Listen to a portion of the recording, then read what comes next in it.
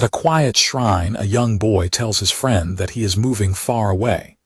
The young boy asks if that means they will never be able to play together again, but his friend can only answer that he does not know.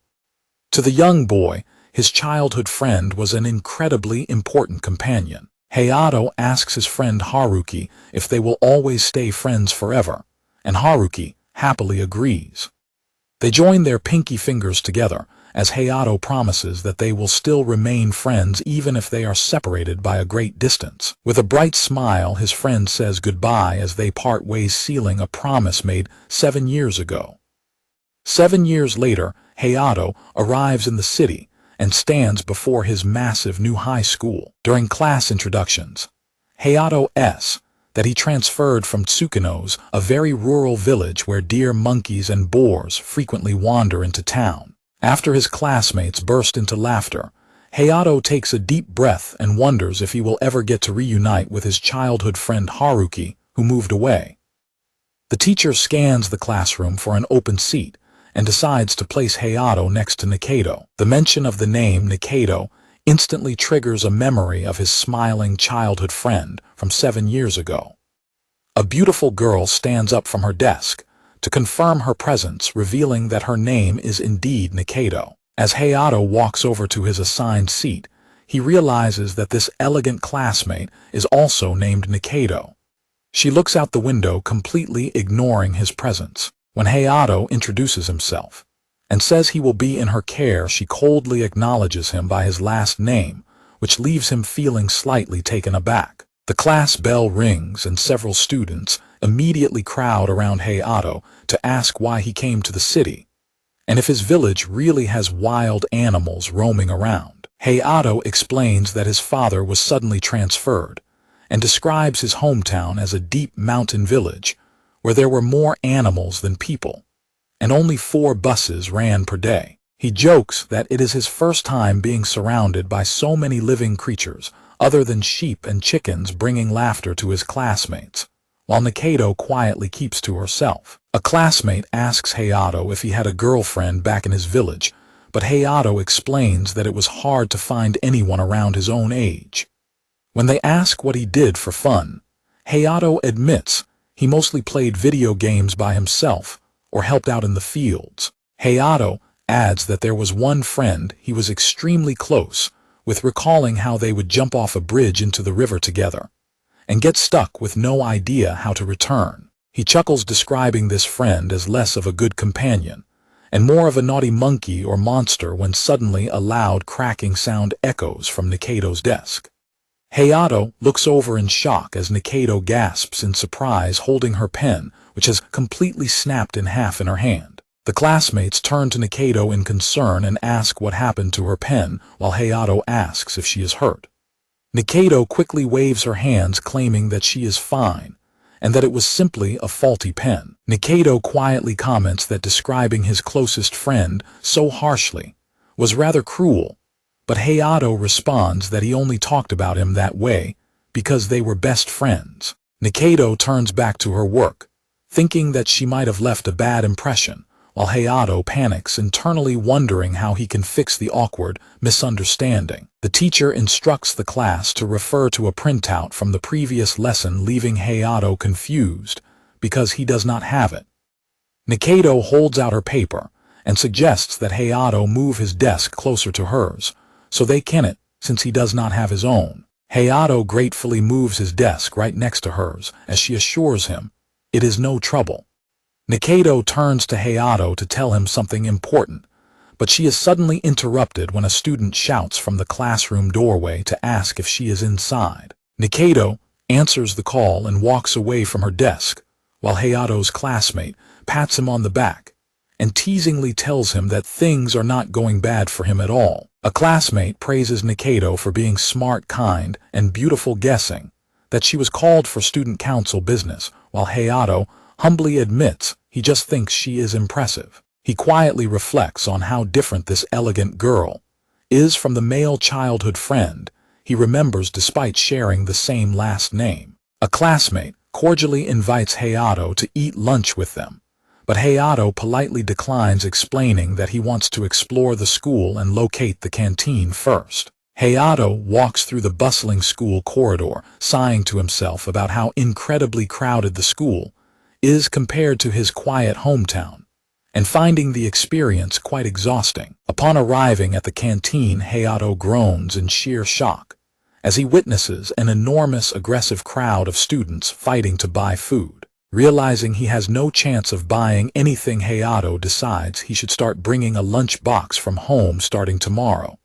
But he suddenly stops when he notices something in the courtyard. Looking out, Hayato sees a petite girl crouching by a garden bed, muttering to herself that her crops are not growing well and wondering if the compost is to blame. Hayato approaches and casually asks if the plant she is tending to is zucchini, which startles the girl so badly that she lets out a loud shriek and turns around in a complete panic. Hayato apologizes for startling her, but asks if the golden flower belongs to a zucchini plant, which she nervously and shyly confirms is correct. Hayato looks over the garden plot and easily identifies the surrounding crops, noting that the purple flowers are eggplants, the white ones are peppers, and there is even corn growing nearby. Hayato asks if she is attempting to pollinate them, explaining that she must transfer pollen to the female flowers for the zucchini to grow. He goes on to offer detailed advice about managing the eggplants and pruning the pepper branches, leaving the girl staring at him in wide-eyed, blushing amazement. The girl marvels at how much he knows about gardening, prompting him to explain that he used to help in the fields back in his village. When he asks if this is the gardening club, she nervously confirms that it is. He then asks if she grows vegetables for the club, which makes her self-consciously wonder if doing so is actually that strange. He reassures her that it is not weird at all, explaining that even in the past people grew tomatoes for decoration, and adding that he personally likes their beautiful flowers. Suddenly she gasps as someone approaches them, their heavy footsteps halting right behind where the two of them are crouching. Nikaido stands over them and addresses the girl as Mid-Achen, informing her that the fertilizer she requested has arrived at the club building. Mid-Achen quickly stands up and thanks Nikaido, saying she will head over immediately, before running off and leaving the other two behind. Nikaido teases him, commenting that he is already hitting on a girl on his very first day after transferring, and asking if he prefers that type of girl. When a flustered Kirishima tries to explain himself, she walks away, noting that the girl reminded her of someone she used to know, leaving Kirishima to wonder who exactly she is talking about.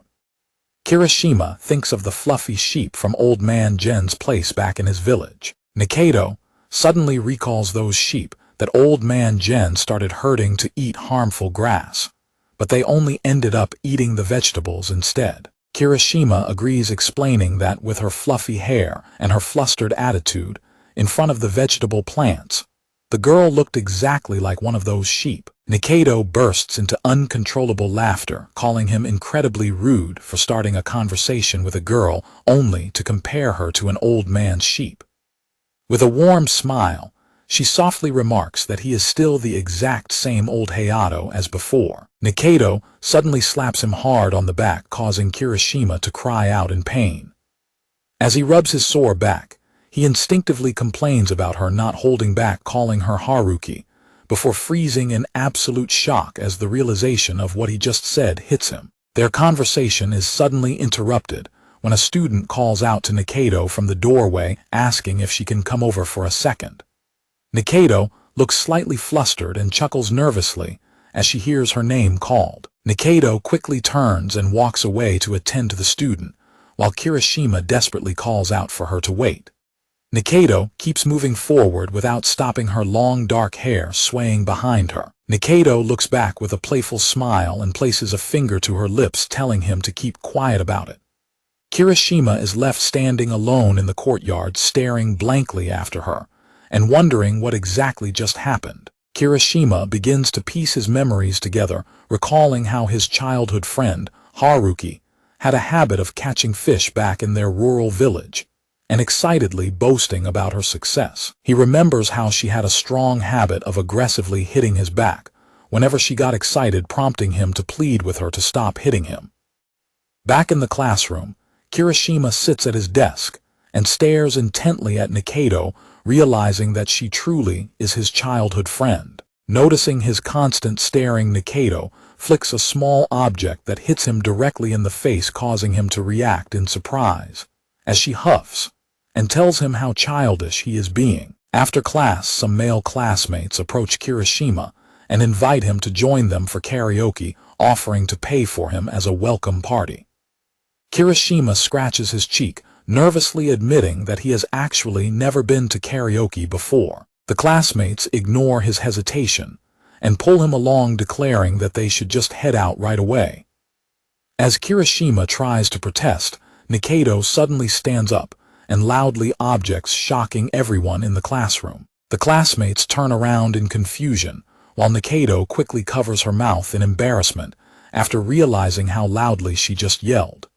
Nikaido quickly steps in and declares that Kirishima cannot go with them. She grabs him by the sleeve, claiming that she already promised to show him around the school, and asks Kirishima to confirm her excuse. The classmates accept the explanation, conceding that it cannot be helped, though one of them grumbles about how incredibly jealous they are that Nikaido is the one showing him around. Nikaido suddenly grabs Kirishima by the hand and drags him out of the classroom, leaving a startled Kirishima to frantically ask her to wait. As they sprint down the school hallway with their hands tightly clasped, Kirishima asks where exactly she is taking him, to which she simply tells him to come along. This moment of running while holding hands triggers another vivid memory of their childhood, when they used to run through the fields of their village in the exact same way. Kirishima smiles warmly as he follows Nikaido, deeply amazed and grateful that he was able to reunite with his long-lost childhood friend at his new high school.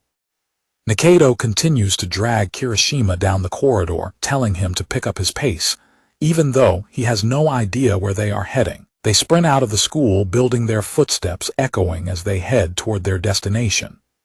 Kirishima reflects on how much she has changed on the outside, but realizes that she is still the exact same person on the inside. Both of them burst out laughing together as they continue to run side by side.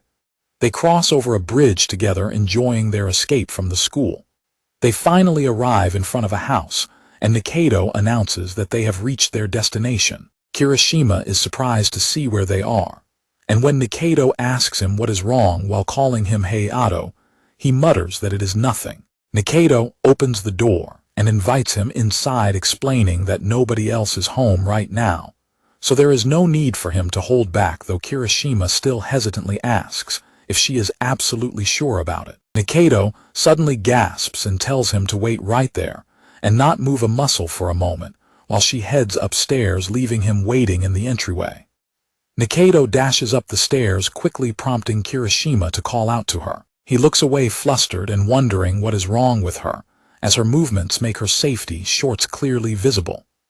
After a short wait, Nikaido calls out from a doorway at the top of the stairs, apologizing for the delay and inviting him to come in. Kirishima walks into her room, noticing several video game consoles arranged near the television and cosmetic products neatly set on her table. Nikaido sits down on the floor and tells him there is no need to be so nervous, suggesting that he can take off his blazer or tie as well, since it is quite warm inside. Sitting across from him, Nikaido brings up their earlier conversation, asking him directly if she is indeed the naughty monkey or monster he was talking about back in class. Kirishima nervously tries to explain himself, but Nikaido cuts him off and tells him to just put the offense on her running tab of his debts. Kirishima happily agrees, and Nikaido remarks that it is fine then. She explains that this tab will not actually be turned into a real debt, and there is no need to repay it, as it is just a special rule between them. She notes with a smile how nostalgic it feels, wondering how many times they have done this in the past. Kirishima smiles and counters that it is his line, pointing out that she also has several marks on her own tab. She quickly smiles and tells him not to bring that up. They laugh together, with Kirishima jokingly accusing her of cheating. When she chuckles and asks if there is something on her face, he simply laughs along with her. Nikaido explains that a lot of things happened in her life, which is why she ended up in her current female form. When she gets slightly annoyed about being called a monster again, Kirishima laughs and tells her to put that on his tab too, which makes her sigh. He then spots a game console on the floor, and she mentions that she still has that same old game, leaving him feeling deeply nostalgic. Nikaido picks up a controller and proposes playing a match for old times' sake, declaring that the loser will get one debt added to their tab, though Kirishima chuckles and remarks that it is a rather cheap bet. They start playing intensely, and Nikaido quickly screams in protest about his unfair play, demanding to know why he got a specific item at that exact moment. When she calls him a well-behaved boy while reminding him that he just called her a monster, Kirishima simply questions her definition of a well-behaved boy. Outside the house, the sky begins to darken, as their playful shouts can be heard echoing through the neighborhood. Kirishima decides it is time to head home and tells Nikaido that he should get going. Nikaido reluctantly agrees, and as he walks to the entrance to leave, he bids her goodbye until their next meeting. As he prepares to walk out, Nikaido quietly bids him goodbye, but then she stops him and bids him a heartfelt welcome back. She smiles warmly at him, an expression that perfectly mirrors the bright smile of his childhood friend from years ago. Kirishima turns back and questions her choice of words, wondering why she said welcome back, while Nikaido playfully turns her face away with a smirk. Nikaido winks and points a finger to her cheek, explaining that from her perspective, it is indeed a welcome back. Kirishima smiles, realizing that her bright expression has remained completely unchanged even after all these years. Later that evening, Kirishima arrives at his family's apartment and calls out that he is home. His younger sister Himeko is lying lazily on the couch, scrolling through her phone, and casually welcomes her older brother back. Kirishima warns Himeko that her skirt is riding up, and he can see things he should not. She teases him by asking if he actually wants to look, but he retorts that he only brought it up because he does not, internally sighing that both his sister and Haruki are equally troublesome. Kirishima asks where their father is, and Himeko explains that he went to the hospital to check on their mother. Understanding the situation, Kirishima asks what they should do about dinner, and when Himeko begs him to handle it, because she is too busy with her phone, he reluctantly agrees. Himeko lets out a tired groan as she continues to scroll through her phone, while Kirishima turns around to head toward the kitchen to prepare their dinner. Kirishima recalls how desperate Himeko was before they even moved, remembering her panic at the thought of being seen as a country bumpkin, and her determination to research city life so nobody would ever find out. Kirishima calls out to her from the kitchen, suggesting she should have just been honest about being from the countryside from the start, which earns him a sharp telling off from Himeko. He then opens the refrigerator and inventories their ingredients, finding pork belly on sale, onions, peppers, cabbage, and some shiitake mushrooms. Kirishima skillfully stir-fries the ingredients together in a pan, letting the food sizzle,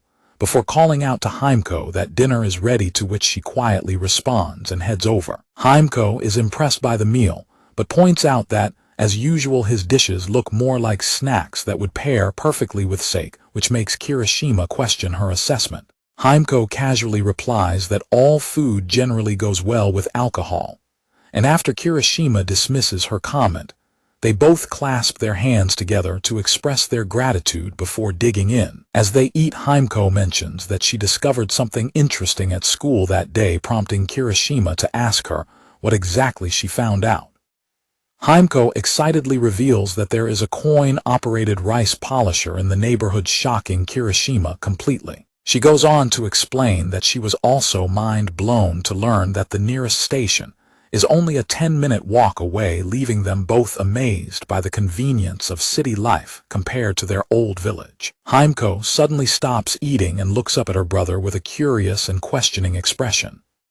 Himeko asks him what is going on, but when he acts confused, she leans forward and points out that something good must have happened to him today. Himeko explains that he has been smiling ear to ear, which catches him completely off guard as he touches his face in surprise. Kirishima smiles and tells his sister that he actually ran into Haruki at school today, prompting a completely shocked Himeko to ask if he is kidding, and if he is really talking about their childhood friend. He explains that they are even sitting right next to each other in class, making Himeko marvel at how amazing that is before eagerly asking what their childhood friend is like now. Kirishima replies that she has not changed much on the inside, and is still the exact same person, adding that he has already started accumulating debts on his tab with her, which makes Himeko laugh and comment on how nostalgic that sounds. He mentions that she has gotten significantly stronger now,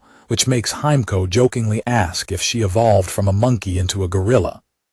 When Kirishima protests her harsh description, Himeko cheerfully notes that she cannot wait to see her soon. The next morning, Himeko screams in a panic that she has overslept and runs out of her room, complaining to Kirishima about why he did not wake her up. Kirishima calmly tells her to just check the clock, and as Himeko realizes it is already past 7:30, she wails in despair, because she will be late even if she runs with all her might. Kirishima points out that their new school is actually very close by compared to their old school in the countryside, so she still has more than enough time, which immediately relieves Himeko and makes her giggle. Himeko notices a neatly wrapped bento box on the counter and asks what it is, and Kirishima explains that it is a bento he prepared for himself by adding some fresh omelet rolls to last night's leftovers. Himeko immediately puts the pieces together, while a flustered Kirishima quickly defends himself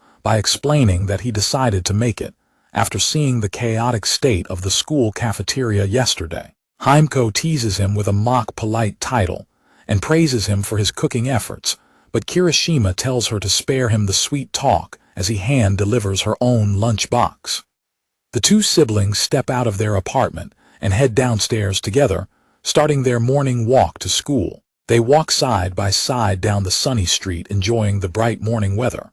Both of them quickly start sweating under the intense morning heat, complaining about how incredibly hot and burning the sun feels. Himeko bids him goodbye as she takes her path to school, prompting Kirishima to tell her to take care before he continues on his own way while lost in thought. As Kirishima approaches the school courtyard, he notices Midake crouching in the garden bed, once again looking flustered and muttering nervously to herself. Kirishima casually greets her and asks if something is the matter, which startles her so badly that she lets out a loud shriek before nervously bringing up his advice about pollinating the plants from the previous day. He suggests using a cotton swab to make pollination easier, but when she admits she does not have one, he points out that the flowers with fruit at the bottom are female while the ones without are male. He then asks if he can pluck one of the male flowers to pollinate the others, and a flustered Midake quickly tells him to go ahead. Midake explains that they must first peel back the petals because they get in the way. Kirishima then demonstrates how to rub the stamens directly against the pistil. Midake hesitantly tries it herself, prompting Kirishima to advise her that a single stamen carries enough pollen to fertilize 2 or 3 pistils at once. The two of them continue crouching side by side in the garden to finish the job. Midake gazes at the stamen, admitting she always believed vegetables simply grew on their own if left alone. She notes that putting the stamen and the pistil together to let them do their work is what actually produces the fruit. She muses that this process makes her realize plants are living things too, and that they are consuming those lives. Kirishima agrees that she is absolutely right, while Nikaido quietly stands in the background watching them. Midake suddenly blushes deeply and stammers that the combination of stamens and pistils making babies feels rather inappropriate. She crouches down in embarrassment while Kirishima frantically tells her to wait and calm down. Nikaido steps forward and asks what on earth is going on, pointing out the talk of pistils, stamens, and Midake's red face before addressing Kirishima directly by his last name. Kirishima nervously greets Nikaido, who glares down at them silently. Midake tries to stammer an explanation, but the atmosphere remains incredibly tense. Midake suddenly shouts a quick morning greeting, apologizes, and bolts away as fast as she can. Kirishima begs Nikaido to let him explain, but she simply breaks into a silent giggle. Nikaido teases him, comparing Midake's escape to Old Man Gen's sheep, running away after being yelled at, and calling him Hayato. Kirishima sighs and asks her exactly how long she has been standing there watching them. Nikaido reveals she was there since halfway through their pollination, explaining she snuck a peek out of curiosity and saw Midhake turn bright red. Kirishima explains he only stepped in to help her out, but Nikaido continues to tease him. In the distance, Midhake covers her face in deep embarrassment, while Kirishima grumbles that she should have said something instead of letting Midhake run off thinking she said something weird. Nikaido crosses her arms, replying that she cannot help it because she has to maintain her perfect position and character at school. When Kirishima asks if she does not have to maintain that perfect persona in front of him, she confirms that she does not. She turns back to him with a warm smile, reminding him that they are childhood friends after all. Kirishima is left slightly stunned by her warm attitude, and as she walks away, she tells him to head to class already. While they are walking together down the school corridor, Nikaido suddenly leans her head close to his shoulder. Kirishima looks at her in surprise and asks what is wrong. Nikaido dismisses his question, but complains about her current height, claiming she was definitely not thinking about why she is the one who has to look up at him now.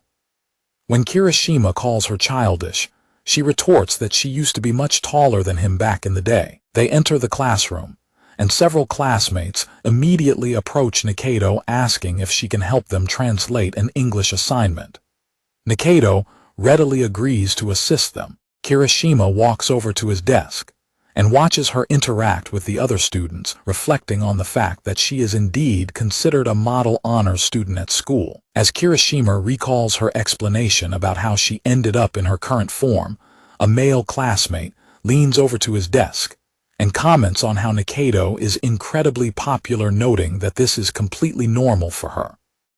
The classmate introduces himself as Mori Iori and welcomes him to the school. He points out that getting so close to someone like Nikaido right after transferring is an impressive achievement, though Kirishima quickly stammers that he was not trying to do anything like that. Kirishima asks Mori why he does not join the crowd around her, but Mori replies that she is completely out of his league, adding that he already has a girlfriend, so he is content just watching. Kirishima points out that Nikaido is simply an exception to the rule, and another classmate nearby nods in agreement. Mori pats Kirishima on the back and wishes him luck as he walks away, leaving Kirishima to turn back and protest that it is not what he thinks. Kirishima sighs in exasperation, looking at Nikaido as she chats with her classmates, and decides that it might be best to avoid talking to her while they are at school. He reflects on how Haruki seems to be a very special presence in the class. He admits he does not know the reason behind her facade, but decides that, as both her childhood friend and present friend, he should support her in keeping it up. The class bell suddenly rings and Nikaido turns around to address Kirishima by his last name, asking him to come with her for a bit. Kirishima looks up in utter surprise, hesitating over what to call her before using her formal family name. Nikaido beckons him to follow her out, sparking immediate whispers of shock among their classmates, who wonder if they are going out together, or if the transfer student is actually her type. As their classmates press for details, Nikaido tries to wave them off dismissively, before leaning in close to Kirishima, pointing a finger and claiming it is about that thing he knows about. Kirishima is left completely bewildered, asking what she means by that thing. Kirishima suddenly recalls a childhood memory where Haruki was balanced on a wooden fence near some sheep, before losing her footing, slipping and screaming as she fell backward. The memory continues with the owner of the fence yelling at them for what they did, which mirrors the exact nervous excuse Nikaido makes to their classmates in the present, as she stammers that it was just something that happened. Kirishima realizes she was asking him for help in the exact same manner as in their childhood. He asks aloud if she is referring to what she asked him about at the flower bed this morning, prompting a relieved Nikaido to point at him and loudly confirm that is exactly it. Nikaido smugly asks if he is available right now, because she wants to get it done as soon as possible. Kirishima sighs and agrees, and she instructs him to bring his bag along, which he formally acknowledges. The classmates let out a collective sigh of relief, Once they hear it is about the gardening club, with Mori jokingly repeating his good luck wishes, while another classmate laughs and threatens to break Morris' leg instead. Kirishima follows Nikaido down a quiet corridor of the school building, watching as she leads him into an open, empty room. Kirishima asks what this room is, and Nikaido proudly declares it is her secret base. She explains that it is used for storing documents, meaning nobody usually comes inside. And though she calls it an empty base for now, she sits down on the table and adds that it works perfectly as a shelter. Nikaido sits on the windowsill and wiggles a key, explaining she found the room and its key by chance. Kirishima looks at her with concern, asking if it is really okay for them to be in there. Nikaido laughs and reassures him that it is perfectly fine as long as nobody finds out, inviting him to sit down and addressing him by his childhood name. Kirishima sits down on the floor and asks her why she brought him all the way there. Nikaido sits down across from him and hesitates, trying to find the right words to explain. Nikaido looks down self-consciously and asks him to promise that he will not laugh, to which Kirishima casually replies that his reaction depends on what she is about to say. Nikaido glares at him with a blush, warning him that if he does laugh, she will add another debt to his tab. Kirishima smiles and readily agrees to her condition. Nikaido looks away nervously and admits the truth, confessing that it has always been her dream to eat lunch together with a friend. Kirishima stares at her in absolute disbelief, asking her to repeat herself. This reaction immediately embarrasses Nikaido, who snaps at him and insists that this dream is actually very important to her. Nikaido explains that, because of her usual aloof behavior, she once even caused a fight just by eating with someone. Because of that incident, she always ate alone, trailing off as she looks down in sadness. Kirishima stares at her quietly as she sits on the table, then sighs in exasperation and picks up his bento bag. Kirishima tells her to think of a new dream instead, which surprises Nikaido as she calls him by his childhood name while he rustles with his bag. Kirishima holds out his bento and proposes a promise to meet in that secret room for lunch every day as long as they have time. Nikaido repeats his words, softly processing the idea of making a promise with him. Nikaido leans forward with a bright, blushing smile and gladly seals the promise, addressing him by his childhood name. Kirishima flusters and tells her to respect his personal space as she gets too close, before holding up his pinky finger to confirm the promise. Nikaido stares at his extended pinky finger in quiet surprise. With a happy smile, she hooks her pinky finger with his, sealing their promise just like they did in their childhood. Their pinky promise is formally sealed, marking the return of their special bond. The scene transitions to the Kirishima family's apartment, where moving boxes are still stacked up in the corner. Kirishima prepares to start unpacking, putting on gloves, just as Himeko slides the door open and announces her entrance. Himeko explains that their father went to the hospital to visit their mother again, meaning he will not need dinner tonight. Himeko complains about having to act as the messenger and asks when he is finally going to get his own phone, prompting Kirishima to apologize as she walks off grumbling. Himeko opens the refrigerator and freezer, only to find them completely empty, wondering aloud if they have any frozen food left to heat up. Himeko tugs at his shirt and tells him she wants to eat his glutton-sized hamburger today, thinking about a large, steaming hamburger patty. Kirishima tells her that making it requires a lot of effort, and that they would need to go grocery shopping for the ingredients, but Himeko eagerly promises to help him if he makes it.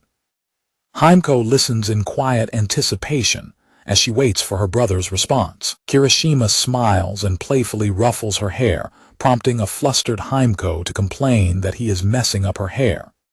Kirishima reassures her that their transfer happened exactly for reasons like this, and Himeko softly agrees. Kirishima suggests they head out to the supermarket before the sun sets, admitting he still does not remember the way there, which makes Himeko sigh and call him as hopeless as ever as they walk toward the large store together. Once they are back home in the kitchen, Kirishima puts on his apron and instructs Himeko to cut the vegetables while he prepares the mushrooms, to which she playfully salutes and agrees. As they cook, Himeko notes that the high price of vegetables in the city makes their glutton-sized hamburger feel financially extravagant, but Kirishima points out that back in their village, neighbors always gave them more vegetables and mushrooms than they could eat. Himeko happily takes a giant delicious bite of the hot hamburger, only to immediately burn her mouth and scream for water, prompting an exasperated Kirishima to hand her a glass.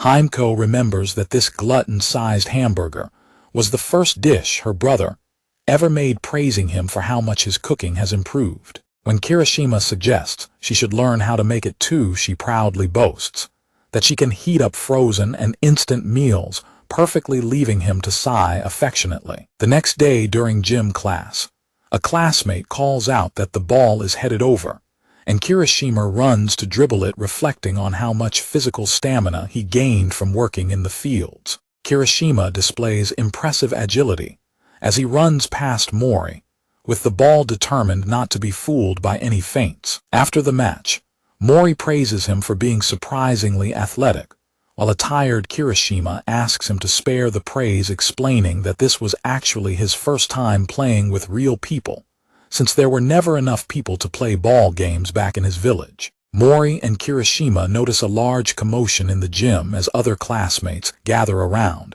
and someone remarks that the goddess of victory has just descended. Kirishima looks over and sees Nikaido with her hair tied up in a ponytail, energetically playing basketball. Nikaido plays with incredible speed, easily outpacing her opponents, even though most of them are members of the basketball club. The surrounding students cheer loudly and shout for her teammates to pass her the ball. Watching her play, Kirishima chuckles to himself, realizing she is just showing off, and recalling how she has always loved to act cool, whether jumping into rivers or picking up sticks during their childhood. A classmate pats him on the shoulder and asks if Nikaido is amazing, and Kirishima quietly agrees that she really is. The classmate winks and comments that in addition to being an amazing basketball player, she also has a very nice chest, which leaves Kirishima looking confused. Nikaido gasps for breath, her gym uniform completely soaked in sweat, making her chest silhouette highly visible through the damp fabric. The male classmate blushes and remarks on the notable bounce and momentum of her chest, leaving a highly flustered Kirishima to struggle for words. A row of male classmates stand transfixed, their faces completely red as they stare in awe at her. Kirishima covers his face with his hand and mentally scolds himself to get a hold of himself, reminding himself that the girl he is staring at is none other than Haruki. He worries internally if she caught him staring, desperately hoping that she did not notice his gaze. Mori asks Kirishima where he is going as he begins to walk away, and Kirishima mutters that because he is a country bumpkin, he gets sick, standing in crowds, prompting Mori to tell him that it is his loss. After the class bell rings, Nikaido meets Kirishima in their secret room, fanning her shirt to cool down, while boasting about how well she played during the game. Nikaido sits down across from Kirishima and insists that she played incredibly well, and Kirishima quietly concedes that she did indeed do a good job. Nikaido proudly declares that she is now 1 point ahead of him in their ongoing comparison, prompting Kirishima to ask what this point system is even about, and she explains that she won by getting a bigger crowd reaction than him. When she mentions how easily she won over the classmates, Kirishima mutters that she is actually just a great actress. His comment makes her quiet down, and she repeats the word actress with a somber expression, prompting a concerned Kirishima to call out her name. Nikaido suddenly stretches her leg out and places her foot right on his knee, catching Kirishima completely off guard. She tells him that they are completely different now, before crawling toward him on all fours and leaning close over him, which makes Kirishima panic and call her name in alarm. She squeezes his arm, noting how hard his muscles feel compared to the past, and asking if it is because he lifts, or simply because he is a guy, while a flustered Kirishima pleads with her to stop. He pushes her away because her touch is tickling him, and as she is pushed back, she lets out a soft gasp, before looking at him with a smug grin. Nikaido bursts into laughter and apologizes, admitting she had no idea he was so ticklish, while Kirishima grumbles at her to be quiet. Nikaido quietens down again and asks him what he truly thinks about her putting on an act and fooling everyone at school, while Kirishima looks at her and calls her by her name. She pulls open her bag and rummages through it, revealing a small snack packet and some onigiri inside. Kirishima asks if she always drinks those jelly packets, and she confirms that she does because it is an easy way to get nutrients, explaining that she buys them from the convenience store every morning. Kirishima opens his own bento box, revealing several golden brown fried croquettes inside. When a surprised Nikaido asks what they are, Kirishima explains that they are croquettes he made yesterday, because they have physical education class today. He describes the recipe, explaining how he finely chopped and fried onion, eggplant, and bacon with leftover cold rice, seasoning it with ketchup, salt, pepper, and cheese. Nikaido eagerly offers to trade half of her convenience store onigiri for one of his homemade croquettes. She eagerly grabs one of the croquettes with a quick thank you and takes a large, satisfying bite. Nikaido happily chews, praising the strong seasoning and the melted cheese as the absolute best, before eagerly asking him which brand of croquettes they are. Nikaido is highly surprised to learn that all the boxed lunches Kirishima has been bringing to school were made entirely by him. Kirishima calmly confirms that indeed he cooked everything himself. Nikaido looks down at her food and thoughtfully reflects on how it has truly been a very long time since they last did a moment like this. Kirishima looks at her in concern, but Nikaido quickly snaps back to reality and tells him to eat faster. Kirishima quietly agrees to finish his meal. Back in the classroom, the school bell rings while several girls chat about a television drama called Decade of Solitude. They discuss the actress starring in it and wonder if she is currently filming somewhere nearby. Another girl joins the conversation, recalling that classmates from another division were talking about the filming and had invited her to go with them, while Kirishima quietly walks by in the background carrying his bag. The classmates turn to Nikaido to ask for her opinion, which instantly makes her nervous as she stammers to find a polite response. Kirishima watches her from a distance and chuckles, realizing that she has no idea how to handle romantic or entertainment-related conversations with her peers. Nikaido looks completely overwhelmed and anxious as the girls continue to press her for comments on the topic. Kirishima steps in to rescue her, calling out that someone in the corridor is looking for her and pointing her toward the resource storage room, advising her to hurry. Nikaido realizes this is her chance to escape, quickly telling her classmates that she has something urgent to do before running out of the room. Kirishima smiles to himself as he watches her successfully slip out of the awkward situation. Back in their secret base, Nikaido sits down and thanks Kirishima for saving her. Kirishima wonders why girls enjoy talking about romance so much, noting that his sister Himeko also loves watching that kind of drama on television. Nikaido remarks that his sister is apparently no different from the other girls, but she quickly falls silent and looks down, muttering about how exhausting it is when people start gossiping about her and her peers. Nikaido explains that she got into some troublesome misunderstandings back in middle school because boys often reacted strangely to those topics. When Kirishima lets out a soft chuckle, she looks at him with annoyance. Nikaido defensively claims she was talking about someone else, and explains that the girl in question has been extremely cautious about who she talks to ever since. Kirishima sympathizes with how tough it must be to be popular, and she heartily agrees with him. Nikaido curls up, hugging her knees tightly, and quietly admits that she is simply not good at dealing with any kind of romantic talk. Kirishima looks at her gently, before leaning forward and affectionately ruffling her hair to comfort her. Nikaido is startled by the sudden gesture and yells in protest, complaining that it took her ages to style her hair.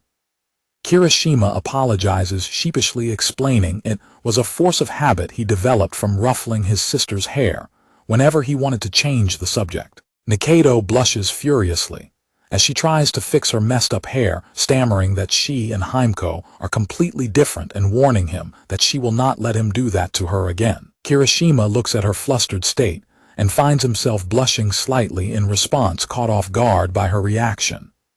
Kirishima looks at Nikaido and quietly thinks to himself that she is actually quite cute. Their peaceful moment is suddenly shattered by a loud, desperate voice, echoing from the corridor outside, prompting both of them to freeze in complete shock. They peek through the small window of the door where Nikaido is trying to ask a junior what he wants to borrow this time, since she does not have any new manga volumes.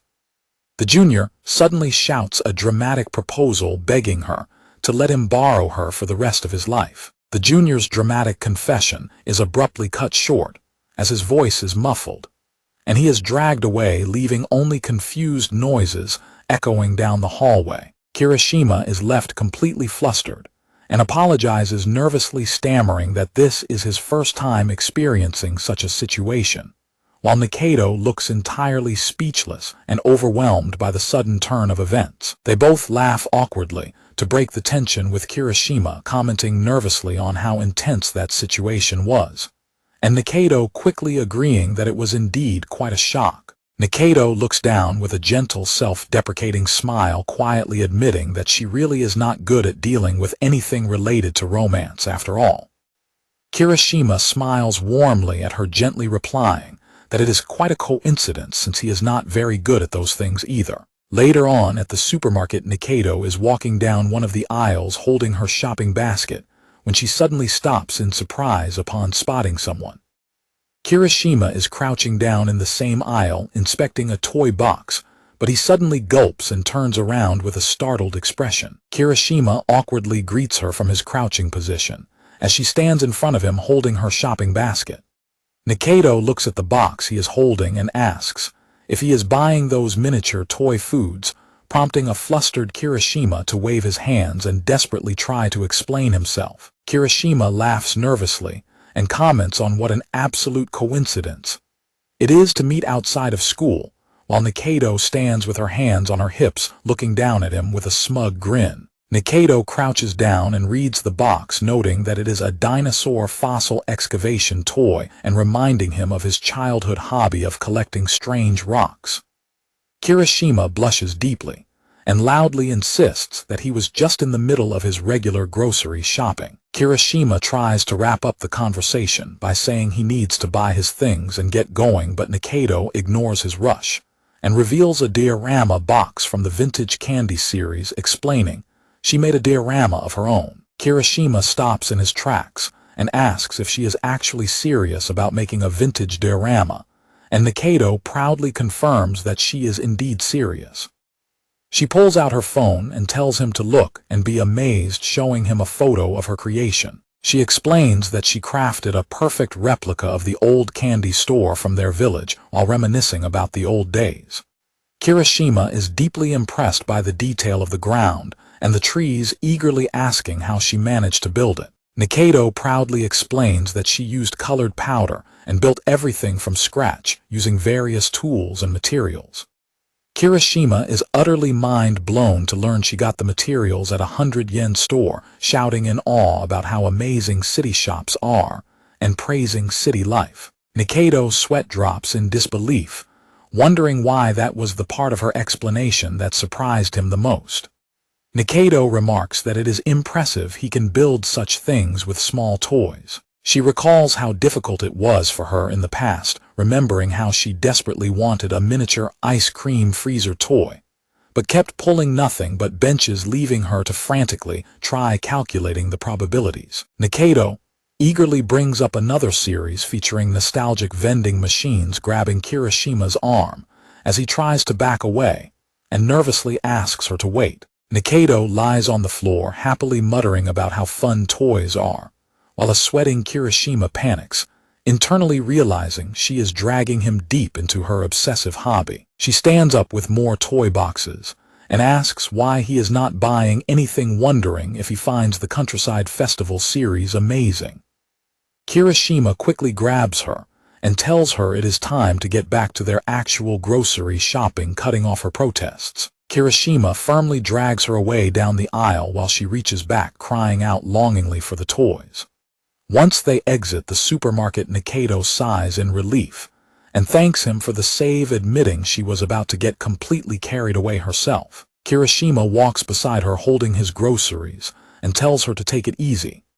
As they walk, Kirishima glances back and notices that Nikaido is struggling to carry her heavy shopping bags. Kirishima steps in and grabs one of the heavy bags from her hands, offering to carry it. This sudden helpfulness startles Nikaido, who calls out his childhood name in surprise. Kirishima tells her she can manage the remaining lighter bags herself as he walks forward. Nikaido blushes slightly and quietly agrees. Kirishima looks inside her bag and is surprised to find it filled entirely with frozen foods.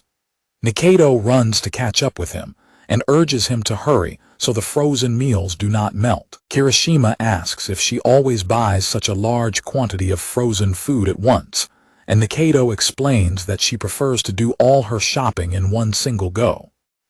Kirishima acknowledges her shopping habits, and Nikaido quietly looks at him as they continue walking side by side. Nikaido quietly gazes at his back as they walk together, lost in her thoughts.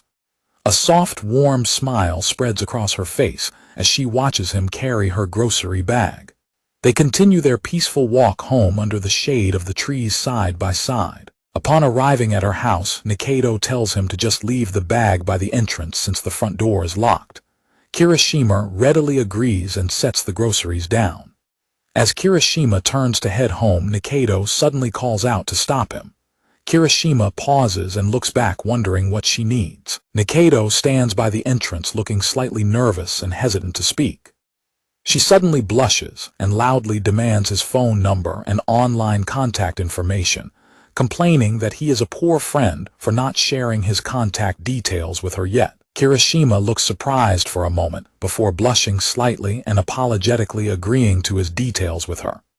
Kirishima looks back at Nikaido, leaving her looking completely surprised and confused. Kirishima hesitantly confesses that he does not actually own a smartphone. This revelation leaves Nikaido staring at him in complete wide-mouthed disbelief. Blushing furiously, Nikaido screams that he is an absolute dummy, her loud voice echoing out of the house and into the evening sky. On a rainy morning, Himeko throws a tantrum in the background, complaining about how rainy days make her hair incredibly frizzy and flatten the top of her head. Kirishima watches her calmly from the kitchen while preparing breakfast. Kirishima points out that he personally likes rainy days because they could just put some basins outside and never have to worry about water shortages back in their village, placing a neatly packed bento on the table. Himeko deadpans that they do not live near farm fields anymore, prompting Kirishima to sheepishly realize she is correct. Himeko checks her phone and notes that the weather application predicts rain in the afternoon, suggesting she should bring a foldable umbrella. Kirishima is impressed that her phone can predict such things, and she reassures him that the app is actually very accurate. Kirishima remarks on how convenient technology is, which makes Himeko comment that it is rather unusual to see him taking an interest in such things. Kirishima mentions that Haruki actually yelled at him recently because he does not own a smartphone. He recalls how she got up in his face about it, prompting Himeko to grab his attention with a serious look. Himeko lectures him that a smartphone is an absolute necessity in today's world, comparing it to how every household needs a refrigerator and every farmer back home needs a tractor. She emphatically declares that having a phone is just common sense and calls him a complete enigma for not having one. Kirishima sweat drops and wonders aloud if it is truly such a massive deal. Himeko admits that while they only got a single bar of reception back in their old village, the phone is incredibly useful. She explains she uses it every day to chat with her friend Saki. When Kirishima realizes she is talking about her childhood friend, Murao Saki from their village, he asks if Saki is doing well. Himeko looks at her chat screen and confirms that she is fine as usual. Himeko mentions that Saki actually seems quite worried about Kirishima and asks if anything happened between them, though she adds with a tease that Saki does not seem to like him very much. Himeko notes that Saki always acted strange whenever Kirishima was around, calling it an instinctive reaction. Kirishima covers his head in mock hurt, begging her to stop, because she is hurting his feelings, before heading out with a sigh. Himeko calls out after him, pointing out that Haru-chan must be incredibly happy to see him again after all this time, and is probably desperate for more chances to talk to him. Kirishima sits in silence, staring thoughtfully as he processes his sister's words. Kirishima rests his chin on his hand and quietly wonders if she really is that happy to see him again. Kirishima reflects on how much there still is about Haruki that he does not know or understand, such as her actually being a girl and her secret talent for crafting incredibly detailed dioramas. He wonders if there are even more secrets to discover about her, realizing that he might be able to understand her better if he actually owned a smartphone to stay in contact. On his rainy walk to school, Kirishima carries his umbrella and spots someone crouching quietly in the garden bed under their own umbrella. Midake excitedly shows him how much the zucchinis have grown. Kirishima agrees that the plants are thriving and suggests that they are ready to harvest right now, surprising her with his presence. Kirishima asks if they can harvest them now, asking to borrow her puners and a bag to put them in. Midake happily pulls out a plastic bag, and the two of them squat together in the rain to gather their freshly cut vegetables. Midake shyly offers him half of their harvest. Kirishima accepts with gratitude, admitting he is glad to take some home since he was the one who helped her make the harvest possible. Kirishima holds his bag of vegetables and thanks her, and Midake flashes a brilliant blushing smile and tells him that he is very welcome. As Kirishima begins to walk away, a blushing Midake frantically calls out to him, raising her phone. She nervously asks for his mail address or chat information, so she can ask him questions about plants, promising not to be a nuisance. Kirishima looks away awkwardly and apologizes, prompting an embarrassed Midake to quickly assume she was rejected. Kirishima frantically waves his hands to clarify that it is not because he does not want to exchange contacts. Midake lets out a confused squeak, her face completely flushed, as she waits for his explanation. Kirishima explains from a distance that he does not actually have a phone, because he just transferred from a rural area with absolutely no reception. Midake is left staring at him in complete blank-faced astonishment. Midake introduces herself fully as Midake Minamo from Class C. She happily promises to her contact details with him as soon as he gets a phone, and Kirishima smiles and says he will be waiting. Midake asks him to make it a promise, which instantly triggers a memory of Nikaido sealing her own promise with him in the rain. Kirishima snaps out of his daze and stammeringly agrees to the promise. Midake then happily walks away, leaving him to look down at his bag of freshly harvested vegetables. Later in the classroom, Mori playfully teases a damp Kirishima about being wet from the rain. Kirishima tells him to shut up, prompting Mori to ask what he has inside his plastic bag. Mori reacts in utter shock when Kirishima shows him the bag of fresh vegetables, demanding to know what he did to get them. Kirishima deadpans that it is definitely not a normal occurrence before heading past him to his desk. As Kirishima sits down at his desk, Nikaido leans on her hand and holds out a handkerchief, politely asking if he is all right. She asks if he forgot his umbrella and offers the handkerchief for him to dry himself off, but Kirishima politely declines her gesture, claiming that his clothes will dry on their own. Several male classmates suddenly react with intense jealousy and rage, slamming their hands down and loudly confronting her for showing him such kind attention. Nikaido ignores their outbursts and casts a playful, teasing smirk directly at Kirishima, leaving him to look back at her in complete bewilderment. Kirishima thanks Nikaido for the handkerchief and promises to wash it before returning it to her. When Nikaido playfully asks if he is sure he would not just return it, as is Kirishima frantically objects, asserting that he would never have the gall to do something so rude. Nikaido smiles slyly and remarks that if he really is going to return it to her later, then she has a perfect idea. She triumphantly holds up her phone and proposes that they exchange contact details to make it easier for him to return the washed handkerchief. The surrounding classmates instantly erupt into a wave of shocked whispers, leaving a sweating Kirishima completely panicked. Kirishima apologizes and explains once again that he does not actually own a smartphone.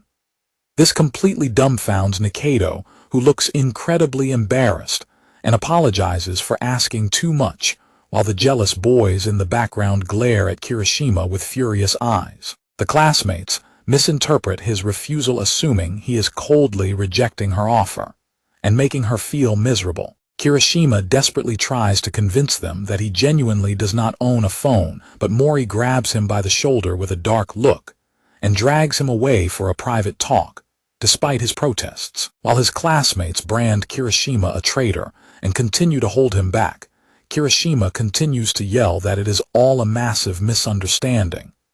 Nearby Nikaido can only giggle quietly behind her hand at the absolute chaos. Later on in their secret room, they play video games together. Nikaido boasts playfully that her popular status is normal and teases him that he is indeed the weird one for not owning a phone. Kirishima quietly focuses on the game, acknowledging her points about her immense popularity. They continue their game, but Nikaido suddenly screams in distress as her character's health drops. When she begs him for a heal, Kirishima casually replies that he cannot help because he ran out of magic points, causing her to cry out in despair as she loses the match. Nikaido notices his shopping bag and asks about the fresh vegetables inside. Kirishima pulls out a zucchini and explains he received them from Midake as a thank you gift, adding that he probably cannot eat them all by himself. Nikaido immediately smiles and happily claims the extra vegetables for herself. As she scrolls through her phone, Nikaido asks why he does not have one, wondering if his household has a strict rule against it. Kirishima clarifies that there is no such rule, pointing out that his sister Himeko has a phone and uses it constantly. Kirishima mentions that Himeko expressed a strong desire to see her, inviting Nikaido to hang out at his apartment sometime. This completely surprises Nikaido, who excitedly blushes and eagerly agrees to go over. Nikaido quickly steers the conversation back to the topic of him getting a phone, insisting on how incredibly convenient it is to own one. Kirishima begs her to promise not to laugh before he reveals the actual reason. He awkwardly admits that there are just too many different models of smartphones out there, and he simply has no idea which one he should choose. Nikaido stares at him in dead silence for a moment, before bursting into roaring laughter. An embarrassed and red-faced Kirishima frantically protests, telling her to stop laughing, because he is genuinely struggling to make a decision. Nikaido ceases her laughter and happily proposes that they go shopping together this weekend, so she can help him pick out a phone. Kirishima looks up in surprise and asks if they can really do that, which she cheerfully confirms. Kirishima happily smiles back and enthusiastically agrees to her shopping plan while she smiles warmly beside him. Back at home, Himeko looks up and casually declares that she wants some ice cream. Kirishima, wearing his apron, looks at her and simply suggests that she go out and get some. Himeko eagerly pumps her fists, explaining that she does not actually want ice cream, but instead wants to experience going to a convenience store at night. Kirishima is completely taken aback by her strange desire to visit a convenience store at night. Coming from a rural village, where most local shops close early, both siblings view a late-night convenience store as something incredibly special. Himeko grabs his shirt and begs him to go with her, and Kirishima eventually relents, rolling up his sleeves and agreeing that they should probably experience a late-night convenience store run at least once. Himeko stands in the living room clutching her hands in a nervous panic over what she should wear for their outing, while Kirishima tells her to just look up ideas on the internet. She frantically replies that she has no idea what is appropriate. They finally head out of the apartment building and walk down the dark street together, with Himeko nervously stepping along in her fancy sandals right behind her brother. Kirishima marvels at how brightly lit the city is even late at night, and Himeko remarks that the bright lights completely block out the stars. Kirishima then turns to look at her outfit, commenting on her choice of clothing. Himeko proudly displays her stylish off-the-shoulder dress, admitting she got a bit too excited because she absolutely does not want city people to look down on her as a country bumpkin. Kirishima holds his head in sheer embarrassment, quietly agreeing with her anxiousness. They finally arrive at the glowing entrance of the store, both of them looking incredibly wide-eyed and tense, as they prepare to step inside. Staring through the glass windows at the brightly lit aisles, both siblings whisper in pure awe that such a brightly lit store is actually open in the middle of the night. Kirishima tells her it is time to go in, but a terrified Himeko quickly shoves him forward, insisting that ladies should go last, as she hides behind his back.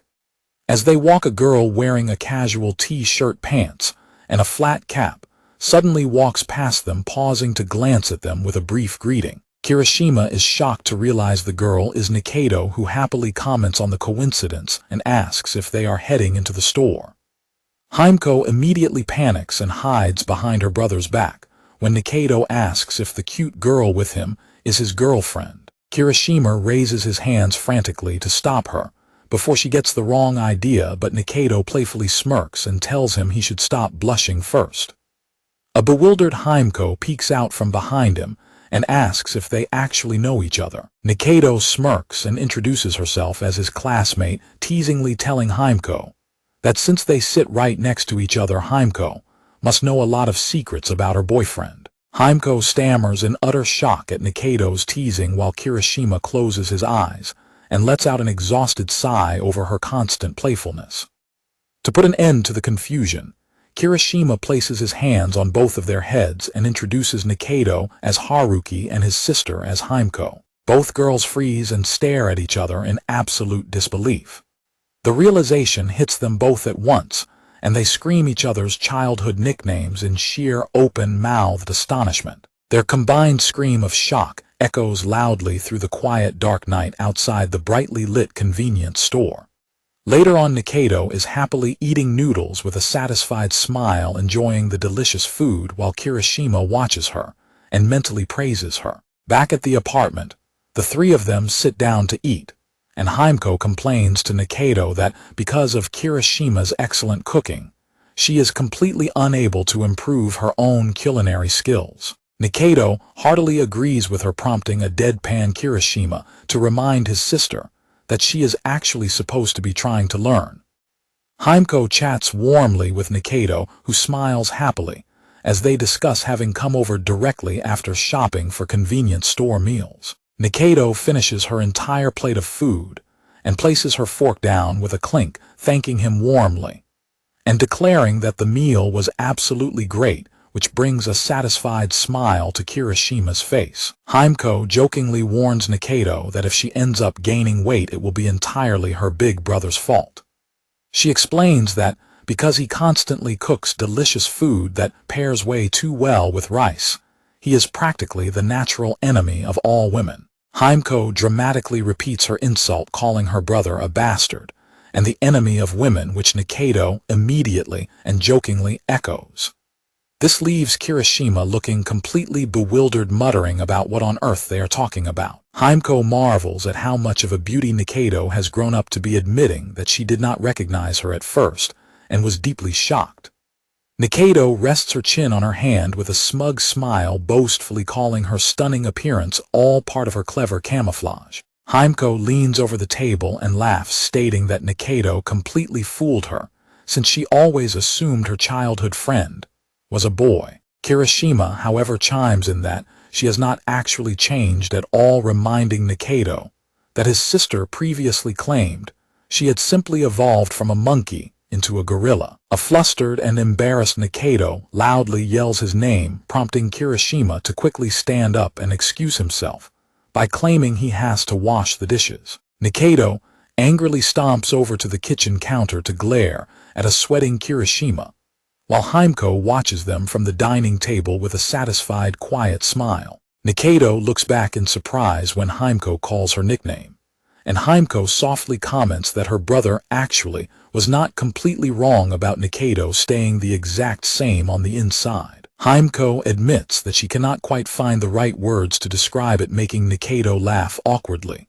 before sitting back down and quietly reflecting on what Kirishima had said about her. Himeko suddenly claps her hands with a bright idea, proposing that they exchange contact information right now, because she has a smartphone like a civilized person, unlike her brother. Nikaido pulls out her phone and enthusiastically agrees, while Himeko continues to tease her brother about being a weirdo for not having a phone.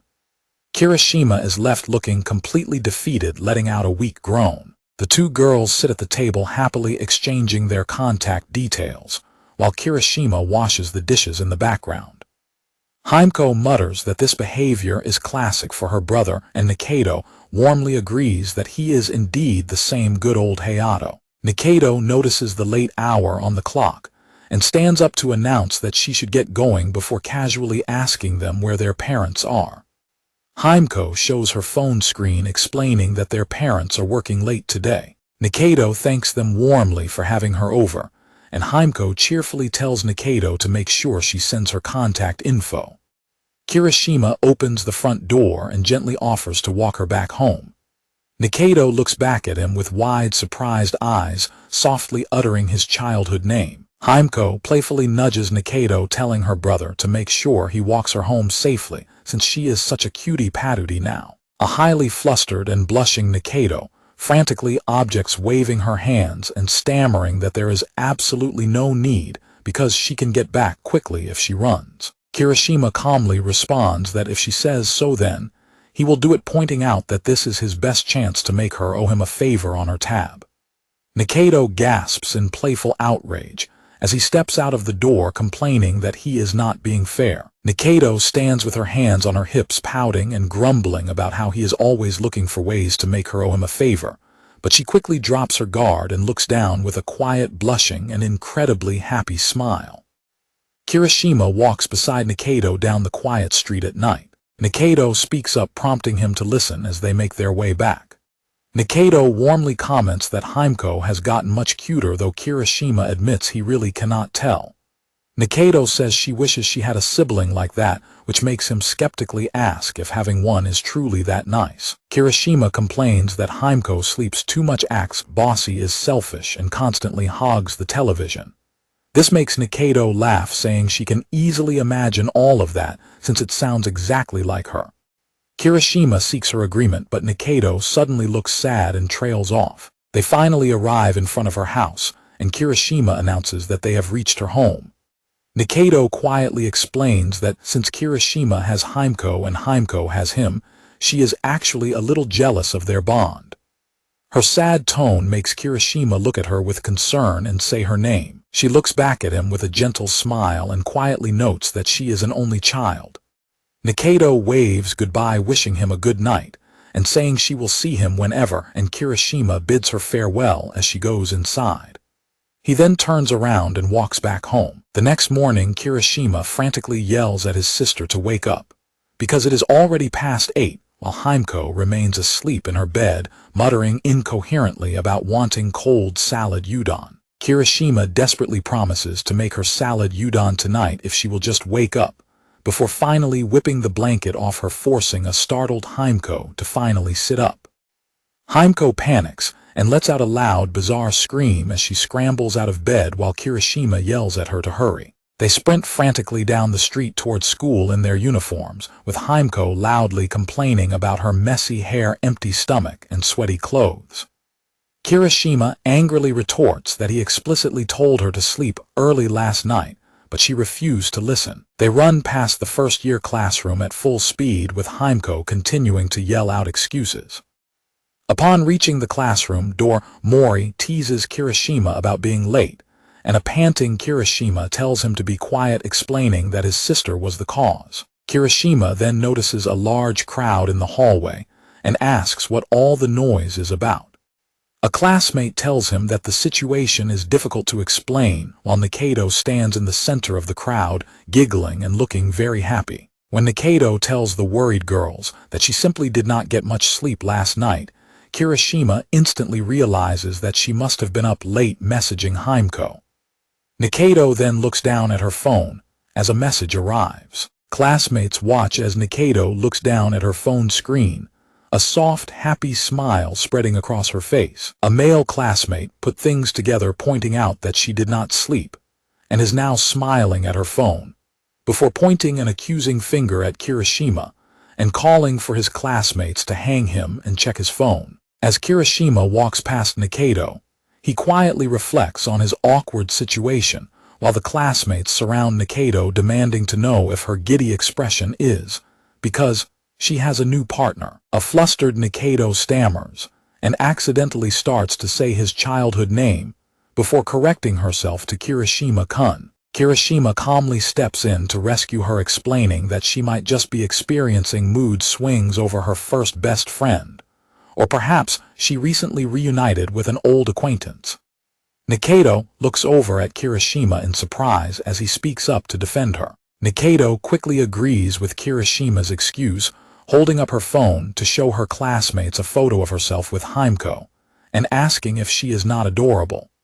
She explains that she has not seen Himeko since they were children, so they ended up talking a lot last night. As Kirishima silently goes along with her excuse, the classmates crowd around her to ask which school Himeko goes to and comment on how close they are. While the classmates remain distracted by her phone, Nikaido quietly walks past Kirishima and whispers her thanks to him. Kirishima walks down the hallway lost in thought, as he recalls Nikaido confessing her jealousy over his bond with Himeko. He remembers how she looked downcast inside her home, contrasting with how she and his sister were happily chatting. Nikaido suddenly slaps him hard on the back as they meet in their secret room, thanking him loudly. Kirishima winces in pain and tells her to take it a bit easy. Kirishima asks what she is holding, and she happily presents a round, coverless cushion, explaining she brought it to make their empty shelter room more comfortable. Nikaido hands him a second cushion, explaining it cost 200 yen at a 100 yen store, which makes Kirishima loudly question the logic of that price. When he reaches for his wallet, she tells him to save his money because she will just add it to her debt tab. Nikaido holds her cushion close to her chest and shyly tells him she has a little request to make. Kirishima leans in slightly and asks her what she wants. Nikaido hugs her cushion tightly to her chest, blushing intensely as she hesitates to speak. She tells him she wants something of his, making Kirishima stammer nervously and ask what exactly she wants. Nikaido looks up with a mischievous, teasing expression, asking if he really wants to make her say it out loud, which makes Kirishima internally grumble at her trickery. Nikaido leans even closer, her gaze softening as she calls his childhood name, while Kirishima looks back in surprise and calls her name. Their tense, close moment is suddenly broken when Nikaido's stomach lets out a massive, rumbling growl. Kirishima stammers that he barely made it to school on time himself, while a completely red-faced, dizzy Nikaido covers her face and wails that she forgot to buy anything for lunch. Kirishima sighs affectionately and pulls his own bento out of his bag, offering to lend it to her, and adding that he has plenty of extra chopsticks from the convenience store. They sit down on the floor, and Nikaido opens the bento box to find a thick steak and vegetables, drooling happily. She looks up in absolute awe, asking if he made all of this himself. Kirishima explains that he prepared a large batch of food yesterday and froze it. As he speaks, he recalls her mentioning that she is an only child and remembers seeing her shopping bag filled entirely with frozen convenience store meals. Nikaido notices his preoccupied expression and asks what is so strange about freezing food, wondering why he is making a weird face. Kirishima snaps back to reality, claiming he was simply dumbstruck. Kirishima asks if she was up talking with Himeko all night because she was so excited, and Nikaido blushes slightly and confirms that they indeed talked about a great many things. Nikaido notes that Himeko is incredibly knowledgeable about fashion brands and cosmetics. She mentions getting scolded by her, which makes Kirishima comment that she is likely just doing the bare minimum to blend into city life. Nikaido sadly looks down, admitting that she is merely playing the part of a well-behaved, perfect girl at school. When Kirishima calls out her name in concern, she instantly snaps back to her cheerful self and laughs, reassuring him that it is nothing. Kirishima feels that something is off, recalling how his childhood friend Haruki was always so energetic, loved playing pranks, was physically strong, and shone as bright as the sun. Kirishima is left feeling conflicted, admitting to himself that he does not fully understand what she is going through. Nikaido asks him if he is all right, and Kirishima softly tells her to let him know if anything happens because he is right here for her. He then ruffles her hair, causing her to cry out in surprise and ask what he is doing. Nikaido looks up at him with a soft, blushing smile, gently accepting his offer to support her. Sitting back on the ledge, Nikaido tells him that he has truly changed. Kirishima looks back at her and quietly asks if he really has. Nikaido giggles and tells him that he is definitely much cheekier now, which Kirishima playfully questions as she smiles warmly. Back in the classroom, Nikaido quietly nudges Kirishima's back, prompting him to turn around in surprise. Kirishima looks back at her and finds her holding a handwritten note begging him to come to her place after school to save her. Nikaido smiles mischievously, while Kirishima stares at her in absolute bewilderment, wondering what she means by her desperate plea. Kirishima writes a reply on a piece of paper, asking her how he is supposed to help if she only says to save her, and wondering if she perhaps had a fight with his sister. Nikaido reads the note with a flustered expression. Nikaido writes back to explain that Himeko discovered she does not even own a single skirt for casual wear, and scolded her severely for it. Kirishima replies that such a lack of fashion sense sounds exactly like her, but questions if there is actually anything wrong with not owning a skirt. Nikaido frantically writes that Himeko now wants to visit her house to inspect the rest of her wardrobe. Kirishima rests his chin on his hand, remembering her tomboyish childhood self, and realizing she is probably completely incapable of having a normal, girlish conversation with his sister. To steer Nikaido away from her struggle with girlish fashion, Kirishima suggests that she would get more excited if they talked about outdoor skills, such as how to quickly light coals at a barbecue. This instantly grabs her interest, and she turns around in excitement to demand that he teach her the trick, eagerly suggesting that they should have a barbecue together. In the middle of class, Nikaido suddenly stands up from her seat with a loud clatter, letting out a startled squeak, just as the school bell rings. Her sudden outburst draws the attention of the entire room, prompting the teacher at the front of the class to look over in confusion and ask if there is something wrong. While walking down the school hallway after class, Kirishima notices a crowd of students whispering near the entrance and wonders who the visiting kid is. The surrounding students look over in excitement, marveling at how cute the girl is and trying to figure out if her uniform belongs to the nearby middle school. As the nervous middle school girl anxiously clutches her smartphone, the onlookers in the hallway begin to gossip among themselves. One of the boys wonders if she is waiting for her boyfriend, muttering in jealousy about what kind of incredibly lucky guy could have such a cute girl waiting for him. As Kirishima walks down the corridor with Nikaido passing by in the background, the middle school girl finally spots him. She looks on with a surprised expression as she recognizes her brother walking right past her. As Nikaido walks down the school corridor, Himeko spots her from behind and loudly calls out her childhood nickname. Before Nikaido can react, Himeko runs up and tightly grabs her wrist, dragging her away as a startled Nikaido cries out in surprise. After school, Kirishima walks back home alone and pauses directly in front of Nikaido's house, looking at the quiet residence. He stands quietly in the street, staring directly at her front entrance. Kirishima looks downcast as he remembers her bittersweet confession about being an only child and feeling envious of the close relationship he has with his sister. Kirishima rings Nikaido's doorbell while complaining about the intense heat, and inside the house, Himeko hears the chime and excitedly announces his arrival. Nikaido suddenly runs out of the front door in a panic, with Himeko chasing closely behind her and screaming for her brother to catch her. Nikaido runs directly into Kirishima, desperately clutching his shirt and accusing him of betrayal, which prompts a highly confused Kirishima to hold her and try to calm her down. Himeko catches up to the pair outside and coolly suggests that they should bring Nikaido back inside the house to settle down. Feeling completely overwhelmed and embarrassed, Nikaido squeezes her eyes shut and dramatically screams for them to just end her life already. Kirishima cautiously slides open the bedroom door to step inside, instantly letting out a sigh as he looks around.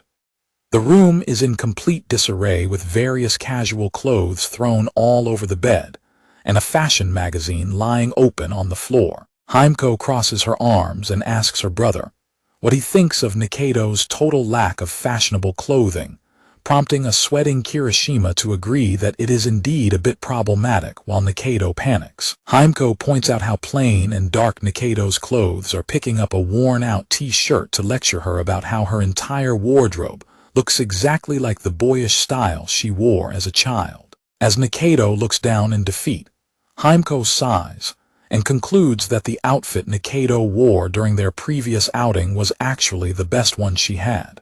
Himeko tries to comfort Nikaido by telling her it is okay, but immediately teasingly adds that she refuses to ever go out in public with her again if she continues to wear such unfashionable clothes. Himeko smiles and says Nikaido is still the same as always, prompting a flustered Nikaido to wonder if her taste is truly that bad before Himeko whispers a secret plan directly into her ear as Kirishima watches in confusion. Both girls suddenly turn to look back at Kirishima with matching highly mischievous smiles, leaving him sweating with an incredibly bad feeling about what they are plotting. Nikaido enthusiastically raises her hand to agree to Himeko's plan, while Kirishima watches them and fondly reflects that their current dynamic is exactly like when the three of them used to play house together as kids in their old village. Declaring that her throat is dry from all the talking, Himeko stands up to go fetch some tea, leaving the room and sliding the door shut behind her.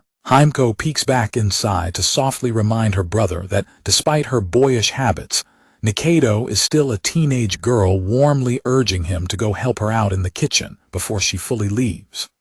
Left alone, Kirishima walks thoughtfully down the quiet hallway, processing his sister's words. He walks over to the kitchen door and slides it open, peeking in to gently ask Nikaido if she needs some help. Nikaido stands alone in the dimly lit kitchen holding a cup, turning around to face him in surprise. Kirishima steps into the quiet, simple living room, noting how sparsely decorated it is, with a large sheet draped over her television. Kirishima speaks her name in surprise, prompting a highly flustered Nikaido to laugh nervously and wave her hands frantically as she struggles to find an explanation for her presence in the kitchen. She trails off, looking down as she struggles to find the right words to describe her situation. She turns her head away, her expression becoming quiet and somber as she hesitates to continue. As they stand in the quiet room, Kirishima suddenly realizes that he has never seen anyone else in the entire house and cannot feel the presence of any other residents. Looking at the barren dining table and the boxes of frozen meals on the counter, he begins to suspect that this quiet emptiness has been the norm for her for a very long time. The realization hits him hard, and he feels a deep pang of sympathy as he realizes that she has been living in this large, empty house entirely by herself. Without saying another word, Kirishima firmly grabs her by the hand and tells her they are leaving, catching a highly startled Nikaido completely off guard. She asks where they are going, but Kirishima simply walks forward with a resolute look on his face. Running down the hallway, a thoroughly bewildered Himeko spots them and frantically demands to know what her brother is doing. Kirishima stops and tells his sister that they are going to stop by the supermarket first and then head back to their apartment, his firm look leaving Himeko completely stunned. While a surprised Himeko readily agrees to the plan, Nikaido blushes in embarrassment and hesitantly asks if she can at least change out of her school uniform first. Himeko quickly runs back up the stairs to gather her things, calling out that they should all just go in their uniforms, which a thoroughly overwhelmed Nikaido meekly agrees to. Later that evening, they return to the siblings' apartment with 2 large bags overflowing with fresh groceries. Himeko warmly invites Nikaido to join in by asking her to fetch the bowl and condiments, prompting an eager but flustered Nikaido to scramble around the unfamiliar kitchen, trying to find where everything is kept. Soon a large plate of freshly cooked golden brown gyoza is served, sizzling hot and smelling absolutely delicious. Himeko and Kirishima happily clap their hands together and declare that it is time to eat, while Nikaido looks at the wonderful home-cooked feast before them in pure awe. Himeko eagerly stuffs a hot dumpling into her mouth and immediately starts panicking and screaming for water, prompting Kirishima to tell her to slow down, before gently turning to Nikaido and inviting her to eat, which she happily accepts. Nikaido carefully picks up a dumpling with her chopsticks, dips it in the sauce, and takes a bite, savoring the rich flavor. Her face instantly flushes red as the piping hot filling burns her tongue, and she cries out in surprise while Himeko and Kirishima look on with warm, affectionate smiles. Nikaido chews her food happily and comments on how delicious it is despite the heat. She smiles brightly as she eats, and the two girls continue to happily help themselves to the delicious dumplings. Kirishima turns back to tell her to eat the rice as well, but Himeko quickly warns him that there might not be any food left at this rate. As the siblings playfully bicker, Nikaido looks down at her bowl with a warm, quiet smile, deeply touched by their company. Kirishima awkwardly scratches his neck and points out that it is usually just the two of them for dinner. Kirishima kindly proposes that she join them for dinner from now on, if she is comfortable with it, leaving Nikaido looking up in complete surprise. Nikaido gazes back at him with a soft, quiet expression as they look at each other across the table. Overwhelmed by their kindness, tears begin to well up in her eyes as she looks down. She squeezes her eyes shut as tears stream down her flushed face. Smiling warmly through her tears, she looks up and asks him why he is being so incredibly kind to her. Himeko and Kirishima look at her in surprise, before Kirishima looks down thoughtfully, wondering how to explain it. Kirishima looks back with a gentle smile and explains that it is simply because she is Haruki, and they are childhood friends, leaving her completely stunned. Nikaido wipes her tears away with her arm, and chuckles happily, realizing that her childhood nickname still holds a special place. She smiles happily, jokingly wondering if this means she owes him another favor to add to her tab. She suddenly raises her pinky finger toward him. Holding her pinky high, she brightly asks him to make a promise with her. Kirishima readily agrees and hooks his pinky finger with her, cementing their promise, as they smile warmly at each other. Himeko watches their interaction with a quiet, satisfied smile, reflecting on how the two of them are as close as they have always been. The next morning, the school bell rings across the campus to mark the start of another school day. Himeko sits on a bench at school, letting out a deep sigh. Midake sits next to her and asks if something happened to cause such a heavy sigh, prompting Himeko to admit that there is indeed something on her mind. Midake compares Himeko's worry to the anxiety of a favorite television show's schedule being changed, and Himeko confesses that she once panicked after missing an episode, but has since calmed down. Midake then jokingly asks if the feeling is like the uneasiness when a familiar wooden telephone pole suddenly disappears, which makes Himeko sigh and reply that she is already used to such occurrences. Midake continues to tease her by asking if her distress is because she didn't spot any dead frogs or salamanders on the road today, and Himeko deadpans that she indeed hasn't seen a single one. Himeko suddenly jumps up in mock outrage, loudly protesting that she is not a hillbilly, which sends Midake into a fit of laughter. Midake gently asks what is actually bothering her, and Himeko explains that reuniting with her brother's childhood friend after so many years only to find her completely changed has left her with a strange feeling inside. When Midake casually asks if she used to like her, Himeko looks back in surprise. Himeko looks up at the sky and softly admits that she supposed she did.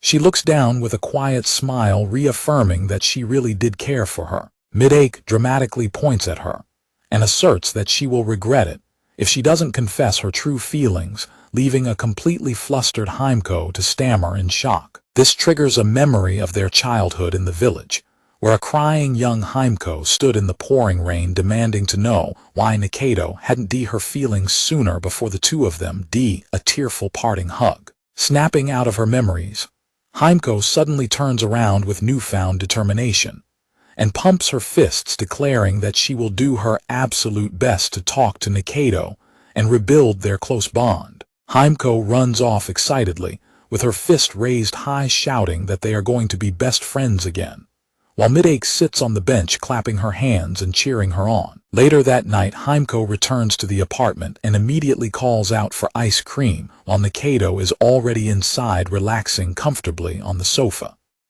Nikaido smiles warmly and welcomes her back, but the relaxed posture she is lying in leaves Himeko completely flustered and blushing red. Himeko frantically tries to point out her revealing posture, but Nikaido completely misinterprets the warning, and excitedly holds up a manga volume explaining that it is the popular Taisho era series that recently received an anime adaptation. Nikaido happily sits up and invites her to read the book together, prompting a defeated Himeko to cover her face and sigh that she was talking about something completely different. As Nikaido looks back at her in innocent confusion, Himeko clutches her chest and tries to process her overwhelming embarrassment.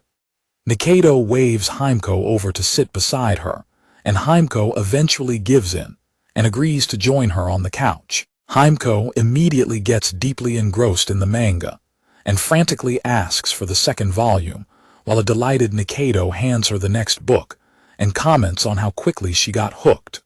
From across the room, Kirishima calls out to let them know that dinner is finally ready. Both girls happily respond and quickly head over to the table to eat.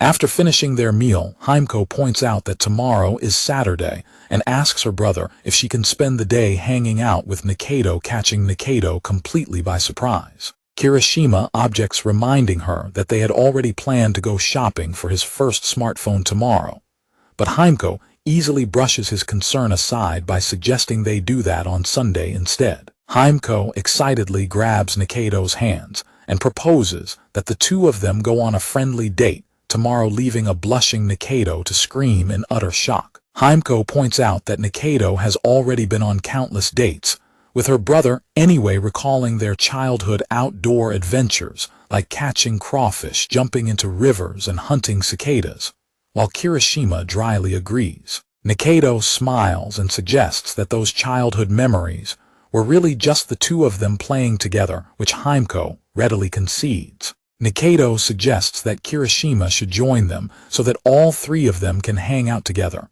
but Himeko abruptly cuts her off with a highly serious look and utters the word clothes. Himeko points out that they are going to buy new clothes for Nikaido tomorrow, making it clear that she is in desperate need of a wardrobe update.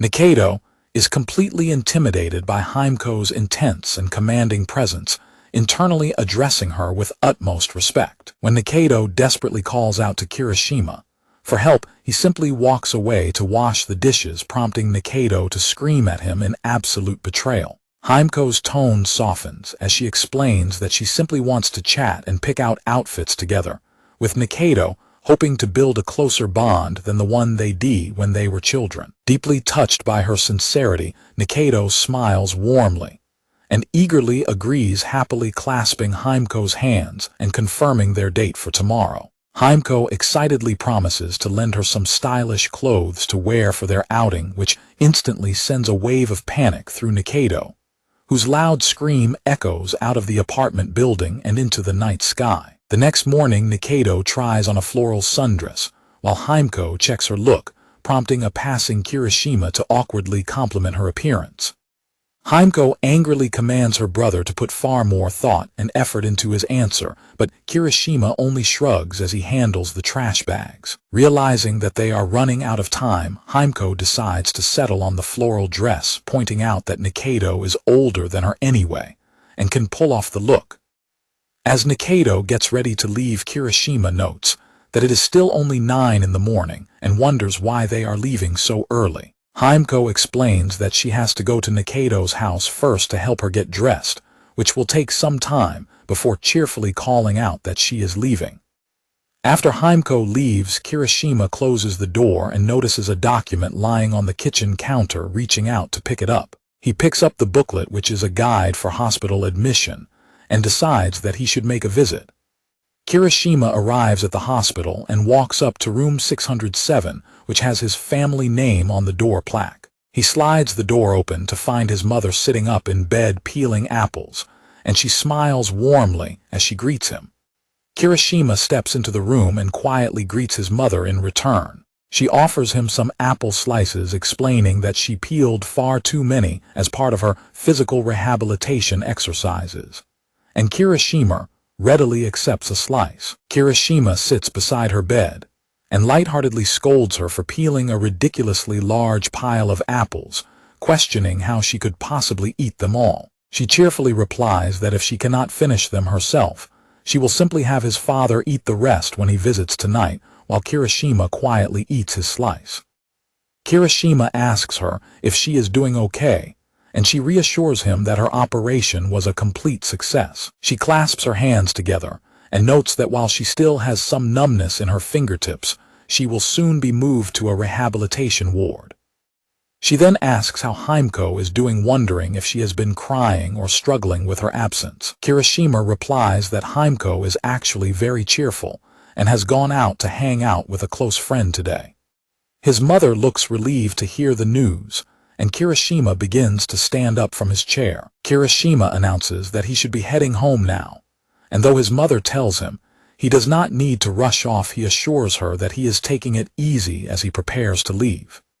He steps out into the quiet hospital corridor, letting the heavy sliding door close gently behind him. As he walks down the hall, the sound of hurried footsteps catches his attention, and someone calls out his family name in surprise. He turns around to find Midake standing in the corridor, her face completely flushed, and her eyes wide with shock at the sudden reunion. Kirishima looks surprised as his gaze falls upon a small, neatly arranged bouquet of fresh flowers that she is cradling in her hands. Kirishima comments on how pretty the flowers look when arranged together, like that, which causes a thoroughly embarrassed and blushing Midake to gasp in sheer astonishment. Midake frantically explains that she arranged the flowers because she thought they would look nice based on how they were pruned, and when Kirishima praises her skills, she blushes and quietly looks down. As she stands there trembling with embarrassment, Kirishima cannot help but think about how much she resembles a frightened little sheep. A hand suddenly grabs Kirishima from behind, causing him to cry out in surprise, while Midake lets out a frightened squeak. An angry elderly man with a walking cane marches toward them, shouting furiously and calling Kirishima a scoundrel. The old man demands to know what he is doing to his granddaughter Minamo, while Midake panics and calls out to her grandpa, leaving a completely bewildered Kirishima utterly speechless. Accusing him of making Minamo cry, the grandfather raises his cane and angrily orders Kirishima to stand perfectly still as he prepares to strike. Ignoring his granddaughter's desperate pleas to stop, the old man repeatedly whacks a defensive Kirishima on the head with his cane, demanding to know what he did to his cute granddaughter. The grandfather sits back on the hospital bed and mutters a reluctant, half-hearted apology, while other patients in the room tell him to cut it out. The neighboring patients scold the old man, telling him that his granddaughter will stop talking to him if he gives such a half-assed apology, and makes her angry. The grandfather formally bows his head in apology, while another elderly man turns to Kirishima and asks if he is the teacher who has been helping Minamo with her vegetables. The other elderly patient warmly thanks Kirishima, explaining that Minamo has been smiling so much happier recently because of his help. An older woman reveals that even the stubborn grandfather has been quietly thanking Kirishima behind his back, causing the old man to huff and turn away in embarrassment. The grandfather then leans in with an incredibly intense glare, questioning Kirishima on why exactly he approached and talked to his precious granddaughter. He grabs Kirishima by the collar again, screaming that, while he understands Minamo is cute like an angel, he demands to know if Kirishima is just trying to lead her on for fun and games. In a desperate panic, Kirishima yells that he only wanted to help her because her easily flustered personality is incredibly similar to someone he knew back in his old village. Minamo suddenly bursts back into the room, shouting at her grandfather to stop harassing Kirishima. With her face completely flushed, she loudly demands that her grandfather stop doing weird things to Kirishima.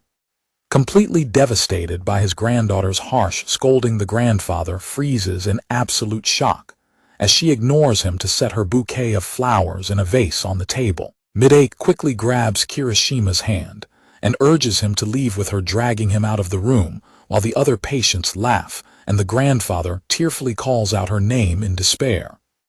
As they run down the quiet hospital corridor, their hands remain tightly clasped together. Kirishima awkwardly points out that they are still holding hands, prompting a startled and deeply embarrassed Midake to quickly let go and stammer an apology. Kirishima notes that her grandfather must care about her a great deal, and Midake softly agrees as she looks down with a shy blush. Midake apologizes for her grandfather's behavior, but Kirishima assures her that she has absolutely nothing to apologize for. She insists that she is the one who should be apologizing to him for her grandfather's outburst, but Kirishima laughs it off, scratching his head and saying it is fine. She looks up at him with a soft, gentle expression, her embarrassment melting into quiet gratitude. As they reach the exit of the hospital, Midake turns around and bids him farewell before heading on her way. Before she can walk away, Kirishima suddenly calls out to stop her, and she looks back in surprise. He hesitantly asks if he can visit the flower bed at school again, sometime looking at her with a gentle gaze. Her face instantly lights up with a radiant, blooming smile, as she enthusiastically agrees, leaving him with a warm impression. Later that evening, Himeko returns to the apartment, wearing her floral dress, and immediately collapses onto the sofa in exhaustion, explaining that Nikaido was too tired to come over for dinner, and went straight home, leaving Kirishima to wonder what on earth they did during their shopping trip. Back in the kitchen, Kirishima finishes preparing dinner while Himeko curiously peers over his shoulder to see what he made. She asks if it is curry, and Kirishima confirms that he made a large batch, so there will be plenty left over for tomorrow's dinner too. Asking him to call her when the meal is ready, Himeko retreats to her room and immediately flops face down onto her bed to rest. Lying comfortably on her mattress, she quietly reflects on her day and wonders what her next step should be to get closer to Nikaido. A flashback reveals their shopping trip earlier that day, where Himeko walked with Nikaido down the busy main street and eagerly mapped out the most efficient route to browse all the clothing stores. Himeko teases Nikaido about being surprisingly enthusiastic, despite her initial reluctance, playfully pointing out that she must want to thoroughly surprise Kirishima with her new look, which makes Nikaido blush. Himeko pumps her fist into the air and declares that they will check every single store, and Nikaido joins in with matching enthusiasm as they sprint forward together. Nikaido soon spots a trendy boutique and eagerly points out a beautiful dress displayed on a mannequin in the window. Back in the present, Himeko smiles to herself on her bed as she realizes how hard Nikaido is trying for her brother's sake, but her thoughts are interrupted when her phone suddenly dings with a new message. Himeko texts her childhood friend Saki about spending the whole day shopping, prompting Saki to reply that, as third-year students, they really should be studying for their final exams instead of slacking off. When Himeko asks Saki if she remembers their childhood friend Haru-chan, who used to hang out with her brother all the time, Saki immediately recalls her as the boyish kid whom Kirishima once compared to a powered-up gorilla. Saki is left completely shocked and wide-eyed when she opens a photo showing Nikaido dressed up as a very feminine and beautiful girl. Saki immediately calls Himeko, directly prompting a startled Himeko to answer the phone and call out her name. Saki demands to know the identity of the stunning girl in the photograph. When Himeko explains that the girl is actually Haru-chan, blushing, Saki can only stammer in disbelief about how beautiful she has become. Saki asks if Himeko was lying to her, before recalling that they used to compare her to a gorilla. Himeko explains that Nikaido is still the same inside and still completely lets her guard down and acts nonchalantly around her brother. The idea that she behaves so comfortably around Kirishima completely flusters Saki, who screams in pure panic. Saki abruptly hangs up the phone, leaving a confused Himeko staring blankly at her device, while a couple of notes about visiting during the summer holidays float through the air. Kirishima slides her bedroom door open to announce that dinner is finally ready, drawing Himeko's attention. Himeko quickly types a message to apologize to Saki and let her know she has to go eat, promising to talk to her later. She tosses her phone onto the mattress and steps out of her room to join her brother for dinner.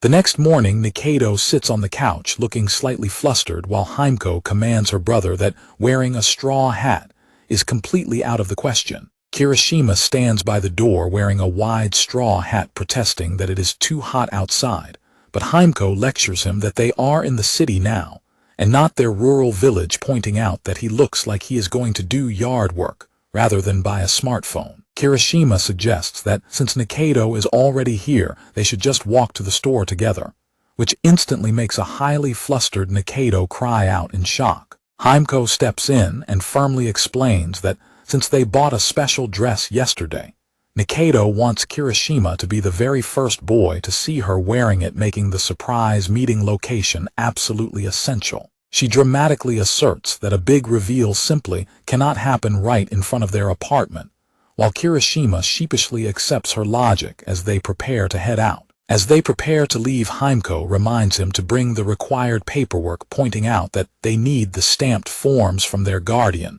to set up the phone. Himeko asks if he is fine with choosing the same mobile carrier as her, but the term completely confuses Kirishima, reminding his sister of how little he knows about modern technology. Suddenly, a loud noise from the living room interrupts them, followed by Nikaido letting out a startled shriek. They look at the television screen, which is airing a highly dramatic scene of a couple in an intimate embrace, while a woman holding a kitchen knife stands in the doorway. Himeko comments on how incredible the lead actress is, casually sharing rumors about her dramatic personal life, while a sweat-dropping Kirishima watches the intense show. Kirishima firmly calls his sister's name to get her back on track, prompting Himeko to quickly agree and advise him to focus on his own exam preparation as well. Later, Kirishima arrives at a bustling train station and immediately gets lost in the crowd, frantically trying to locate the east exit. Checking a large public clock, Kirishima panics when he realizes he is already far past their scheduled meeting time, just as a familiar voice calls out to him. Before he can look around, a hand suddenly reaches out from behind and tightly grabs the back of his shirt. He turns around to find Nikaido standing behind him, being pestered by two older guys who mock him for being late and try to convince her to ditch him to hang out with them instead. Nikaido ignores the men, entirely grabbing Kirishima's arm and telling him they should leave, while a startled Kirishima tries to follow her lead. Once they are at a safe distance, Nikaido pouts furiously and scolds Kirishima for keeping her waiting, revealing that she is wearing a stunning, elegant white dress. She crossly complains that her plan to surprise him with her new dress was completely ruined when those men started hitting on her, prompting a sheepish Kirishima to apologize. He explains that he got completely turned around because the train station was far too massive and confusing for him to navigate. Remembering Himeko's constant lectures about why a smartphone is an absolute necessity, Kirishima completely agrees that having one would have easily solved his problem. Nikaido quietens down and gazes at him, intently waiting for his honest reaction to her outfit. Noticing his quiet gaze, she blushes slightly and playfully asks if he has been completely smitten by her new dress, which instantly makes a highly flustered Kirishima panic and deny it. Kirishima then notices that her face looks slightly different, and she proudly confirms that she went all out with makeup for the very first time. She gracefully twirls to show off the full outfit and asks how she looks, and when Kirishima quietly and sincerely tells her she looks absolutely wonderful, Nikaido's face instantly flushes bright red as she collapses into a dizzy panic. She completely panics and stammers incoherently to cover up her embarrassment, while a highly amused Kirishima laughs and teases her about wearing the outfit specifically for him. Completely overwhelmed by his teasing, Nikaido squeezes her eyes shut and lets out a highly embarrassed, high-pitched groan. She tightly clutches her dress and meekly admits that he isn't wrong before her embarrassment completely boils over, and she lets out a loud, frustrated scream. Kirishima and Nikaido finally arrive at the mobile phone store, looking up at the storefront as they prepare to head inside. Nikaido turns back to Kirishima and softly thanks him for coming along with her today. Kirishima smiles in return as they enter the shop, reassuring her that he is happy to help. After sitting down at the counter to fill out the registration paperwork, Kirishima is handed his brand new smartphone, looking at the device in mild disbelief. As they step out of the store, Nikaido points out that there were plenty of other phone models he could have chosen, prompting Kirishima to reply that having matching ones is much better. He admits that navigating the setup alone would have been impossible for him, warmly thanking Haruki, who happily accepts his gratitude. Hearing his comment about them having matching phone models completely catches Nikaido off guard, causing her to stutter in surprise. Kirishima explains that he can simply ask her for help whenever he struggles with using the phone, which makes Nikaido quickly agree with a flustered smile. Nikaido points out that, by his logic, he could have just chosen the exact same phone model as Himeko instead. Kirishima admits that it would feel a bit too awkward for him to constantly ask his own younger sister for technical advice.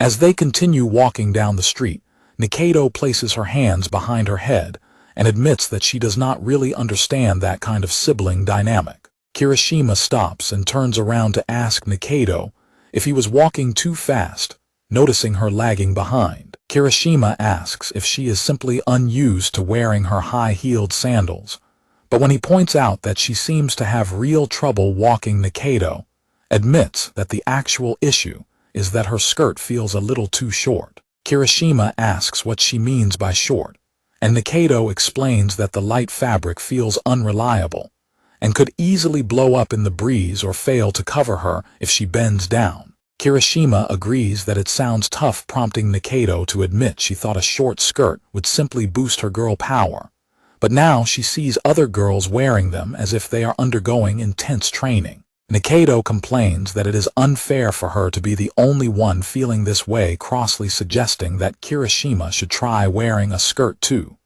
so he can understand her struggle, which makes Kirishima frantically yell that he would look ridiculous. Nikaido questions his claim and playfully argues that it would actually suit him perfectly, leaving Kirishima sweating as he looks on in confusion.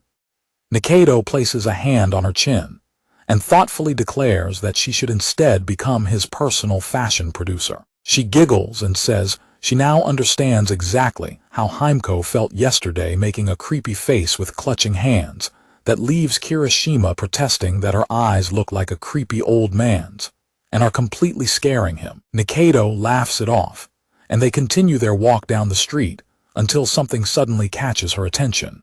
Nikaido asks Kirishima if there is anywhere else he wants to go, pointing out that there are shops as far as the eye can see, prompting Kirishima to look at his phone in absolute amazement at how incredibly useful the device is for finding places. They stop outside a massive multi-story building, looking up in awe at its incredible size. Nikaido comments that while she heard this 100 yen shop was large, its sheer scale is absolutely massive.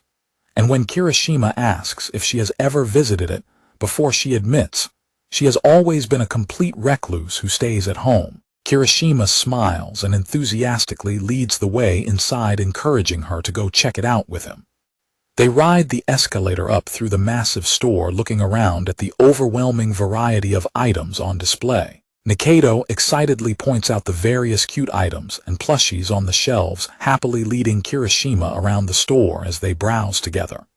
Seeing her bright, genuine smile as they walk together brings back fond memories of their childhood back in the old village. Kirishima chuckles and admits he got so overwhelmed by all the choices that he did not end up buying anything at all, which reminds Nikaido of how they could never decide what to buy at the local candy shop when they were kids. Kirishima smiles and fondly remembers how they always ended up just buying ramyun and ice cream instead, after all their debating.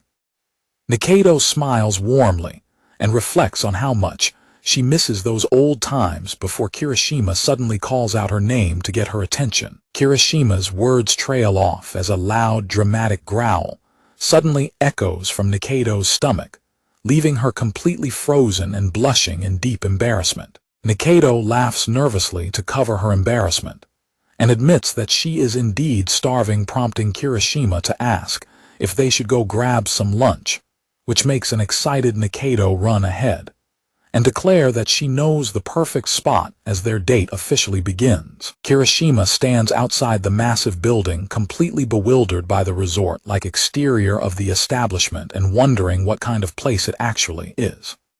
They step inside the tropical-themed venue named Celery, which is a karaoke and party room establishment. Nikaido proudly asks him if it is awesome leaving Kirishima, to realize they are indeed in a private party room. Nikaido casually kicks off her high-heeled sandals and drops onto the cushioned floor, complaining that she is both hungry and tired and playfully combining the words to express her exhaustion. Finding themselves alone together in the enclosed room, Kirishima sits awkwardly on the floor, while Nikaido picks up the menu tablet, highlighting the sudden intimacy of their private space. Kirishima frantically points at her legs to warn her about her revealing posture, catching a startled Nikaido completely off guard.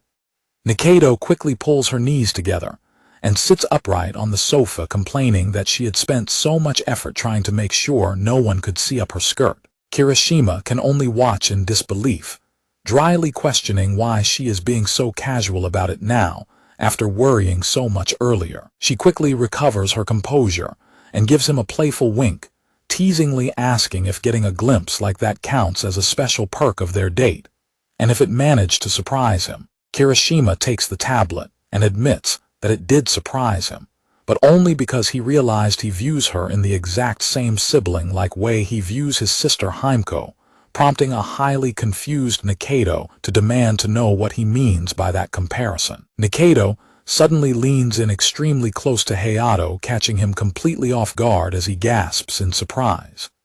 She quietly informs him that, although it might sound cheeky coming from her, she is actually quite popular. Nikaido pulls her sleeve off her shoulder to reveal her strap, and teasingly asks Hayato if he really looks at Himeko the same way. Before Hayato can respond, the door suddenly swings open as a waitress walks in carrying their order, sending Nikaido into an immediate blushing panic. The waitress places down a massive full-course banana maple syrup, putting honey toast, leaving both of them staring at the giant dessert in complete silence. After clearing her throat, the waitress politely tells them that this is not the place for intimate behavior, and asks them to refrain from doing so, which sends both of them screaming in absolute embarrassment. The door slides shut as the waitress leaves, leaving both of them frozen in a tense, awkward silence. Nikaido frantically pulls her dress back up and loudly stammers that she was absolutely not trying to do anything dirty, while a panicked Hayato desperately hushes her to quiet down. After acknowledging that she cannot really blame the waitress for getting the wrong idea, Nikaido suddenly starts shoveling massive bites of the honey toast into her mouth, prompting a startled Hayato to yell at her to save some for him. In no time at all, the massive dessert is completely devoured, leaving only an empty plate with their utensils behind. The two of them sit quietly side by side, letting out a nervous, awkward laugh as they process the chaotic lunch. Nikaido quietly looks over at Hayato with a soft, gentle smile. Hayato chuckles and wonders what they are even doing, which makes Nikaido look away with a soft smile and admit that she is just being stupid. After stepping outside the building, Nikaido groans and stretches her arms, pointing out that even though it was her very first time going to a karaoke establishment, she did not end up singing a single song, which prompts Hayato to ask what is wrong. Nikaido laughs and concedes that they really only went there to eat lunch anyway, and Hayato kindly suggests that she should just save the singing for their next visit. Her face instantly lights up with a radiant smile as she enthusiastically agrees to go back with him next time. The two of them continue walking side by side down the quiet street, their footsteps echoing softly on the pavement. As they walk, Nikaido suddenly asks him if he is a guy, prompting a slightly startled Hayato to confirm that he indeed is, and ask what is on her mind. Nikaido looks over at him and asks what exactly they are, explaining that she is confused about their relationship, since they act so casually with each other, leaving Hayato completely stunned. Hayato chuckles and notes that it is quite a deep question, and Nikaido smiles softly as she agrees that it is indeed a very difficult thing to figure out. Hayato smiles and suggests that in the end, It is simply a matter of them being themselves, which Nikaido thoughtfully repeats to herself. The two of them continue walking down the path, both sharing a quiet and comfortable smile. This triggers a memory of their childhood in the village, where they were of similar build and ran hand in hand through the grassy fields. While many things have changed since those childhood days, the feeling of their hands clasped together remains just as familiar. In the present, Nikaido quietly looks at Hayato as he walks ahead carrying their shopping bag, her face flushing as she reflects on their bond. Nikaido pouts and points out that he has always been the one pulling her around ever since they were little, but Hayato counters that she is actually the one who physically drags him along everywhere. Suddenly spotting a crowd gathering ahead, Nikaido grabs Hayato's hand and eagerly pulls him along to go check it out despite his protests before her eyes widen in sudden surprise at who she sees. Standing in the center of the crowd is a beautiful woman dressed in a sleek black business suit looking back calmly. Nikaido stares in shock, realizing that the woman is indeed the famous actress she recognized from the television show earlier. The surrounding crowd gossips excitedly, wondering if they are filming a scene for her show, and discussing the actress Takura, noting both her youthful appearance and the negative rumors surrounding her personal life. Hearing the crowd's harsh rumors, Nikaido's expression immediately darkens, and she looks down with a quiet, solemn face. Nikaido suddenly clenches her teeth and bolts in the opposite direction, sprinting away from the crowd, while a startled Hayato calls out to her. Hayato quickly runs after her as she weaves through the busy street, realizing that there is a deep connection between Nikaido's behavior and the actress, though he still cannot piece together what is missing. Despite all the confusion, Hayato reflects on their memories and realizes there is one thing he knows for absolute certain. He firmly resolves that he cannot possibly leave Haruki all by herself, just as she suddenly trips and loses her balance with a loud gasp. Hayato leaps forward and catches her just in time to prevent a fall, wrapping his arms around her as she gasps in shock. After Nikaido thanks him, she looks at the nearby railway fence and wonders if walking along the tracks will lead them back home, prompting Hayato to grab her hand tightly and suggest they find out together. Hand in hand, the two of them walk calmly along the path next to the railway tracks. As they walk side by side, Hayato looks at her and reflects on how their current situation is exactly how they were when they met for the very first time. Nikaido turns to Hayato and teasingly points out that he has always been incredibly pushy, recalling the flashbacks of when he first approached her as a child and dragged her along to play. With a soft expression, Nikaido quietly repeats that it was exactly like this when they first met. Hayato looks back at her, silently waiting for her to continue. Nikaido asks him if he would listen to just one of her complaints, and Hayato readily agrees to hear her out as they continue walking hand in hand. Nikaido quietly asks that she has been living in that massive house entirely by herself. They walk along the fence in quiet reflection as she continues her thought. Nikaido thinks about other families who get to walk and laugh together, contrasting their warmth with her own lonely situation. With tears welling in her eyes, she softly laments that she has always tried to be a good girl and waited patiently for her family to return. A loud train suddenly rushes past on the nearby tracks, drowning out the heavy silence between them. Once the train passes, Nikaido quickly wipes her face and flashes a bright smile, teasingly telling him she was just kidding. Hayato quietly replies that he understands, keeping his thoughts to himself as they continue their walk. They eventually arrive back at their local train station, and Nikaido notes with surprise that they really managed to find their way back by following the tracks.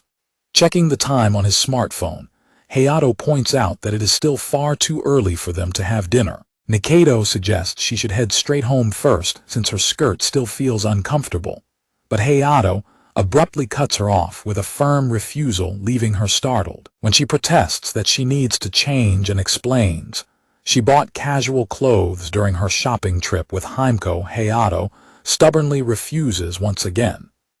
He simply sighs and repeats his firm refusal, leaving Nikaido humming in confusion. Hayato walks ahead and admits that he simply wanted to spend more time hanging out with her, catching Nikaido completely off guard. The two of them return to the apartment and slide the door open, only to find Himeko dressed in athletic wear and performing intense squats with an exercise ring, while loudly declaring that muscles are a person's lifelong friends. Hayato dryly scolds his sister and reminds her that she should be focusing on her studies instead. But a defensive Himeko argues that she desperately needed a physical refresher and enough exercise after her long study session. Nikaido steps in and gently reminds Himeko that she has her high school entrance exams coming up this year. But Himeko quickly agrees with Nikaido's point, while pointing out that taking regular breathers is just as crucial. Himeko insists that she has actually been studying hard too, prompting Nikaido to suggest they can study more later and just play together for now, which makes an overjoyed Himeko praise her for being so understanding. Himeko eagerly turns to her brother to ask if it is okay, leaving a defeated Hayato to sigh in resignation. As Nikaido takes her turn with the exercise device, Himeko sits nearby and giggles to herself, teasingly commenting on how attractive she looks. Later during dinner, Hayato teases his sister about her crude humor, but Himeko quickly changes the subject to ask him what he thinks about Nikaido's outfit, and if he agrees that it looks great on her. While serving up a hot plate of curry, Hayato awkwardly mumbles that Haruki is still just herself, prompting a highly amused Himeko to tease him about his flustered reaction. As Nikaido happily enjoys her curry, Hayato gets their study session back on track by holding up Himeko's math textbook, sending his sister into an immediate state of shock. After spending some time studying together, Nikaido decides it is time to wrap up the session and head back home, pointing out that it is already past 9 in the evening. Himeko tells her brother that he should walk Nikaido home, and Hayato readily agrees as he gets up to escort her out. When they open the front door, they are greeted by a heavy downpour, prompting Nikaido to comment on the terrible weather and ask if he can lend her an umbrella. Hayato looks at her with a quiet, serious expression as they prepare to head out into the storm. Nikaido steps out to find that she is without an umbrella and casually suggests she will just run home through the rain, but an alarmed Hayato quickly calls out her name.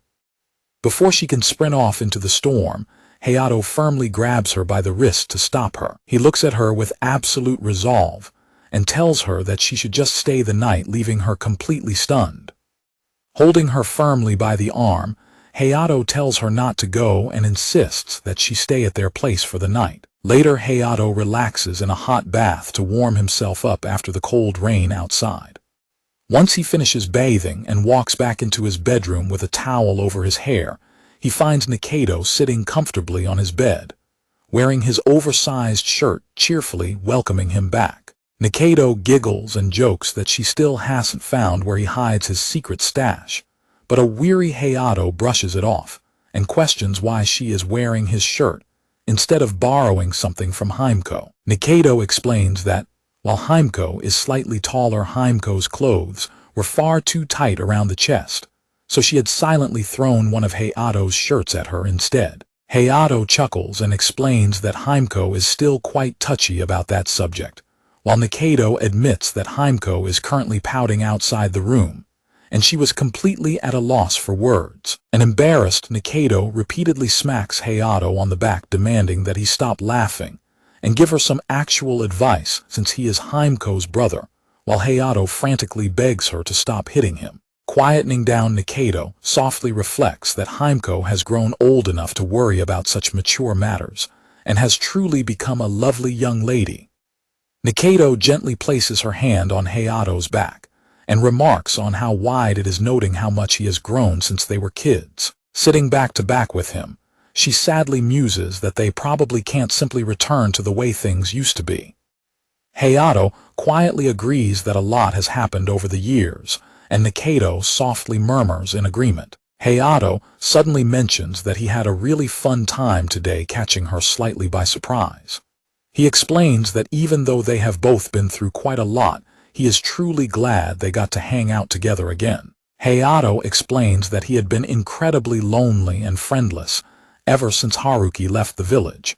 But ever since she started coming over to their apartment, his days have felt just as bright as they used to be. Turning to look at her, Hayato firmly declares that while he might not know everything she has been through, or have the power to solve all her problems, he can at least stay by her side, and will always come running the moment she calls. Overwhelmed by his sincere words, Nikaido blinks in surprise, as warm tears suddenly begin to spill over and roll down her cheeks. Nikaido frantically wipes her eyes and laughs nervously, utterly confused by her own sudden tears, while Hayato quietly turns around and hands her a tissue to wipe her face. Instead of taking the tissue, Nikaido suddenly leans forward and buries her tear-stained face directly into Hayato's back, sobbing quietly.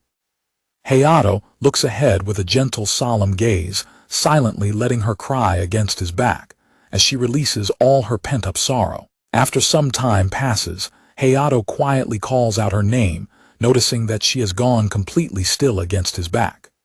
Realizing that she has cried herself to sleep, Hayato gently lays her down onto his bed and pulls the blanket over her so she can rest comfortably. As she sleeps, Nikaido lets out a soft, tearful whimper, quietly calling out for her mother in her dreams.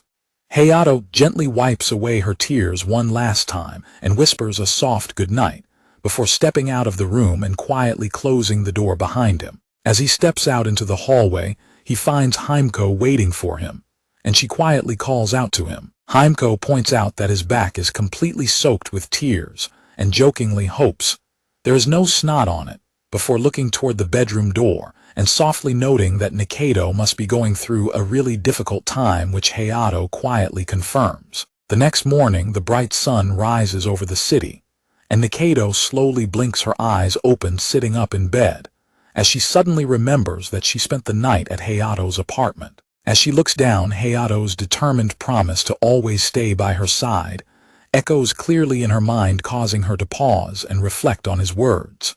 Nikaido smiles softly and reflects to herself that there really are people in the world who keep their word. Suddenly realizing it is Monday and that she cannot afford to laze around, she checks her phone and frantically gets out of bed to leave. Opening the bedroom door, she lets out a startled squeak when she spots Hayato sleeping soundly on the living room sofa. Nikaido quietly approaches him, her heart pounding heavily as she stares at his peaceful sleeping face and wonders to herself if he was always this attractive. She leans in extremely close to his face, but quickly recoils in a massive panic when Hayato suddenly begins to stir and twitch in his sleep. Blushing furiously, she questions what on earth she was doing and panics that she is completely losing her cool, quickly running out of the room to escape. As she flees down the hallway, she pauses to peek back one last time, determinedly resolving that she will get a proper grip on her feelings. Hayato finally wakes up with a sleepy groan, sitting up on the sofa and looking around in confusion. Pointedly waving her finger at him, Nikaido loudly commands him to completely forget everything that happened last night, and explains that she has to head straight home now to change into her school uniform. Looking at the wall clock showing it is exactly 5 in the morning, Hayato reads her note advising him to get ready too, and smiles, as he muses that she could have at least stayed for breakfast. Himeko walks into the kitchen rubbing her eyes and asks where Haru-chan went, and after Hayato explains she went home, Himeko looks at his stiff neck and dryly notes that he looks terrible, while Hayato retorts that her messy morning hair looks like it exploded. Himeko tilts her head and curiously asks what is wrong with his neck.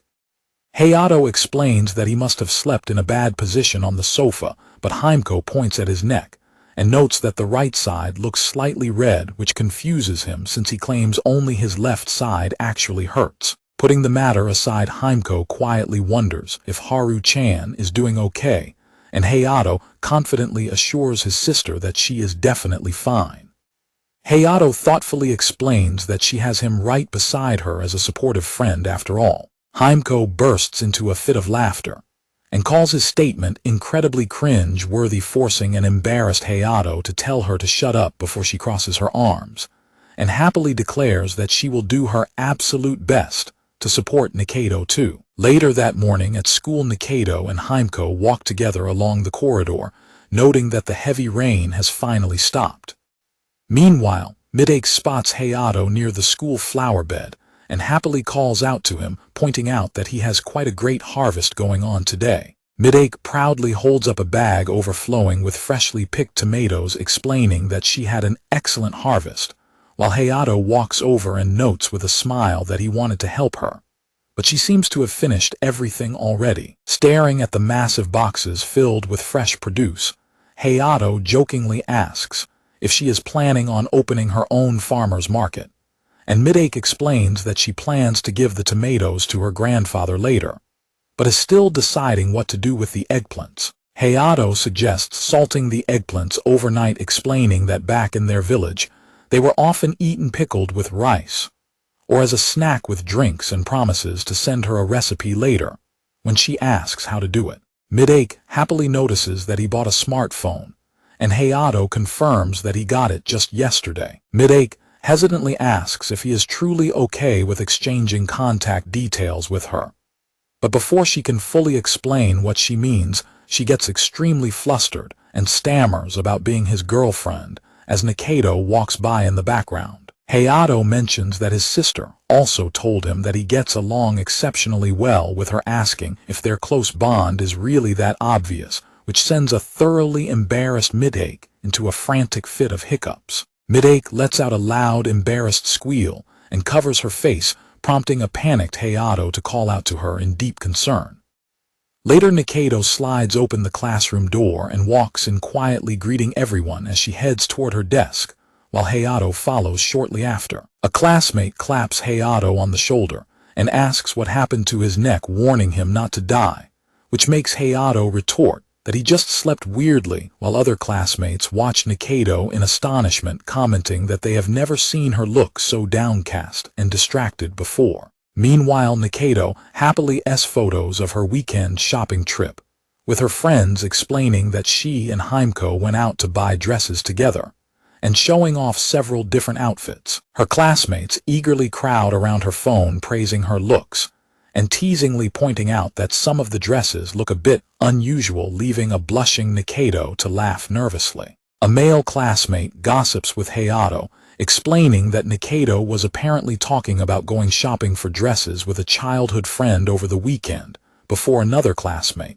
excitedly grabs Hayato and begs to see a picture of this beautiful childhood friend. Nikaido, resting her chin on her hand, casually greets Hayato, and he comments on how unusually early she is to class today. Nikaido smiles and asks him if he wants to see a picture of her childhood friend, too, thrusting her screen directly in front of his face and asking him if he thinks it is a good photo. Hayato stares at the screen and instantly turns pale with shock, letting out a startled gasp. Both of them look completely frozen in absolute embarrassment, with Nikaido covering her mouth and Hayato stammering in shock, as Midake watches them curiously from the background. Nikaido smirks and teasingly asks him what he thinks of the photo, and if he agrees that it turned out exceptionally well. The screen displays a close-up selfie Nikaido took of herself leaning in to kiss a soundly sleeping Hayato on the cheek, which she proudly declares is a photo of her precious childhood friend. With his face completely flushed red, a thoroughly panicked and sweating Hayato grabs his neck and loudly screams her name in utter disbelief. Later that evening, Himeko and Nikaido return to the apartment, calling out that they are home as they step through the front door. Finding Hayato standing in the kitchen wearing his apron and looking thoroughly annoyed, Himeko scolds him for completely ruining the mood, prompting a grumpy Hayato to tell her to bite him. Himeko lets out a deep sigh of exasperation, finding the awkward tension in the room completely exhausting. Himeko confronts Nikaido, directly accusing her of doing something to her brother again. She demands that Nikaido apologize immediately, so they do not have to suffer through an incredibly awkward dinner, catching a guilty Nikaido completely off guard. Nikaido quietly steps up to Hayato and gently tugs him by his sleeve, drawing his attention. Nikaido quietly apologizes, admitting she might have gone a bit too overboard with her teasing earlier, but Hayato simply looks back at her with a warm smile and welcomes her home. Hearing his warm greeting, Nikaido is completely taken aback and blushes bright red, her eyes widening in pure shock. She quickly looks down to hide her heavily flushed face, deeply moved by his gentleness. Smiling brightly through her tears, she enthusiastically replies that she is home, realizing she finally has a place she can truly call home. 7 years ago, in their childhood village, a young Hayato instructs Haruki to hide somewhere ahead while he approaches a sleeping sheep from the side. An eager young Haruki pumps her fists and tells Hayato to make sure he directs the sheep straight toward her hiding spot. When a young Himeko asks what she should do, Hayato instructs her to stand guard at a specific path to ensure the sheep has nowhere to run except straight into Haruki's waiting hands. Young Himeko enthusiastically agrees to the plan. Hayato begins chasing the sheep and calls out to Haruki, who confirms she is ready from her hiding spot in the bushes. However, Hayato suddenly trips and falls, letting the sheep escape and run straight toward a highly startled young Himeko instead. Both boys scream out in terror as the sheep charges directly at a screaming, panicking Himeko. Young Haruki heroically tackles the sheep to protect Himeko, landing hard on the ground and complaining of the pain, while Hayato runs over to praise her catch and sighs with relief that his mother will not be angry with him for letting a girl get hurt. Haruki pouts and crossly asks if he thinks it is somehow okay for her to get hurt instead. But Hayato casually replies that she is a completely different story. Hayato reaches out a hand to help her up with a bright, confident smile, explaining that it is because he knows she can handle anything since she is his partner. Back in the present, a heavily sweating Midake stands under the sun in her gym uniform, holding a trowel, reflecting on how all her nutrition apparently went toward her physical growth. Complaining about the intense heat, Midake bids Hayato farewell and tells him she is heading off in a different direction, while Hayato tells her to take care. As Hayato walks down the school hallway toward classroom 1, his male classmates enthusiastically greet him, making him let out a quiet sigh as they bring up the transfer student. He reflects on how his classmates completely misunderstood his flustered reaction to Nikado's photo, mistakenly believing he had fallen in love with Nikado's childhood friend, when in reality that childhood friend is actually his own little sister Himeko. Upon entering the classroom, Hayato casually greets Nikado, and she hesitantly returns the greeting while looking slightly flustered. Seeing the two of them interact, some nearby classmates begin giggling and whispering among themselves, causing Nikado to look away as she responds. Nikado holds out her smartphone and asks him if he can please take a look at something, but Hayato flatly refuses to fall for her tricks again, leaving a pleading Nikado to beg him to just take a quick look. Letting out a sigh, Hayato reluctantly takes the phone and reads her typed message, in which she apologizes and proposes that they have lunch together with his classmates today, so she can clear up the misunderstanding about the photo. Hayato quietly agrees to her plan, prompting Nikado to smile in relief and happily confirm the arrangement. Suddenly, several female classmates crowd around Nikado and eagerly drag her away to chat, leaving her completely overwhelmed. From his desk, Hayato quietly watches as Nikado smiles and gets along warmly with her classmates. Meanwhile, his male classmates crowd around his desk to gossip, asking him if he saw something special in his supposed girlfriend, before suggesting that all the guys should hang out more, while continuing to talk about how cute Nikado's childhood friend was. A classmate leans in closely and eagerly asks Hayato what exactly he likes about Nikado, catching him completely off guard. The school bell rings to signal the end of class, and Hayato quietly steps out into the hallway. Walking into the quiet, empty room by himself, Hayato reflects on how lonely the place feels when he is alone, before picking up a seat cushion and deciding to bring a cover for it next time. Sitting by the window, Hayato looks down at the schoolyard and spots a student crouching by the flower bed below. It is Midake, who is crouching quietly near the plants with a downcast and troubled expression. Hayato walks over and asks her what she is doing, and a surprised Midake points to the drooping, unhealthy plants and sadly explains that they do not seem to be doing very well lately. When Midake explains that she has been watering the plants every single day to keep the soil But Hayato informs her that she does not actually need to water them every day, sending her into a state of utter shock. He explains that watering them only once every few days is enough for the water to seep deep into the soil, whereas daily shallow watering evaporates too quickly and leaves the deeper roots completely dry. Hayato points out that the current issue is not a lack of water, as the plants have been flowering and producing plenty of fruit, meaning they have simply used up a large amount of their energy. Hearing him talk about energy, a thoroughly bewildered Midake can only stutter in complete confusion, struggling to understand his gardening advice. Midake suddenly has a realization and asks if the plants simply need nutrition and fertilizer, while quietly noting how similar she is to them. Hayato confirms she is correct, explaining that plants get worn out after expending their energy just like human beings do. Midake quietly reflects on how plants really are just like people while she holds up her heavy chest. Hayato asks if she has any fertilizer on hand and offers to help her out, and she quickly replies that she does. Midake runs off to retrieve the fertilizer from the nearby warehouse, leaving Hayato completely stunned when he notices that the front of her wet shirt is see-through. Midake notices Hayato staring at her and asks if there is something wrong, but a thoroughly flustered Hayato quickly denies it and tries to look away while silently reacting in awe to her see-through shirt. Hayato hurriedly advises Midake to wear a straw hat or cap to avoid getting heat stroke in the intense heat, before quickly walking away, leaving Midake confused, until Nikaido suddenly appears and points out that Midake should also do something about her clothing. Midake stands in complete confusion as she looks down at herself, while a nervous Hayato struggles to find his words as Nikaido watches them with a serious expression. Upon realizing that her wet shirt has made her underwear completely visible, Midake lets out a loud, embarrassed scream of panic while Nikaido watches her. Midake repeatedly calls Hayato a pervert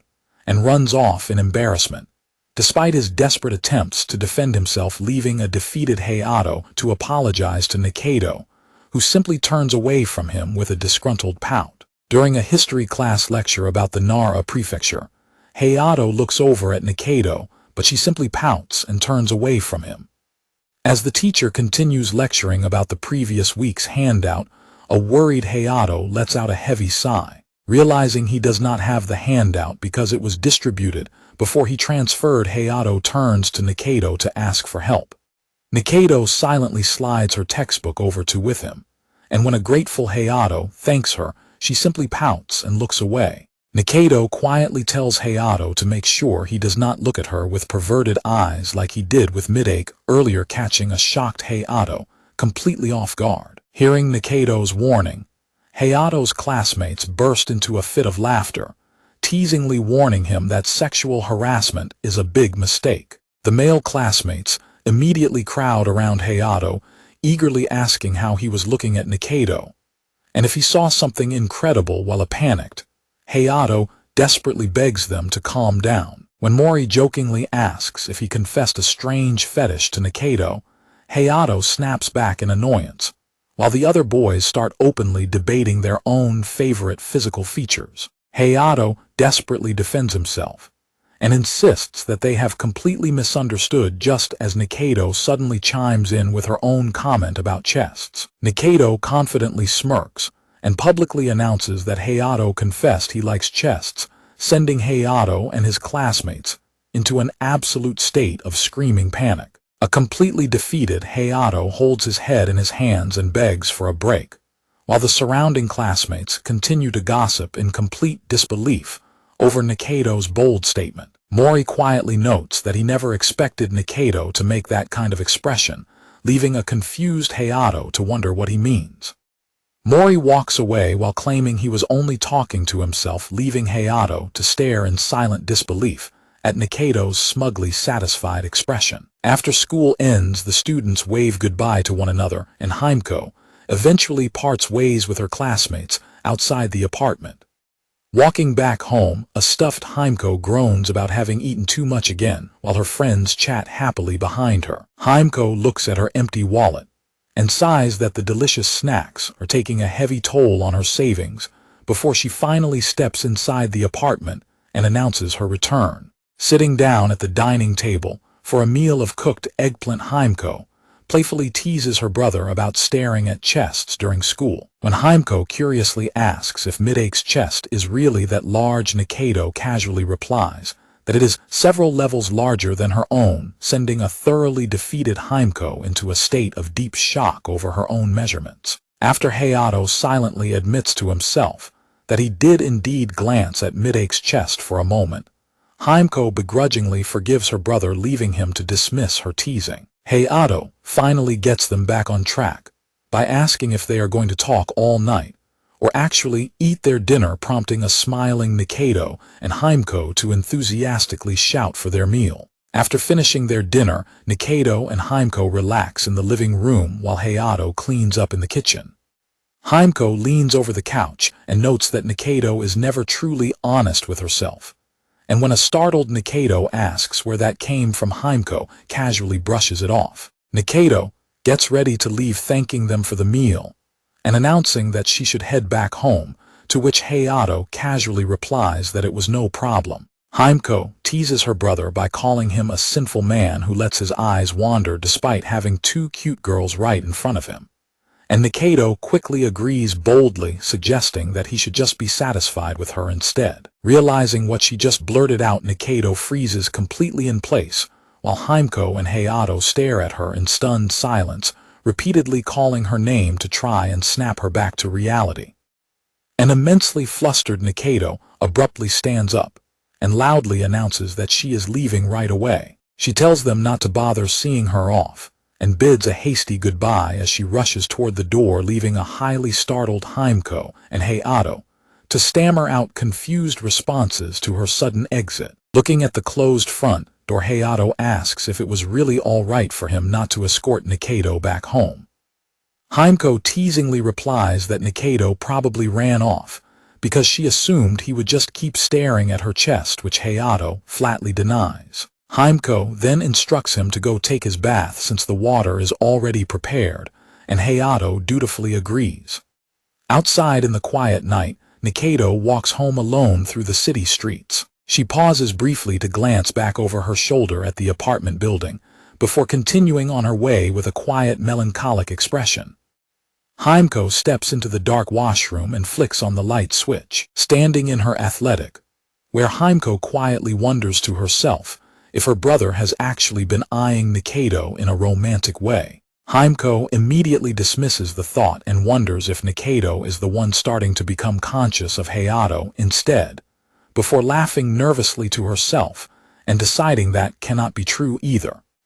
She looks down and notices the digital scale sitting on the floor. Himeko confidently steps onto the scale but immediately freezes in absolute shock as she stares down at the numbers.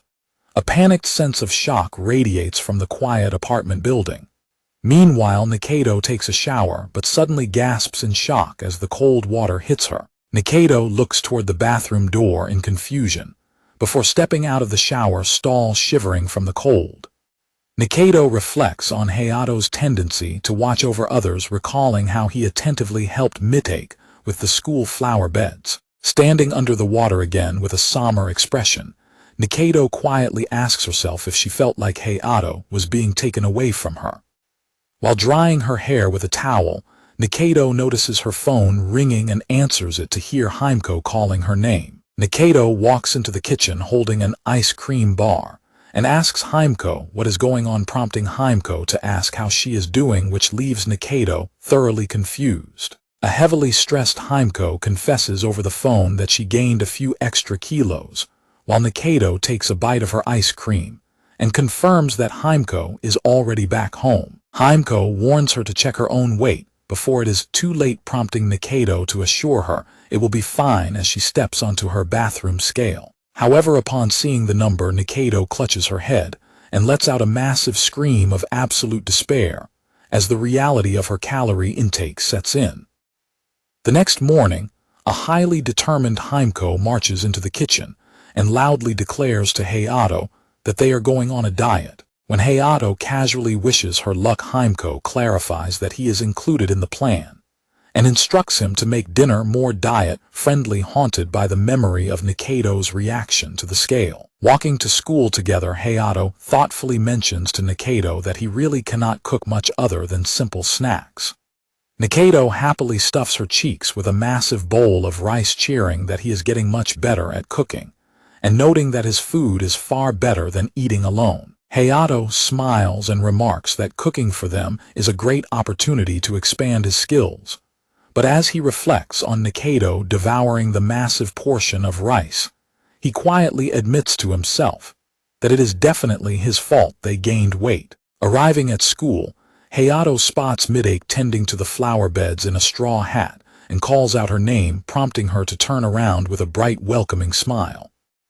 Midake tells him that they are finally finished as they look at the bag of weeds, and Hayato thanks her. However, she suddenly asks him if he has ever gone on a diet, leaving him completely startled. When Hayato explains that his sister wants to go on a diet and asked him for help, Midake becomes extremely self-conscious and frantically asks if he thinks she is too chubby and should also diet, forcing a panicked Hayato to tell her that she does not need to diet at all. They sit down together on the steps outside the school, and Midake quietly apologizes for having such a big overreaction to their previous conversation. Midake points out that focusing on both exercise and diet is key, while Hayato says that his sister specifically asked him to manage the meal side of her routine. Midake is surprised to hear that he knows how to cook and admits that she only knows how to prepare rich, savory dishes and snacks that boys usually prefer, sharing a picture of the heavy meals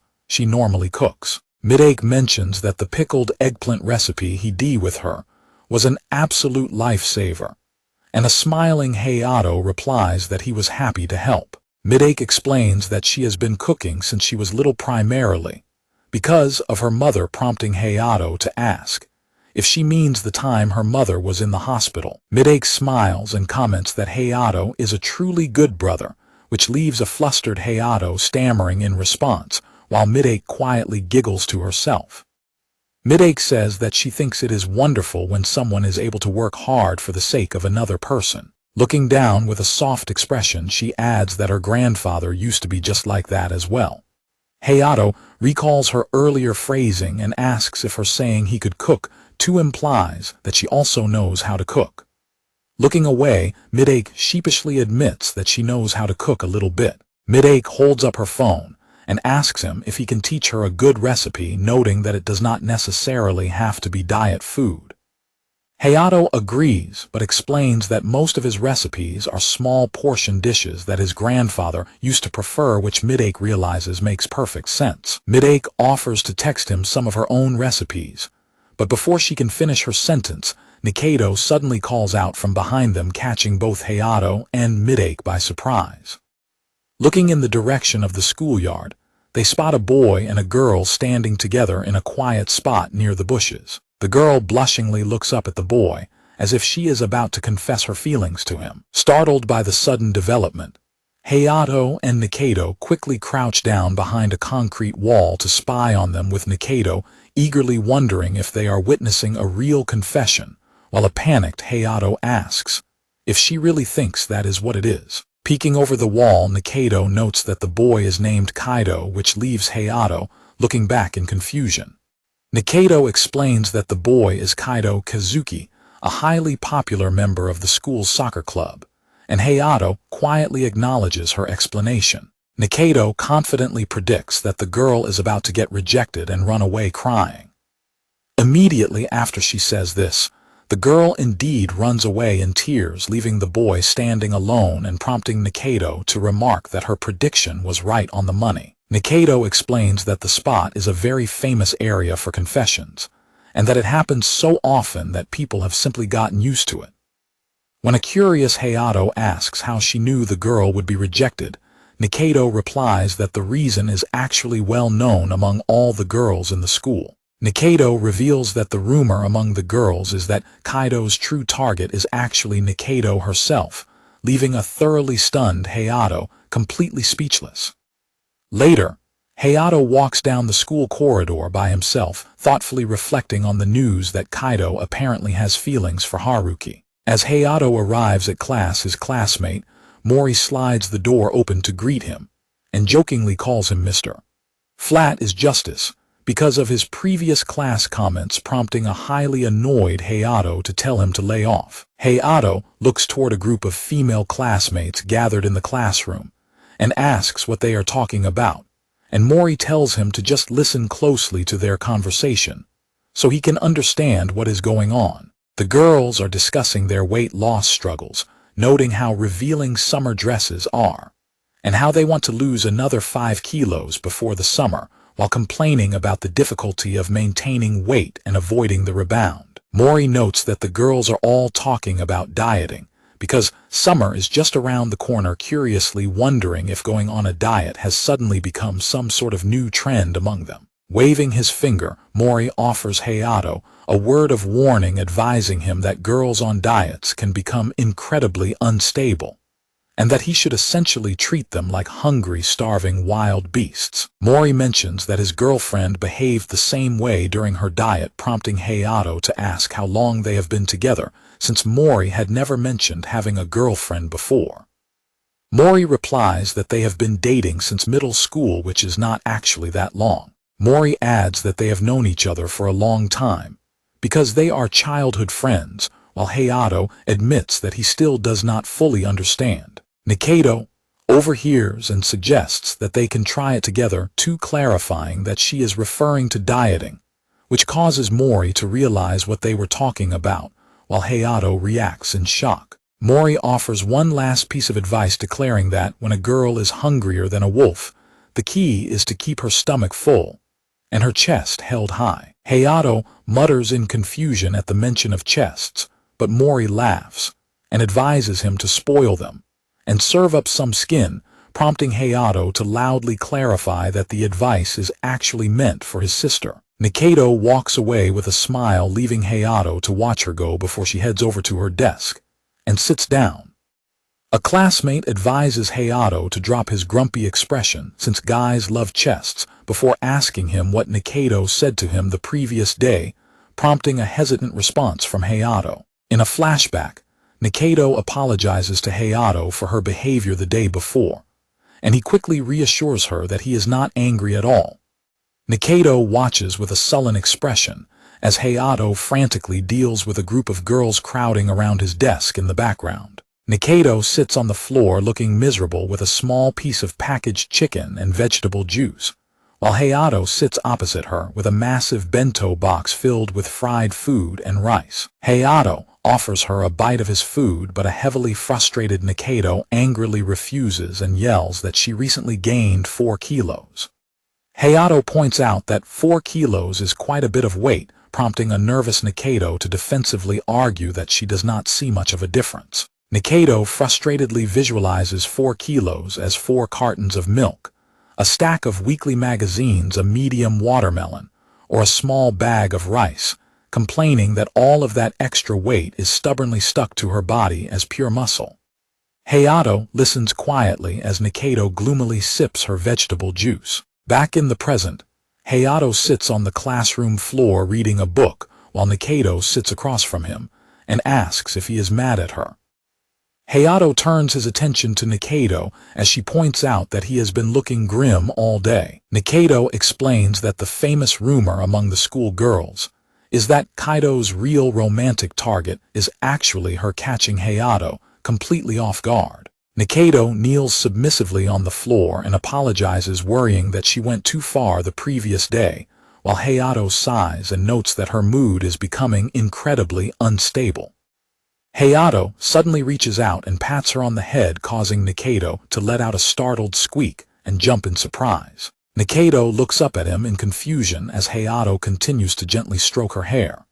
Hayato warns her that a lack of proper nutrition during her diet could damage her hair, advising her to take her weight loss slowly and be patient, which Nikaido gratefully acknowledges. Nikaido smiles happily and promises to do her best to take care of her hair, while Hayato casually mentions that her hair feels so nice he might get addicted to petting it. Hayato abruptly pulls his hand away and apologizes, noting that he might mess up her hair if he overdoes it, leaving Nikaido looking slightly disappointed. Nikaido and Hayato stare quietly into each other's eyes for a brief moment. Nikaido suddenly loses her balance and drops down onto the floor right in front of Hayato. As Nikaido shifts her position awkwardly on the ground, Hayato gets an accidental view under her skirt from where he is kneeling. A loud panicked scream suddenly echoes out from one of the school windows. A heavily flustered Nikaido violently kicks Hayato in the face, while demanding to know when he learned to do things like that, prompting a panicked Hayato to desperately yell at her to calm down. Nikaido angrily asks how many other girls he has tried that on, and Hayato desperately insists that he has not done it to anyone since he did not grow up around anyone his own age, explaining that he only ever patted sheep and cats back in his village. A shocked Nikaido jumps to the conclusion that he must have done it to Himeko, prompting Hayato to groan in frustration and demand that she get off him already, while she stammers about his terrible phrasing. A highly embarrassed Nikaido quietly grabs hold of Hayato's shirt sleeve as they both catch their breath. Sitting back down on the floor side by side, Nikaido crosses her arms and complains that she is not used to being praised or spoiled, admitting that she was genuinely afraid of what was going to happen to her. Hayato points out that considering she is famous, he assumed she would be completely used to having people confess their feelings to her. Nikaido looks away with a soft expression and quietly reveals that she has actually never had anyone confess to her before. She explains that she intentionally acts in an intimidating way to keep people from trying to confess to her, which is also the exact reason why she refuses to give out her contact information to anyone. Hayato stares at her with a calm expression and quietly acknowledges her explanation. Nikaido compares her situation to how celebrities cannot afford to have a lover, explaining that it is just asking for trouble and is not worth risking her career over. Nikaido smugly declares that a good girl like herself should not be dating anyone, while Hayato quietly agrees, noting to himself that the 7-year gap since they last saw each other makes it difficult to fully piece together what she is trying to tell him. Changing the subject, Nikaido leans in with a bright smile and playfully confirms that she still needs to go on a diet for the sake of her own health.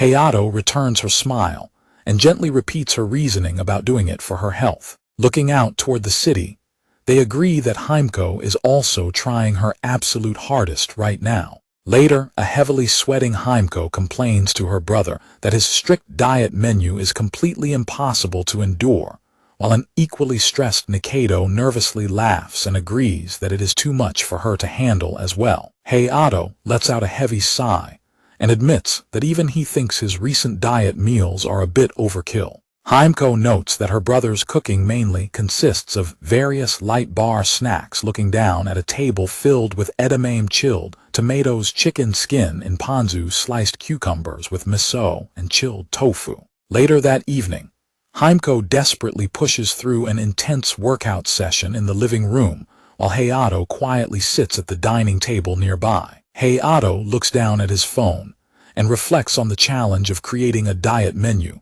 while opening a chat with Mitake as a heavily sweating Himeko continues to struggle with her workout ring in the background. Hayato sends Mitake a photo of the light vegetable-heavy dinner he prepared earlier, displaying the edamame sliced cucumber with miso and chilled tofu. Hayato messages Mitake to explain that he always pictured a diet menu consisting of a lot of vegetables, before asking if she has any better ideas, and admitting he would feel terrible if his sister ended up disliking his cooking. While sitting at her desk, Mitake texts back that his dishes look pretty good and asks if he fries the vegetables before marinating them in dashi, before quickly retracting the thought and apologizing, because that would add too many calories. Meanwhile, a smiling Mitake is shown texting as Himeko groans through her exercise routine in front of a relaxed Hayato. Mitake texts Hayato to ask if she can send him a recipe she thinks is good, and Hayato eagerly accepts the offer with a quick thanks. Still holding his phone, Hayato casually notes that he would rather ask someone else than her, while an exhausted Himeko heavily strains with her exercise ring nearby. Hayato desperately denies having any ulterior motives and insists he just has something he wants to ask, while Himeko severely scolds him for going after her own friends. Ignoring her complaints, Hayato calmly asks Himeko for Saki's contact information, leaving his sister completely surprised. Himeko points her workout ring at him, and hesitates, pointing out that Saki does not even seem to like him very much in the first place, which Hayato admits is a very fair point. Himeko decides she will text Saki to ask if it is okay to her contact info, noting that it will depend entirely on what Saki says. Later, a shower is shown running as someone quietly wonders what they should do. While relaxing in a hot bath, Hayato stares blankly ahead and quietly mulls over Saki's name as a large traditional house and courtyard are shown outside.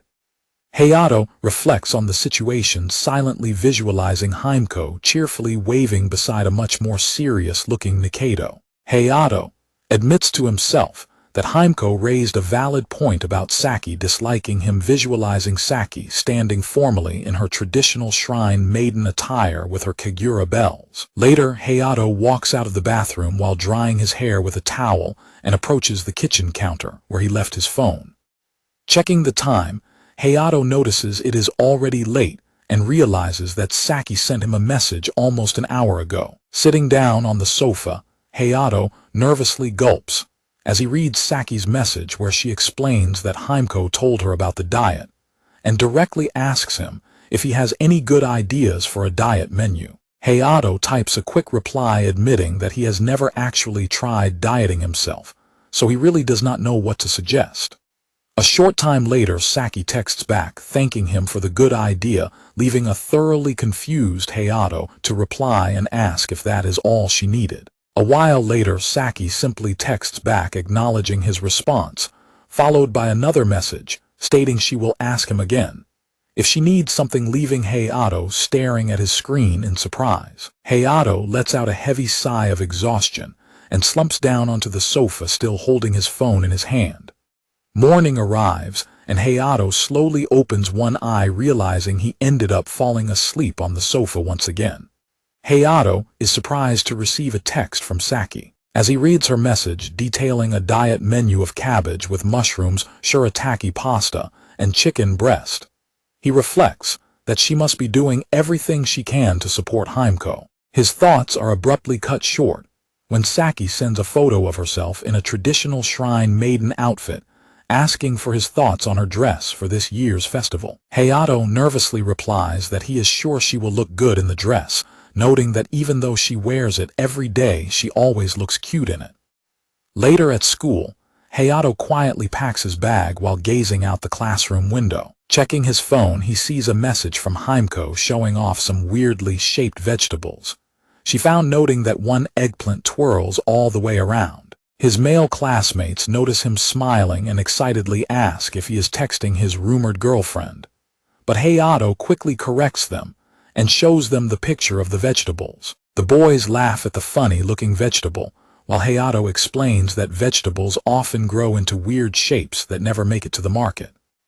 As a classmate scrolls on the phone, he suddenly spots the photo of Saki in her shrine maiden outfit and teases Hayato that all boys love shrine maidens. A panicked Hayato desperately tries to explain that she is just wearing it for their village festival. The classmates eagerly agree that girls wearing yukatas at summer festivals are incredibly special, passionately debating the appeal of matching hairstyles and exposed napes, leaving a bewildered Hayato to ask if they really love yukatas that much. When Nikaido walks by, the boys immediately beg her to come to the summer festival with them to show off her yukata, but she playfully apologizes and runs away. Watching her go, the classmates remark that she has become much more approachable lately, leading them to wonder if the rumors among the girls are actually true.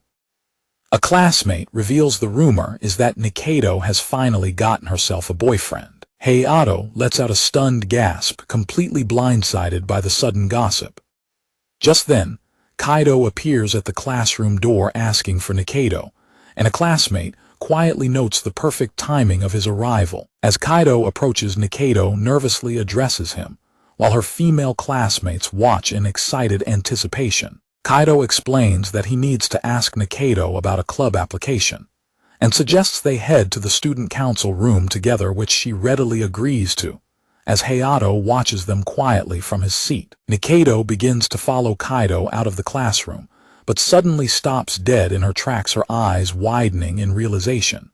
She abruptly spins around to face Kaido with a look of frantic desperation. Hayato suddenly steps forward and interrupts, casually asking if he can tag along, since he is also thinking of applying for a club, leaving a confused Kaido to ask who he is. Nikaido quickly jumps in and asks Kaido if it is okay for Hayato to join them, and Kaido politely agrees. Hayato starts walking down the hall, but Nikaido grabs the back of his shirt to point out that he is going in the completely wrong direction. With the matter settled, the three of them quietly walk down the school corridor together toward the student council room. Kaido points out that students do not usually join clubs this late in the year, prompting Hayato to explain that he only recently transferred to the school. Kaido nods in understanding and asks which club Hayato is thinking of joining, cheerfully offering to welcome him into the soccer club. Hayato looks at him thoughtfully for a moment. Hayato calmly states that he plans to join the gardening club, catching Kaido completely by surprise. Hayato points out that Kaido is in the soccer club and asks him what exactly makes soccer so fun. Kaido smiles and begins to explain that the freedom of the sport sets it apart from others. As Kaido continues praising soccer's sense of unity and notes he could talk about its good points all day, Hayato reflects on gardening, pointing out that daily watering, weeding, and removing insects is actually a lot of exhausting work. Hayato passionately explains that the more effort one puts into gardening, the more rewarding the harvest becomes. He proudly holds up a photo of Midake's strangely shaped vegetables, declaring that their unique growth peculiarities make each one feel special, and that this is exactly why gardening is the absolute best. Nikaido desperately struggles to hold back a laugh as Hayato seriously presents his phone to a silent Kaido. Unable to contain herself any longer, Nikaido bursts into a loud, uncontrollable fit of laughter. Nikaido playfully hits Hayato on the back and teases him about being so passionate about gardening, noting that it is great to have something he loves so much, while a flustered Hayato complains about the pain and begs her to stop hitting him. A thoroughly stunned Kaido calls out Nikaido's name in shock, causing her to instantly freeze in panic as she realizes how she was just acting in front of him. Highly embarrassed, Nikaido quickly turns away and tells them to keep walking, leaving Kaido and Hayato to awkwardly agree as they follow her down the hall. Reaching the student council room, Nikaido knocks on the door and announces her presence. Nikaido slides the door open and instructs the boys to wait outside for a bit while she goes in to get the application papers, which they quickly agree to. As they wait in the hallway, Kaido quietly remarks that he has never seen that playful side of Nikaido before. Turning to look intensely at Hayato, Kaido asks if the girl they just saw was the real Nikaido. Hayato looks back at him calmly without immediately answering. Hayato casually replies that he wonders about that too, silently recalling Nikaido's earlier admission about deliberately acting intimidating so people would not get close to her. Kaido formally introduces himself by his full name and holds his hand out, asking Hayato for his name in return. Kaido asks for Hayato's name, prompting a confused reaction from Hayato as they stand together in the hallway. Kaido extends his hand for a handshake, and Hayato looks down at it with a hesitant expression. Hayato reaches out to shake Kaido's hand and introduces himself as Kirishima Hayato. Kaido smiles and welcomes him, while Hayato silently reflects that whoever Nikaido is dating is none of his business anyway. Nikaido opens the student council room door and apologizes for keeping them waiting before handing over the club application papers. Kaido bids them farewell and walks away down the hallway while Nikaido and Hayato watch him go. Hayato and Nikaido walk side by side down the quiet school corridor. Nikaido suddenly stops walking and calls out to Hayato, asking him to wait. A flustered Nikaido asks Hayato about the gardening club application and nervously mentions that she is also thinking of applying for a club. Nikaido blushes and wonders to herself why the simple interaction is making her feel so incredibly happy. Nikaido looks down with a deeply embarrassed and blushing expression. The school clock marks the end of the day, and the students begin packing up their things to leave. A student asks if Hayato is in the classroom, prompting Hayato to look up in surprise and realize that Kaido is standing at the door looking for him. Kaido cheerfully explains that he wants to get to know Hayato better, while a bewildered Hayato asks him why he has come to his classroom. Kaido asks Hayato if he has any more photos of the strange vegetables he showed earlier, leaving a highly flustered Hayato to stammer out a response. Kaido enthusiastically begs Hayato to show him the pictures while Nikaido stands between them and watches their interaction with a suspicious expression. Nikaido glares at them in silence with a heavily puffed up and disgruntled expression. The story shifts to a new chapter featuring a festive cover illustration of Nikaido dressed in a mini-skirt Santa outfit while gesturing for silence. Mori teasingly asks Hayato if he still has the photo of the shrine maiden, prompting an angry shout from Hayato, while Kaido cheerfully notes that festivals are also great. The surrounding male classmates eagerly join the conversation to loudly debate their own favorite female outfits, while Kaido looks on in mild amusement. Nikaido glares at the boys in annoyance while they enthusiastically discuss their favorite female outfits, sending them into a sudden state of panic. Nikaido abruptly stands up and announces that she has to leave, walking away while Hayato glances back at her, and Kaido nods in understanding. Nikaido silently walks past her classmates in the school hallway, completely lost in her own thoughts. Nikaido sits quietly by herself in the empty room, reflecting on how spacious and quiet the area feels when she is completely alone. Nikaido quietly looks down at her open hand in the silent room. Suddenly, Nikaido is overcome with embarrassment and lets out a loud, frustrated scream of panic while flailing on the floor. Her phone buzzes on the floor with a message from Hayato explaining that he cannot get away and promises to owe her one, prompting Nikaido to groan in annoyance. Pouting in frustration, Nikaido quickly gets to her feet and rushes out of the room. While walking outside the school, Nikaido hears the sound of shears clipping and stops to see who is working near the bushes. Nikaido spots Midake holding gardening shears and nervously calls out to greet her. A startled Midake quickly turns around upon hearing Nikaido's voice. Midake gasps in surprise at Nikaido's sudden appearance and nervously asks how she can help her, while an awkward Nikaido struggles to find her words. Nikaido explains that she was simply wondering what Midake was doing, and Midake replies that she was busy weeding. As Nikaido quietly observes Midake, she internally admits that Midake is quite cute and is a completely different type of girl from herself, leading her to realize why Hayato wanted to join the gardening club. Nikaido suddenly sighs in frustration and turns away, leaving a thoroughly startled Midake to cry out her name in confusion. Nikaido quickly apologizes and admits that she was acting in an unpleasant and detestable manner. Midake asks if Nikaido has something on her mind, and Nikaido admits that she has been dealing with a major worry lately. Upon hearing this, a highly enthusiastic Midake suggests gardening as the perfect solution, leaving a completely bewildered Nikaido to react in shock. Midake eagerly hands Nikaido a pair of shears and urges her to join in demonstrating how to snip away excess branches. When Nikaido hesitantly asks if cutting off 1/3 of the plant is truly all right, Midake reassures her that it is just like giving the vegetables a haircut. Encouraged by Midake's bright attitude, Nikaido crouches down alongside her and prepares to start trimming the plants.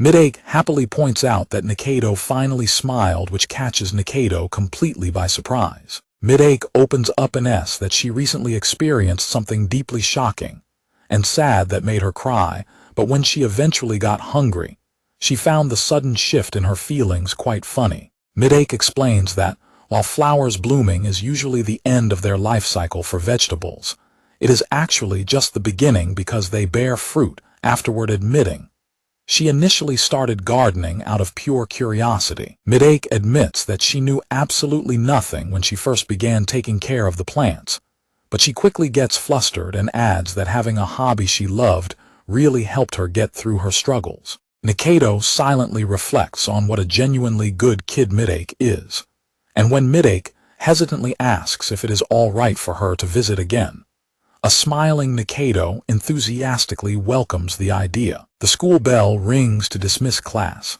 and Nikaido turns around in her seat to look at Hayato as he organizes some papers at his desk. A classmate excitedly tells Hayato that there is a large shrine nearby accessible by train, highlighting the summer shrine maiden outfits, which causes Nikaido to narrow her eyes. The classmate suggests they should also take the opportunity to visit a maid cafe, leaving Hayato to wonder in surprise if maid cafes actually exist. Nikaido suddenly interrupts and asks Hayato to go complete a task, and when a confused Hayato asks if his club application sheet has errors, she quickly confirms that she wants him to fix it before the advisor leaves. Hayato apologizes to his classmates and takes a rain check so he can rush off to fix the application, and Nikaido quickly follows him out the door. Walking down the hall, Hayato teases Nikaido for using the exact same excuse as his first day, which she tells him to shove. She then asks him to accompany her somewhere first, to which he readily agrees. They arrive outside Nikaido's house, prompting a curious Hayato to ask if she has some specific business to attend to there. Nikaido nervously admits that she wanted to resume playing the video game they were playing together earlier, and she is surprised when Hayato reveals he has not made any progress in the game since they last played. Hayato lets out a heavy sigh and slumps down onto the floor, leading Nikaido to tease him about sitting down like an old man. Hayato defensively tells Nikaido to shut up, since she is doing the exact same thing, as she slumps lazily over the cushions. Nikaido crawls over to set up the game console, while Hayato comments that playing games every once in a while is a nice change of pace. Nikaido turns around and hands Hayato a controller so they can begin playing together. As they play, Hayato mentions that he will have to head back home eventually before Himeko gets hungry and starts throwing a fit. Nikaido smiles happily as they comfortably play the video game side by side. As they step outside Nikaido's house, Hayato explains that they need to pick up some ingredients for dinner. Nikaido kindly offers to accompany him on his shopping trip. Hayato suggests that Nikaido head back first to explain the dinner plans to Himeko, but Nikaido nervously laughs and points out that Himeko will be outraged if he only calls her by phone instead of showing up. The two of them decide to split up and head their separate ways, with Hayato waving goodbye as they walk in opposite directions. While walking down the street alone, Nikaido is suddenly spotted by Himeko, who calls out to her with a bright smile. As they walk together, both of their stomachs let out loud growling noises, prompting a sheepish Nikaido to admit that hearing Himeko's explanations has only made her feel even hungrier. Suddenly, a large dog barking loudly sprints directly toward them, catching both of them completely off guard. Nikaido quickly leaps into action to shield Himeko from the charging animal, while a nearby Midake notices the sudden commotion in confusion. The dog tackles Nikaido directly to the ground, prompting a terrified scream from her, as Himeko and Midake watch in absolute panic. Himeko frantically calls her brother on her phone, screaming that Nikaido has just been tackled by a dog and is in serious trouble, while Midake rushes over to help. Midake rushes forward and firmly grabs the dog by its collar, calling it by its name to pull it off Nikaido. Nikaido frantically screams as the dog enthusiastically licks her face and hair, while Midake struggles to pull the dog back on its leash, and Himeko watches in frozen shock. After Midake applies a bandage to Nikaido's scraped knee, a highly emotional Himeko scolds Nikaido for acting without thinking, while Nikaido sheepishly looks away in shame. Nikaido tries to defend herself by explaining that Midake was only trying to help save her and asks Himeko to go easy on her, but Himeko firmly responds that she must lecture her, so she understands the danger. Himeko turns to Midake, gently petting her head and warmly praising her as a good girl, while asking if she is completely unharmed from the incident. Himeko curiously asks Midake what she eats to grow so large and comments on how well-developed younger girls are nowadays, which leaves a highly flustered Midake completely speechless.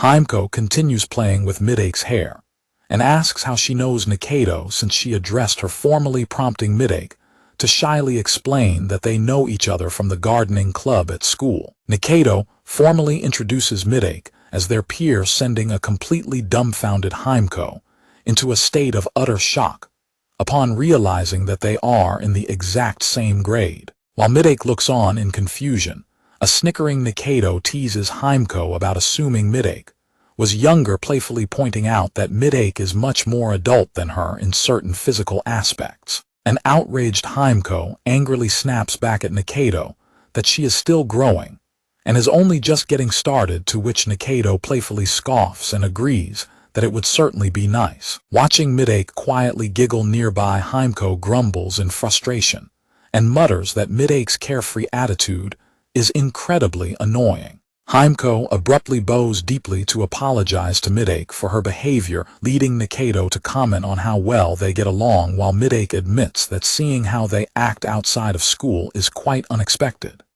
Nikaido sheepishly asks Midake if her behavior is weird. Midake eagerly reassures her that it is not weird at all and adds that she actually feels much more approachable this way. Himeko chimes in, realizing that Midake is a friend of Nikaido from school. When a flustered Midake protests that being friends with Nikaido is completely out of her league, Nikaido calmly speaks up and confirms that they are indeed friends. Nikaido smiles and suggests they are gardening buddies, which Midake happily and nervously confirms. Midake explains that the dog belongs to an owner who lives nearby and recently got lost before she bids them goodbye and prepares to return the pet. Midake waves cheerfully as she runs off to return the dog, leaving Nikaido and Himeko to watch her leave. Hayato suddenly arrives and asks Nikaido and Himeko what they are up to. Letting out a heavy sigh, Hayato crouches down in front of Nikaido to offer her a piggyback ride. Nikaido blushes and protests that she is not a kid anymore and finds piggyback rides embarrassing, but Hayato points out her injured leg makes it necessary. While Himeko watches quietly, Nikaido finally gives in and prepares to get onto Hayato's back. Nikaido blushes deeply as she clings tightly to Hayato's back, while a smiling Himeko happily follows them from behind. When Hayato comments that she is heavier than when she was a kid, an outraged Nikaido furiously pulls his ear and scolds him for calling a dieting girl heavy, forcing a panicked Hayato to beg her to stop. Himeko sighs that her brother's complete lack of tact is nothing new, and Nikaido quickly encourages her to keep scolding him. As they continue walking, Nikaido rests her face against his back, silently reflecting on how warm his back feels, just like it did when they were children. Under the hot sun, a heavily sweating Hayato walks down the school path, complaining about the intense heat.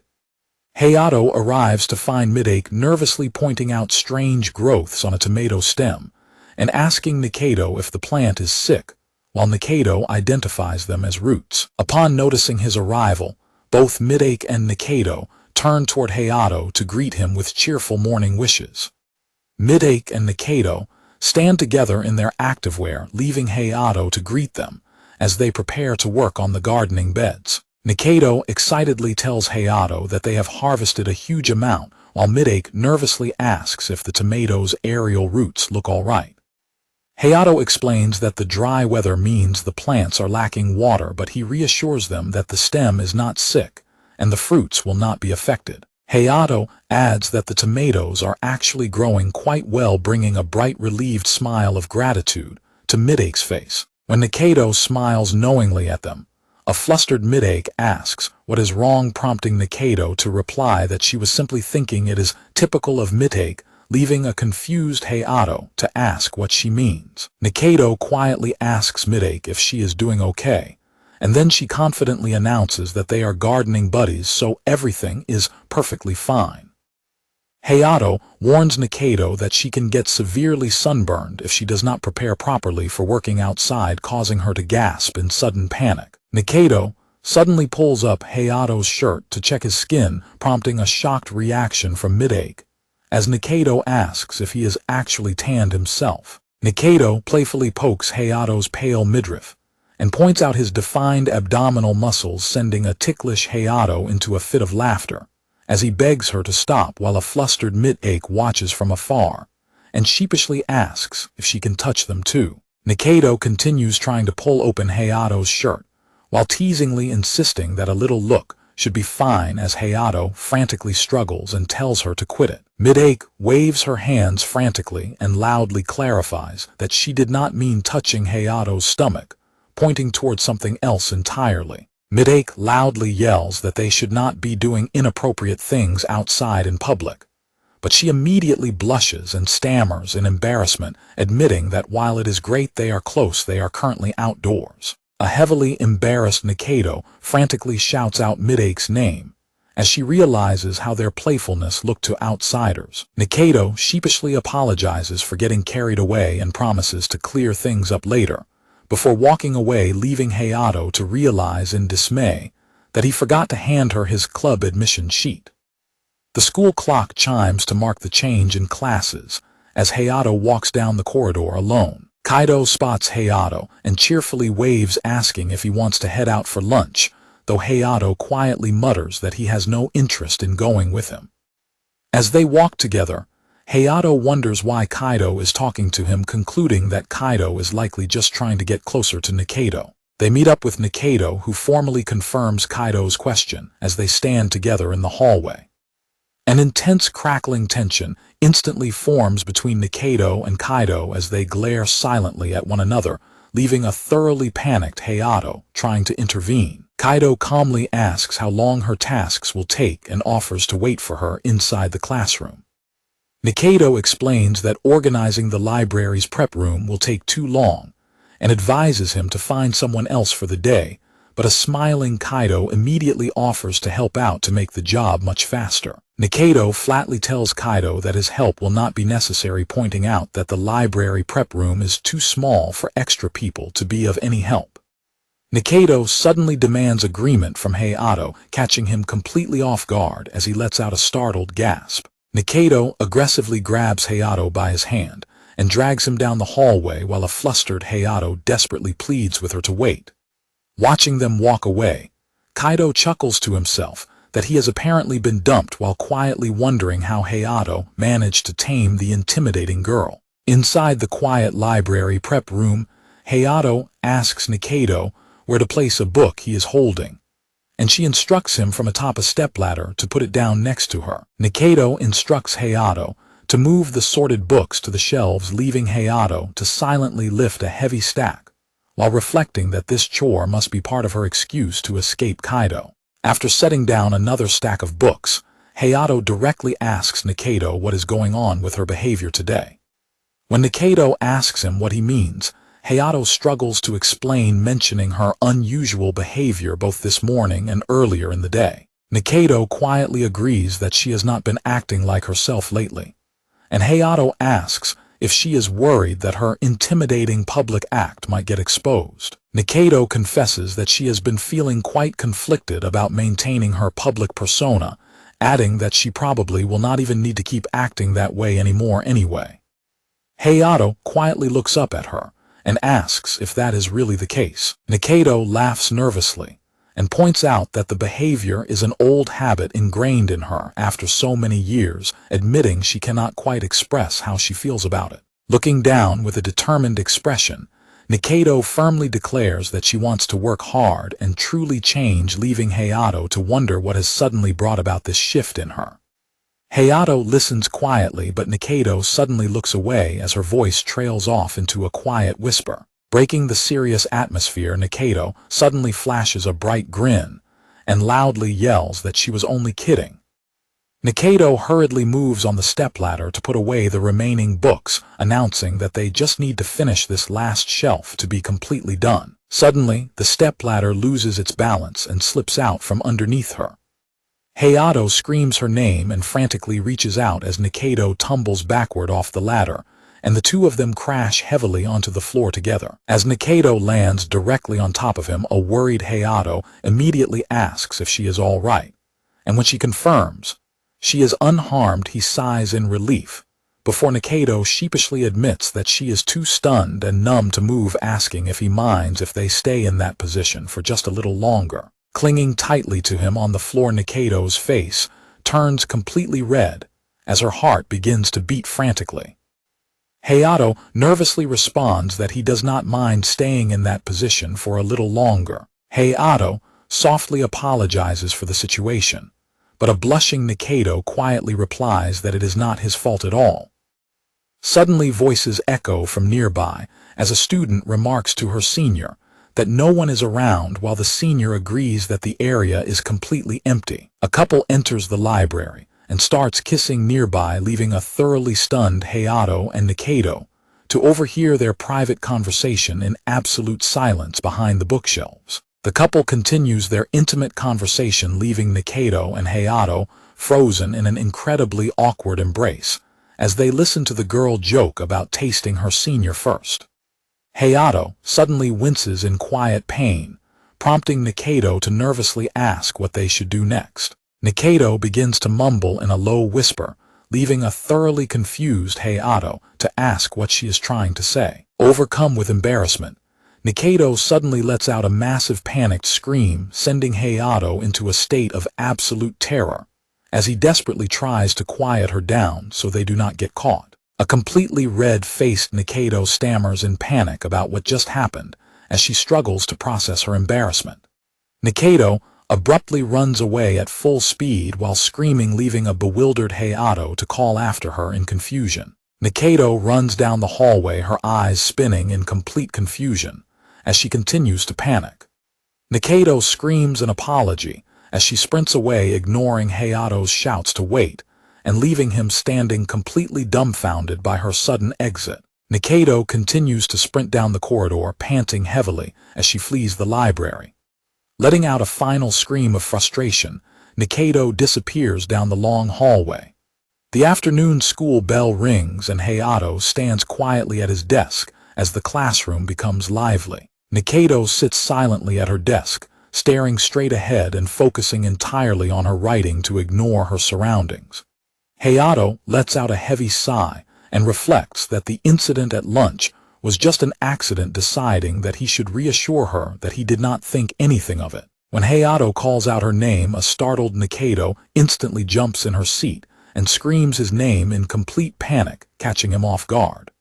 Hayato awkwardly scratches his head and tries to find a way to start the conversation while Nikaido stares at him in tense silence. Deciding it is too awkward to continue, Hayato turns away and mutters to himself to never mind, frustratedly reflecting that back in his village, he could easily speak his mind to the elderly residents without having to overthink things so much. A cheerful girl suddenly pats Hayato on the shoulder and confidently tells him to leave the situation to her. While Nikaido quietly slips away in the background, a thoroughly confused Hayato stands in silence, trying to understand what is happening. The girl introduces herself as Asami Ima, and Mori suddenly appears behind her to apologize for his girlfriend's behavior, leaving a shocked Hayato to scream in disbelief at the revelation that they are dating. Ima tells Hayato to leave things to her, before approaching Nikaido to ask if she has a moment, to which Nikaido readily agrees. Ima eagerly grabs Nikaido's arms and says she has plenty of things she wants to ask, while the other female classmates gather around to talk about their personal worries. Mori once again apologizes to Hayato for his girlfriend's pushy behavior, while Nikaido lets out a panicked scream in the background, leaving a stunned Hayato to repeat the word girlfriend in complete shock. The story transitions to a new chapter featuring an illustration of Nikaido smiling in a maid outfit while holding a plate of freshly made pancakes. Mori casually explains to Hayato that Ima is quite a pushy person, while Nikaido looks increasingly panicked in the background as Ima pulls her along. Ima pats Nikaido's shoulder and apologizes for her forwardness, leaving Nikaido looking incredibly flustered. As Ima leads a highly embarrassed Nikaido away, Mori explains to Hayato that they are childhood friends of the type that is simply impossible to get rid of, which Hayato quietly acknowledges. Mori turns to Hayato and suggests that they should also take a detour on their way back home. The two of them head to a local family restaurant and sit down together at a booth to grab some drinks, when Mori is surprised by the digital tablet on the table and asks if they use it to order. Hayato asks if he has a problem with it, before taking a quiet sip of his drink through a straw. Mori leans forward and eagerly asks Hayato what exactly happened between him and Nikaido during lunch, prompting a hesitant look from Hayato. Hayato explains that they were sorting books in the library prep room when they overheard a couple getting intimate nearby, which ultimately led to Nikaido's massive freakout.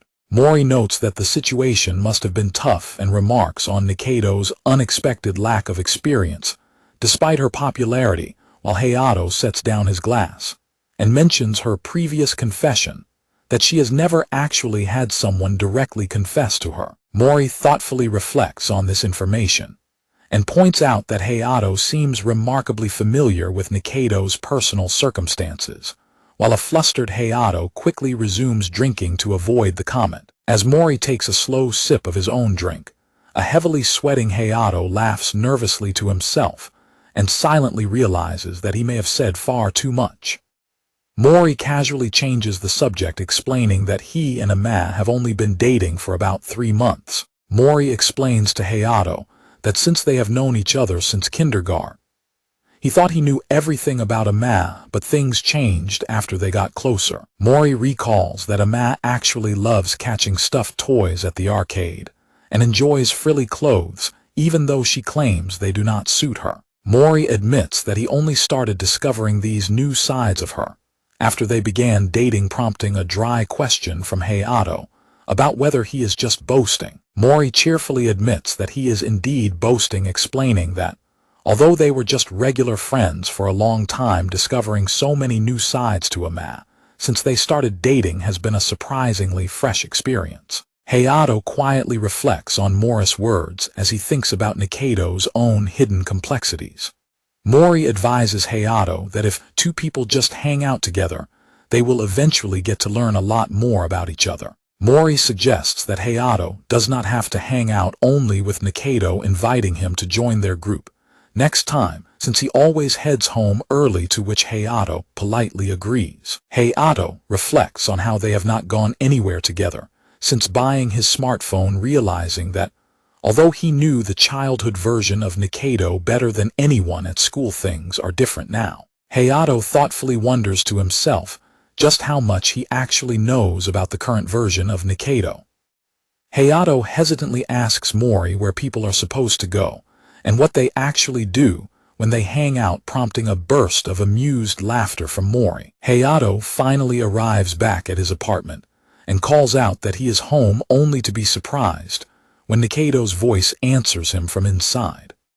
Nikaido happily twirls around to show off a new apron she bought, proudly asking Hayato if it looks good on her. Nikaido giggles happily while a thoroughly bewildered Hayato watches her in silence. Walking into the kitchen, Nikaido thoughtfully remarks that she has been thinking about how much Hayato has been taking care of her lately. When Hayato replies that he only prepares dinner and points out that she pays for the food anyway, Nikaido answers that while that would normally be enough, he also went out of his way to give her a piggyback ride earlier. Hayato points out that he gave her piggyback rides all the time when they were kids, but Nikaido softly replies that she expected him to say that and explains she wanted to start helping out with whatever she is capable of doing. Nikaido bows deeply and earnestly requests that he let her help prepare the meals and assist with other housework, catching a startled Hayato completely off guard. Nikaido gently looks up at him with a soft blush and asks if he is okay with her helping. When Hayato explains that he genuinely enjoys cooking and tells her she does not need to be so overly considerate, Nikaido pouts in annoyance and insists that she simply does not like letting him do everything. Nikaido looks away with a serious expression as she begins to add another reason for wanting to help. Nikaido reminds Hayato that she is also a girl and explains that since she lives by herself, it would be better for her to know how to cook and do housework, quickly growing annoyed when he reacts to her statement with quiet surprise. Nikaido adds that she would feel bad having him take care of her all the time, prompting a smiling Hayato to ask her to give him a hand, which she happily agrees to do. Himeko opens the front door and asks what they are up to, wondering if dinner is ready, while Nikaido quickly hides what they were doing and replies that it was nothing. They sit down for a dinner of spicy chicken, and Himeko happily digs in while asking Hayato if he made sure not to put any tomatoes in her portion, to which Hayato tells her to just transfer any tomatoes she finds to his plate. Himeko is surprised to find that they do not have rice today, and Hayato apologizes, explaining that she can heat up packet rice if she wants some, though he decides to skip it himself. As Himeko looks over at Nikaido, she notices Nikaido looking deeply depressed and silently sobbing, prompting Himeko to ask what is wrong. Hayato explains that Nikaido volunteered to help with chores, but when he asked her to cook the rice, she accidentally pressed the keep warm button, and when she tried to clean the vacuum filter, she dropped it and caused a massive mess. Hayato adds that she also forgot to add detergent when operating the washing machine, prompting Himeko to laugh in amusement, while a completely defeated Nikaido sulks in a dark aura. Trying to cheer her up, Hayato asks Nikaido how she likes the food since it is his first time preparing it, and Nikaido takes a quiet bite to rate it. Himeko sympathetically notes that she gave up on trying to match her brother's cooking skills a long time ago, but Nikaido insists that she is the same age as him and must work hard to improve. Chewing her food, Nikaido grumbles that today's meal is so delicious it actually makes her angry, leaving a sweat, dropping Hayato to ask what she is talking about. Changing the subject, Hayato turns to Nikaido and directly asks if she is free next weekend. Before Hayato can even finish inviting her to hang out, Nikaido slams her hands on the table and eagerly shouts that she will definitely go, sending both Hayato and Himeko into a state of shock. Before Hayato asks if her school committee work will be all right, Nikaido aggressively leans over the table and shouts that hanging out with him is far more important, eagerly asking where they are going and if he has already found a nice place. When Hayato admits that he has not actually planned a destination, yet he turns to ask his sister if she has any suggestions, sending her into a brief state of panic. Himeko nervously explains that she is more of an indoor person, raising her hand to think of an appropriate place to go. Himeko enthusiastically raises her hand and announces that she wants to go to the cinema, leaving Hayato looking surprised.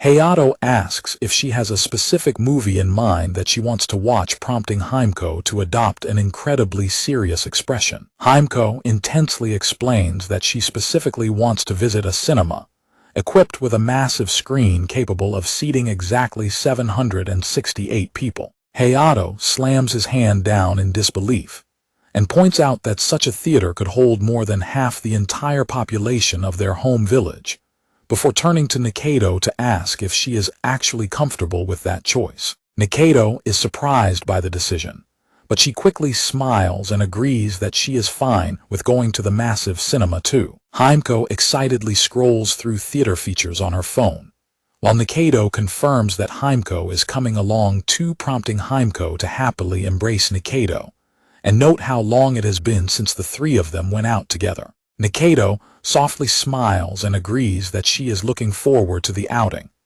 Walking alone down the street, Hayato notices thunder rumbling in the distance and quietly notes to himself that it might rain soon. Arriving at school, Hayato checks his phone and spots Himeko and Nikaido chatting happily with Midake down the hallway.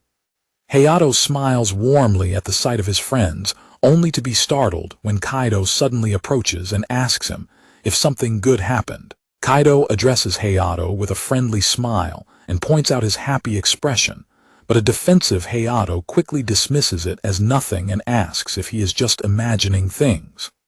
Kaido laughs off Hayato's denial and offers to drop the subject as they begin walking down the hallway together. As they walk, several classmates call out to Kaido and warmly greet him for the morning. Kaido cheerfully waves back and greets everyone while Hayato silently walks beside him. Noticing Hayato staring, Kaido asks if there is something on his face, prompting Hayato to admit that Kaido is highly popular like an idol and closely resembles the guys his little sister watches on television. Kaido chuckles at being compared to an idol and takes it as a nice compliment, explaining that his passionate fanservice with classmates certainly fits that description. Hayato quietly comments that Kaido must be wearing his handsome face as a mask to hide his true feelings, catching Kaido completely off guard. Kaido lets out a nervous laugh at the direct comment and falls silent. Kaido suddenly bursts into a fit of loud laughter, forcing a flustered Hayato to quickly clarify that he has no strange interest in him whatsoever. Kaido grins and teasingly replies that he has no such interest either. Kaido adds that he genuinely thinks Hayato is a very nice guy, sending a flustered Hayato into a state of stuttering panic as Kaido playfully leans closer to him. Hayato pushes him away with an annoyed expression, telling Kaido that he is starting to creep him out. Changing the subject, Kaido calmly asks Hayato if he is also interested in something. Kaido stares intensely at Hayato and asks if he is also interested in the ongoing rumor. Hayato looks back at Kaido in confusion and asks him what rumor he is talking about. Kaido looks at him with a calm, knowing smile and clarifies that it is the rumor about Nikaido. Hayato asks what kind of rumors are circulating about her. Kaido calmly repeats that the rumors are specifically about Nikaido herself. As they continue walking down the street, Kaido quietly notes that to him, Nikaido does not seem like the type of person described in those rumors. The scene transitions to a new chapter illustration featuring a bright-eyed Midake standing alongside a smiling Nikaido. Hayato listens intently as Kaido smilingly reassures him that he does not need to worry about the rumors too much. Hayato quickly and defensively stammers that he and Nikaido are not dating or anything like that, prompting a light-hearted laugh from Kaido, who asks if that is really the case. Kaido quietly acknowledges the answer but turns back with an inquisitive, knowing look. Hayato falls into a tense, silent contemplation as they walk. Kaido playfully tells Hayato to go ahead and tame that difficult girl, leaving Hayato to quietly reflect on his words in surprise. Hayato is surprised by the monster cat nickname and asks Kaido if he is referring to Nikaido, while Kaido casually admits that it might be a weird way to describe her. As light rain begins to fall, Hayato quietly admits to himself that he cannot really deny Kaido's description of her. Kaido suddenly yells for Hayato to hurry up and challenges him to a race as he sprints toward the school building, prompting a warm smile from Hayato before he starts running after him. Hayato slides the classroom door open to find Nikaido already sitting quietly at her desk, and they briefly exchange morning greetings. Noticing Nikaido looking unusually bright and happy, Hayato asks if she is in a good mood, which instantly sends a blushing Nikaido into a state of flustered panic as she holds her cheeks and insists she is acting the same as always. Himeko teasingly points out that Nikaido looked just like an excited kid right before a school field trip, prompting a heavily blushing Nikaido to angrily pout and deny it, while Hayato casually decides to drop the subject. Nikaido lets out an annoyed huff and turns back to her desk, completely ignoring them. Standing nearby, Ama watches their lively interaction with a highly surprised expression. Nikaido stops Ama in the hallway and asks if she has a moment to talk, catching Ama completely by surprise. Ama smiles and asks what Nikaido wants to discuss, and Nikaido quickly invites Ranami to join them as well, leaving Ranami stammering in confusion. Watching from his desk, Hayato rests his chin on his hand and mutters that Nikaido is definitely plotting something dubious. Mori approaches Hayato from behind and playfully remarks that his girlfriend just got taken away, prompting Hayato to quickly deny that Nikaido is his girlfriend. Mori smiles and clarifies that he was actually referring to his own girlfriend, Ama, catching Hayato slightly off guard. Mori explains that Ama had previously consulted him because she wanted to figure out how to become friends with Nikaido. Mori notes that Nikaido used to isolate herself and build a wall around her, leading Hayato to quietly reflect on the idea of her finally making friends. Mori cheerfully assures Hayato that there is nothing to worry about since Nikaido has changed recently, while Nikaido is seen smiling happily alongside Ama and Ranami. As Hayato stands up from his desk, Mori calls out his name. Hayato dismisses his thoughts as nothing, and Mori asks if he is genuinely all right with his girlfriend getting dragged away by Nikaido. Hayato quietly agrees with the sentiment, noting that it would be nice if Nikaido could make a genuine friend this time. Ama calls out to Mori from the hallway, catching the attention of both boys. Nikaido suggests to Ama that they go visit the shop she mentioned earlier, and Ama eagerly agrees to take the lead. Mori points out that both of them just got dumped by the girls and invites Hayato to hang out after class, but Hayato politely declines, explaining that he already has plans for the day. Hayato arrives at a building to pick up a package, and a person greets him by name while thanking him for his help. Holding the large box, Hayato mutters that the old man asked him to handle the delivery, though he notes that since the items are for rehab, the man could have easily delivered them himself. Hayato arrives outside the large university hospital building and prepares to head inside. As Hayato opens the sliding doors to enter, he recalls a conversation where Nikaido was told that she should take proper care of her hair since she is a girl. Inside the room, an old bald man cheerfully asks Nikaido if she is glad about her new look, while a man notes that her frizzy hair is gone, and the new style suits her much better. The old man then laughs and apologizes to Hayato, explaining that their household only consists of men. Nikaido, sporting a brand new short haircut, looks at herself in a tablet mirror, as Ama excitedly praises her cute finishing touches, but Nikaido suddenly gasps in shock upon noticing Hayato in the room. The old man warmly greets Hayato for visiting, while another man nearby angrily recognizes him as the kid from their previous encounter. The old bald man proudly asks Hayato what he thinks, insisting that Minamo has become really cute. Hayato quietly agrees that she looks really cute, while a heavily blushing Midake nervously stammers in extreme embarrassment. The other angry patient fiercely points at Hayato and demands to know why the twerp is making advances on her, causing Hayato to flinch defensively, while a flustered Midake continues to stammer beside him. Hayato's mother calmly interrupts from her hospital bed, taking the package from Hayato and explaining that it is the item his father got for her. As his mother pulls the large box onto her lap, she lightly dismisses the old man's commotion, noting that this kind of outburst happens from time to time, while Hayato stands awkwardly beside her bed. His mother smiles and expresses her gratitude for the package, stating that she will work hard at her rehab with it, to which Hayato politely assures her that it is nothing to worry about. His mother turns to Midake with a warm smile and asks if she can play with her hair again when she comes visiting, adding that it is good for her rehab, which brings a bright, happy smile to Midake's face. His mother explains that her own daughter will not let her play with her hair anymore, and a slightly fidgety Midake softly replies that she is completely okay with it. Midake gently holds the mother's hands in her own and softly points out that her hands and skin are still swollen. A blushing Midake nervously explains that since she has been growing vegetables, she handles a lot of dirt, prompting the mother to listen quietly as she stammers over her words. Hayato suddenly suggests to Midake that they head home for the day, catching her completely off guard. The angry patient raises his stick and fiercely warns Hayato not to take Minamo away, demanding that he make sure to walk her back properly. Hayato and Midake stand quietly together inside the hospital elevator as Hayato reaches out and presses the button for the first floor. Hayato begins to say something, but Midake quickly interrupts to assure him that she is okay, while she nervously looks down at her new hairstyle.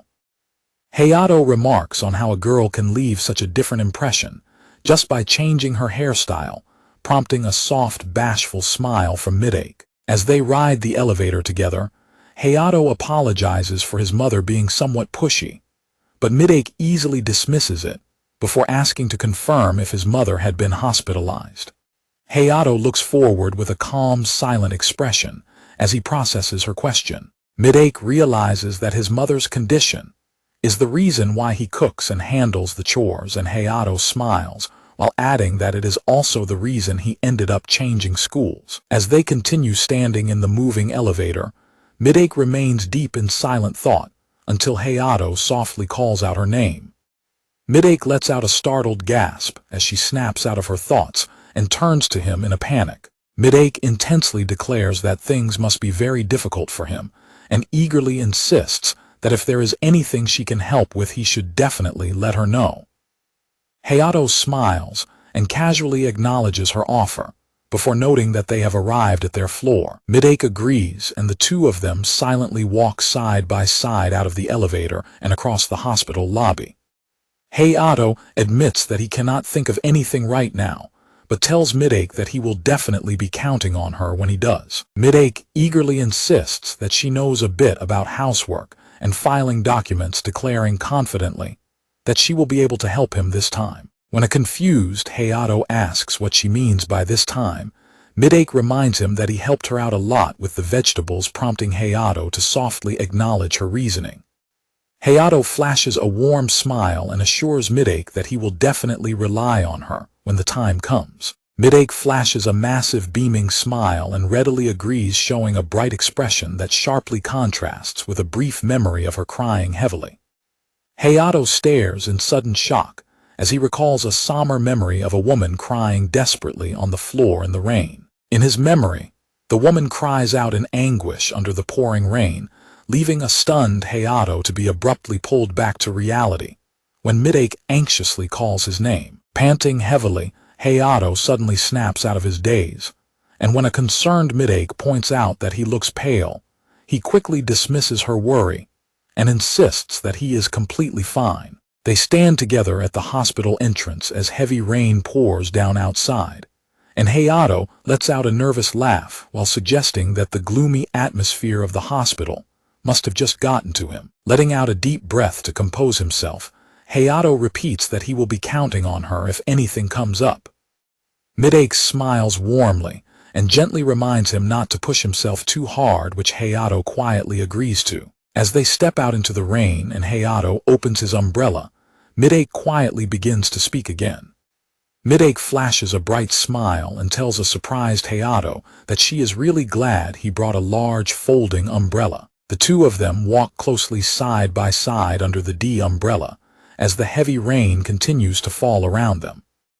As they walk together through the rain, a blushing Midake secretly glances up at Hayato with a soft expression. Hayato suddenly calls out Midake's name, and when she asks what he needs, he calmly tells her that her new hairstyle really suits her. Hayato adds that while she is always cute today, she is much cuter, sending a heavily blushing Midake into a state of absolute stammering panic, as Hayato looks back at her in confusion. Completely overwhelmed by embarrassment, Midake suddenly sprints away into the pouring rain at full speed, while screaming loudly, leaving a shocked Hayato shouting after her. Hayato stands completely bewildered under his umbrella, silently watching as Midake continues to scream and run away into the distance. Midake continues sprinting through the rain, with her cheeks completely flushed red, frantically wondering to herself what she is supposed to do now. Hayato arrives at his apartment door in the rain, and unlocks it, hearing a voice from inside and wondering if his sister is already home. Inside, Hayato finds Himeko sweating nervously as she studies alongside a brightly smiling Nikaido who is helping her with her work. Himeko suddenly shrieks in terror while Nikaido sits beside her with a calm, smug smile. The story transitions to a new chapter featuring an illustration of Nikaido looking at her phone as she thoughtfully considers what outfit to wear for her outing. Hayato walks into the room to find a brightly smiling Nikaido welcoming him back. Nikaido asks if he is going to prepare dinner and offers to help, leaving a completely terrified Himeko staring at her in shock. A sweating Hayato nervously replies that he is making akara croquettes that can be baked in the oven without needing oil. Nikaido cheerfully announces that she will go wash her hands first, leaving a completely stunned Hayato and Himeko standing in silence as she walks past them. Watching Nikaido happily wash her hands, Hayato whispers to Himeko to ask what is going on. Himeko frantically replies that she has no idea and wonders if something happened to Nikaido at school. Himeko trembles and complains that a shiver went down her spine. Hayato recalls Ima calling out to Nikaido earlier and suspects that she might be up to something. Nikaido happily calls out Hayato's name from the kitchen, causing him to flinch in sudden panic. A terrified Himeko frantically begs Hayato to do something about the situation, and he nervously agrees to handle it. Hayato places the croquettes onto a baking tray and asks Nikaido if something happened to her, to which she cheerfully replies that she is a little different today. Meanwhile, an exhausted Himeko slumps over the table, heavily racking her brain to figure out what is going on with Nikaido. Hayato tries to pry more information out of her, but Nikaido simply giggles and playfully insists that her reason is a secret for now. From the table, Himeko bluntly grumbles that Nikaido is being annoying, prompting a soft chuckle from Nikaido as Hayato looks on in confusion. They sit down to eat their meal, with Himeko complaining about the heat of the food. Nikaido happily digs in before asking if they have decided what movie to watch this weekend. Himeko suggests a movie called Nayuta no Kazami, and Hayato recognizes it as the film frequently shown on television commercials, leaving Nikaido looking mildly surprised. Himeko continues to explain that the movie is an adaptation of a drama called 10 Years of Solitude. As Himeko mentions that the movie stars Takura, Nikaido stares back with a completely shocked and wide-eyed expression. Nikaido suddenly interrupts Himeko with a dark expression to change the subject, while Himeko happily adds that the movie has been a hot topic lately. Nikaido intensely raises her hand and firmly declares that she wants to go see the third chapter of the Faith movie. Hayato nods in agreement, since he wants to watch it too, while Himeko asks if that is the anime currently airing, which Nikaido confirms with a serious nod. When Himeko mentions that she does not know anything about the series aside from its name, Nikaido stares back in absolute shock. Nikaido slams her hands on the table and stands up frantically, asking Himeko how she has never watched the series before. Himeko thoughtfully notes that she has been interested in it for a while, but wonders if it is okay to jump straight into the third chapter, to which Nikaido fiercely yells that it absolutely is. Nikaido aggressively grabs the television remote and tells them that the series is incredibly interesting and gets really intense. Nikaido turns on the trailer for the movie and passionately lectures a panicking Himeko that she is wasting half her life by not watching it. Slamming her hands down again, Nikaido intensely recommends the source material game as well, specifically the adult version, prompting a sweating Himeko to frantically remind her that they are still minors. Nikaido loudly argues that the erotic parts actually add to the world building, thoroughly flustering Himeko. Just as Hayato's dad suddenly opens the front door and announces his return home, Nikaido freezes in sheer horrified panic as Hayato's dad smiles and begins to ask if she is who he thinks she is. Nikaido instantly drops her intense demeanor and puts on a perfectly polite smile to introduce herself as Nikaido Haruki, leaving both Hayato and Himeko completely dumbfounded by her sudden shift. Hayato's dad notes that she looks quite different now, and Nikaido politely replies that it has been 7 years since they last met. Hayato's dad expresses his hope that she gets along well with Hayato and Himeko, and Nikaido cheerfully assures him that they get along perfectly. Hayato's dad warmly says he will leave his kids in her care, but Hayato suddenly reaches over and tightly squeezes Nikaido's cheek, teasingly asking why she is acting so prim and proper when she was just loudly talking about erotic stuff a moment ago. Hayato laughs and pulls Nikaido's cheek, noting how much it stretches, while an embarrassed Nikaido glares at him and demands that he stop. As Hayato casually comments on how soft and bouncy her cheek is, Himeko frantically scolds her brother for pulling a girl's face like that. Nikaido furiously retaliates by grabbing Hayato's face and forcefully stretching his cheeks, catching him completely off guard as Himeko panics. Nikaido and Hayato aggressively pinch and stretch each other's cheeks, both growling in extreme frustration. Watching them bicker, Hayato's dad suddenly bursts into loud, cheerful laughter, causing both Hayato and Nikaido to freeze and look over in surprise. Hayato's dad remarks that they are getting along just as well as before, prompting a confused reaction from both Hayato and Himeko. A flustered Nikaido hastily tries to explain the situation, while a sweating Hayato nervously insists that they are not actually getting along well at all. Himeko asks her dad if he has eaten yet, and when he confirms he has not, she offers him her extra portion, which he happily accepts. Hayato's dad sits quietly at the dinner table with Nikaido as the clock ticks by. Sitting across from her, Hayato's dad gently addresses Nikaido.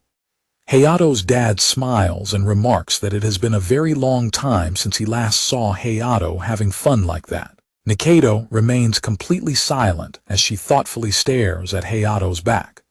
Hayato serves the meal and offers condiments, to which Nikaido politely thanks him. Hayato's dad mentions that Hayato had visited the hospital earlier in the day to drop off a package for his mom, thanking him for being a big help.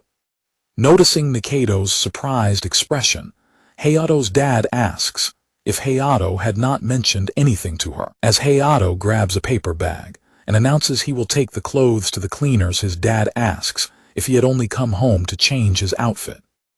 Hayato's dad warmly smiles and concludes that Haruki must be truly special to Hayato, after all, prompting a loud, startled squeak from Nikaido. As Nikaido stammers in panic, a flustered Hayato quickly interrupts to announce that he will walk her home, while his dad continues to explain that otherwise she would just pity him and be overly considerate.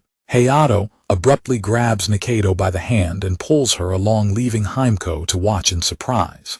As Hayato hurries Nikaido out the front door, his dad cheerfully invites her to visit whenever she wants, and even offers her a spare key. Walking together under the night sky, Hayato recalls his earlier offer to let her ask him anything, admitting that both in the past and even now, he had no idea about her home situation or her skipping school. Hayato explains that he always had fun playing with her and paid no attention to her personal circumstances, noting that he considered all those details completely trivial and still feels the same way now. Nikaido smiles softly and remarks that such an attitude is very typical of him, to which Hayato casually agrees.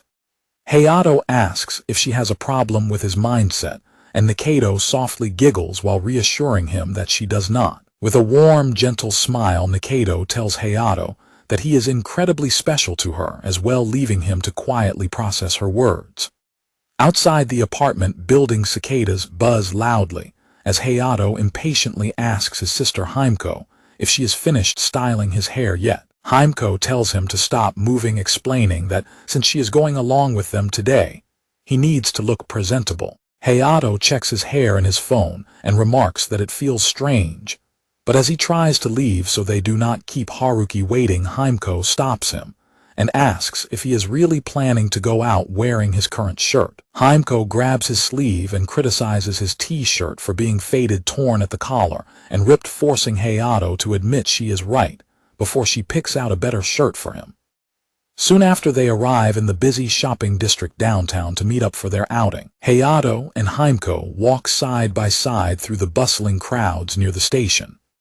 Himeko spots Nikaido waiting ahead and loudly calls out to her, drawing her attention as they approach. Nikaido greets Himeko but quickly points at Hayato in complete disbelief, loudly demanding to know who he is, since his new look is so different. Himeko proudly remarks that her brother can look quite good when he actually puts in the effort, and as Nikaido agrees, Hayato grumbles to himself about how ungrateful they are being after he tried his best to dress up. Hayato admits that Nikaido also looks very different today, prompting her to huff proudly and declare that, although she lost the first impression, she has brought a completely new side of herself today too. Nikaido hops around excitedly and asks if he wants to know the real secret behind her look today, while Himeko grumbles in frustration at her teasing behavior.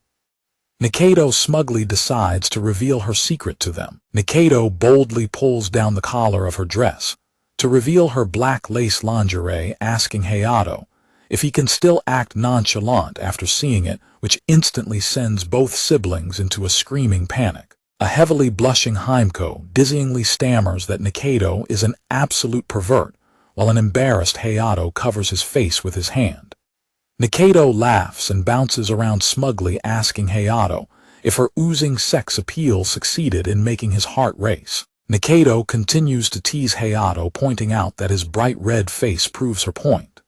A thoroughly embarrassed Hayato yells at her to shut up and repeatedly chops her on the head, sending Nikaido into a fit of dramatic screaming. Himeko frantically begs them to stop bickering before they draw too much attention, but they are suddenly interrupted when someone approaches them from behind. A familiar voice laughs and asks what on earth they are doing, causing the group to spin around in surprise. It is Kaido, their popular classmate, leaving Hayato to wonder in utter shock why he is here, while Nikaido glares at him with a highly displeased expression. Hayato looks on in complete shock, as Kaido suddenly appears, wondering why his classmate is here, while Nikaido looks on with extreme annoyance. Looking extremely irritated by his sudden intrusion, Nikaido bluntly mutters to herself that she wants to kick Kaido in the nuts. Kaido simply maintains his calm, gentle smile in response to their surprised reactions. Kaido remarks on what a massive coincidence it is to run into Hayato and Nikaido in the middle of town. Himeko looks back and forth between them with a confused expression, completely in the dark about who this newcomer is. Kaido points out that unlike him, the two of them do not seem to have run into each other by accident, which Hayato quietly confirms. Kaido asks if the girl hiding behind Hayato is his rumored childhood friend, prompting a panicked Himeko to clutch her brother's shirt. Kaido introduces himself with a warm smile, as Kaido Kazuki explaining that he goes to the same school as her brother, leaving Himeko completely flustered. Hayato tries to snap his sister out of her daze, while Kaido jokingly laments that he got rejected, all while Nikaido watches the interaction in quiet silence. Kaido notes that Hayato calls her by her first name, Himeko, prompting a sweating Hayato to nervously try and explain their actual relationship. Nikaido sharply tells Kaido to stop ogling his sister, while Hayato adds that she is getting visibly frightened by his forwardness. Kaido quickly apologizes and turns his attention back to Nikaido, teasingly commenting on her appearance today. Kaido teasingly remarks that Nikaido looks very cute and asks if she dressed up specifically to impress Hayato, prompting a blushing Nikaido to defensively declare she only dressed up to surprise Hayato and Himeko. Kaido smiles warmly and calmly acknowledges her loud defense. Before Nikaido can boastfully finish talking about her underwear, a panicked Hayato swiftly slams his hands over her mouth to silence her. Himeko quickly pulls a grumbling Nikaido away, while Hayato begs Kaido to pretend he did not witness any of her bizarre behavior, explaining that their close relationship is just a result of knowing each other since childhood. Kaido notes how incredibly close they seem, prompting a sighing Hayato to explain that they are merely old childhood friends who used to spend all their time together. Hayato officially introduces his nervous sister, Himeko, explaining that she is his younger sibling. Himeko politely introduces herself to Kaido, while Nikaido happily pats Himeko on the head and praises her for being a good girl, much to Himeko's annoyance. Kaido asks what they are doing as Nikaido continues patting Himeko's head, but Hayato interrupts to announce that they need to get going, mentioning they are visiting a massive cinema for the first time since they did not have such facilities in their countryside hometown. Hayato turns back to Kaido and requests that he keep quiet about seeing them today.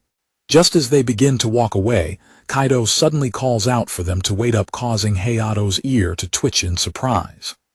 Kaido hesitates for a moment before speaking up as they all turn back to look at him. Kaido smiles and asks if he can tag along with them to the cinema, while a surprised Hayato calls out his name. An irritated Nikaido demands to know what he is plotting by asking to join them. Kaido calmly argues that it would be much more convenient for them if he were to tag along, which only leaves Nikaido questioning what he means. Kaido explains that if he joins them, it will look like a double date, which would easily trick anyone else who sees them, causing a heavily blushing Nikaido to completely panic at the mention of a date. Nikaido frantically screams, asking who would be paired with whom on a double date, before declaring that she is absolutely not giving Hayato to him. While Himeko tries to calm down a screaming and hysterical Nikaido in the background, Hayato directly asks Kaido what his actual game is, though Kaido simply smiles and repeats his earlier reasoning. Hayato pauses as Kaido calls his name, turning back to give his classmate a sharp, contemplative look. Hayato sighs and finally agrees to let him join, declaring that Kaido is paying for the drinks and popcorn, which leaves a shocked Nikaido screaming in protest, while Kaido happily smiles. They soon arrive outside the cinema, marveling at the towering glass building and noting how absolutely massive it is. An awestruck Nikaido and Himeko declare that the massive theater exceeds all of their expectations, while Kaido calmly asks if they should go inside. The group steps into the massive, high-ceilinged lobby before riding the escalator up to the upper floors. Kaido asks if they have decided what movie to watch, and Hayato replies that they have made a decision as they stand near a large poster advertising the third chapter of the Faith anime movie. Kaido gestures to a nearby poster for Nayuta, no Kazami mentioning he assumed they would watch it, since it has been highly popular in class, catching the group slightly off guard. Facing the digital ticket machines, a sheepish Hayato admits he does not know how to operate them, and asks Kaido if he can purchase the tickets for both him and Himeko, to which Kaido readily agrees. Himeko bows politely to apologize for her brother being so unreliable, while Kaido hands over the printed tickets and cheerfully tells them they are welcome. Nikaido and Himeko excitedly run ahead toward the entrance of the theater hall, while Hayato watches them with a warm smile. The four of them sit side by side in the dim theater watching the movie on the massive screen. After the screening concludes, a beaming Nikaido, clutching her movie pamphlet, declares that the movie was incredibly good. Himeko enthusiastically agrees that the movie was far better than she anticipated, and made her interested in trying the original source material. Himeko praises Nikaido, telling her she is amazing, and just like her brother, causing Nikaido to proudly huff in agreement. Kaido remarks on how impressive Nikaido is, prompting Hayato to agree that she has many different sides she can display. Nikaido cheerfully runs up to Hayato to ask which part of the movie he liked the best, catching him completely off guard as he stammers to find an answer. As they continue walking and chatting, Himeko and Nikaido laugh happily together, while Hayato spots a poster on the wall. Hayato turns pale with shock upon noticing a poster announcing a special stage greeting today for Nayuta no Kazami, starring Takura Mao in Screen 1. His eyes narrow as his focus zeroes in on the name of the star, Takura Mao. He looks over at Nikaido with a silent, contemplative expression. While Nikaido looks on shocked, Hayato spots the actress Takura Mao adjusting her sunglasses as she walks by in a dark suit. The actress pauses and casts a sharp, serious glance back over her shoulder. Panicking, Hayato suddenly grabs Nikaido's arm and pulls her away, causing her to scream in surprise, while the passing woman turns her head in response to his sudden movement. After running some distance, a panting Nikaido angrily demands to know why he suddenly dragged her away, while a sweating Hayato struggles to catch his breath. Hayato awkwardly looks away and apologizes, prompting Nikaido to huff that she was not necessarily looking for an apology. Nikaido looks over at another poster of the movie on the wall and softly mutters to herself as she begins to understand his behavior. Nikaido laughs and teases Hayato for being both overprotective and nosy, leaving him to ask if his reaction was not completely normal under the circumstances. Nikaido softly adds that he is specifically protective when it comes to her. Hayato awkwardly rubs his head and wonders if that is really the case, while Nikaido giggles happily, despite quietly clutching her dress in a tight grip. Nikaido maintains a gentle smile and quietly resolves to herself that she must work much harder as well. Nikaido asks Hayato to pay attention to her from now on as well, to which he quietly agrees just before Himeko angrily runs up to demand why they suddenly took off. Himeko complains that they caused a massive scene and drew too much attention, while Kaido explains that it was because of an actress coming for a stage greeting, causing Himeko to throw a tantrum because she wanted to see her. Nikaido comforts Himeko by offering to buy her lunch, so she won't be mad anymore, leaving a pouting Himeko to grumble that her brother is always acting like this. Kaido suggests they head out for lunch, and Himeko happily pulls up a map on her smartphone to show them a restaurant she has been wanting to try. They head over to Restaurant Mist and sit down at a table as their meals are served. Kaido asks Hayato if he and Nikaido are always like that, and Hayato quietly admits that he is usually just dragged around by her without any warning. Nikaido points her fork at Hayato and argues that she is actually the one who gets dragged around, while a smiling Kaido notes that they really do get along well. Nikaido wonders aloud if they really get along, while Hayato quietly mutters that they definitely do not. Himeko watches them with a warm smile while Kaido asks if that is really the case. Their conversation is suddenly interrupted when an unfamiliar voice calls out to them from nearby.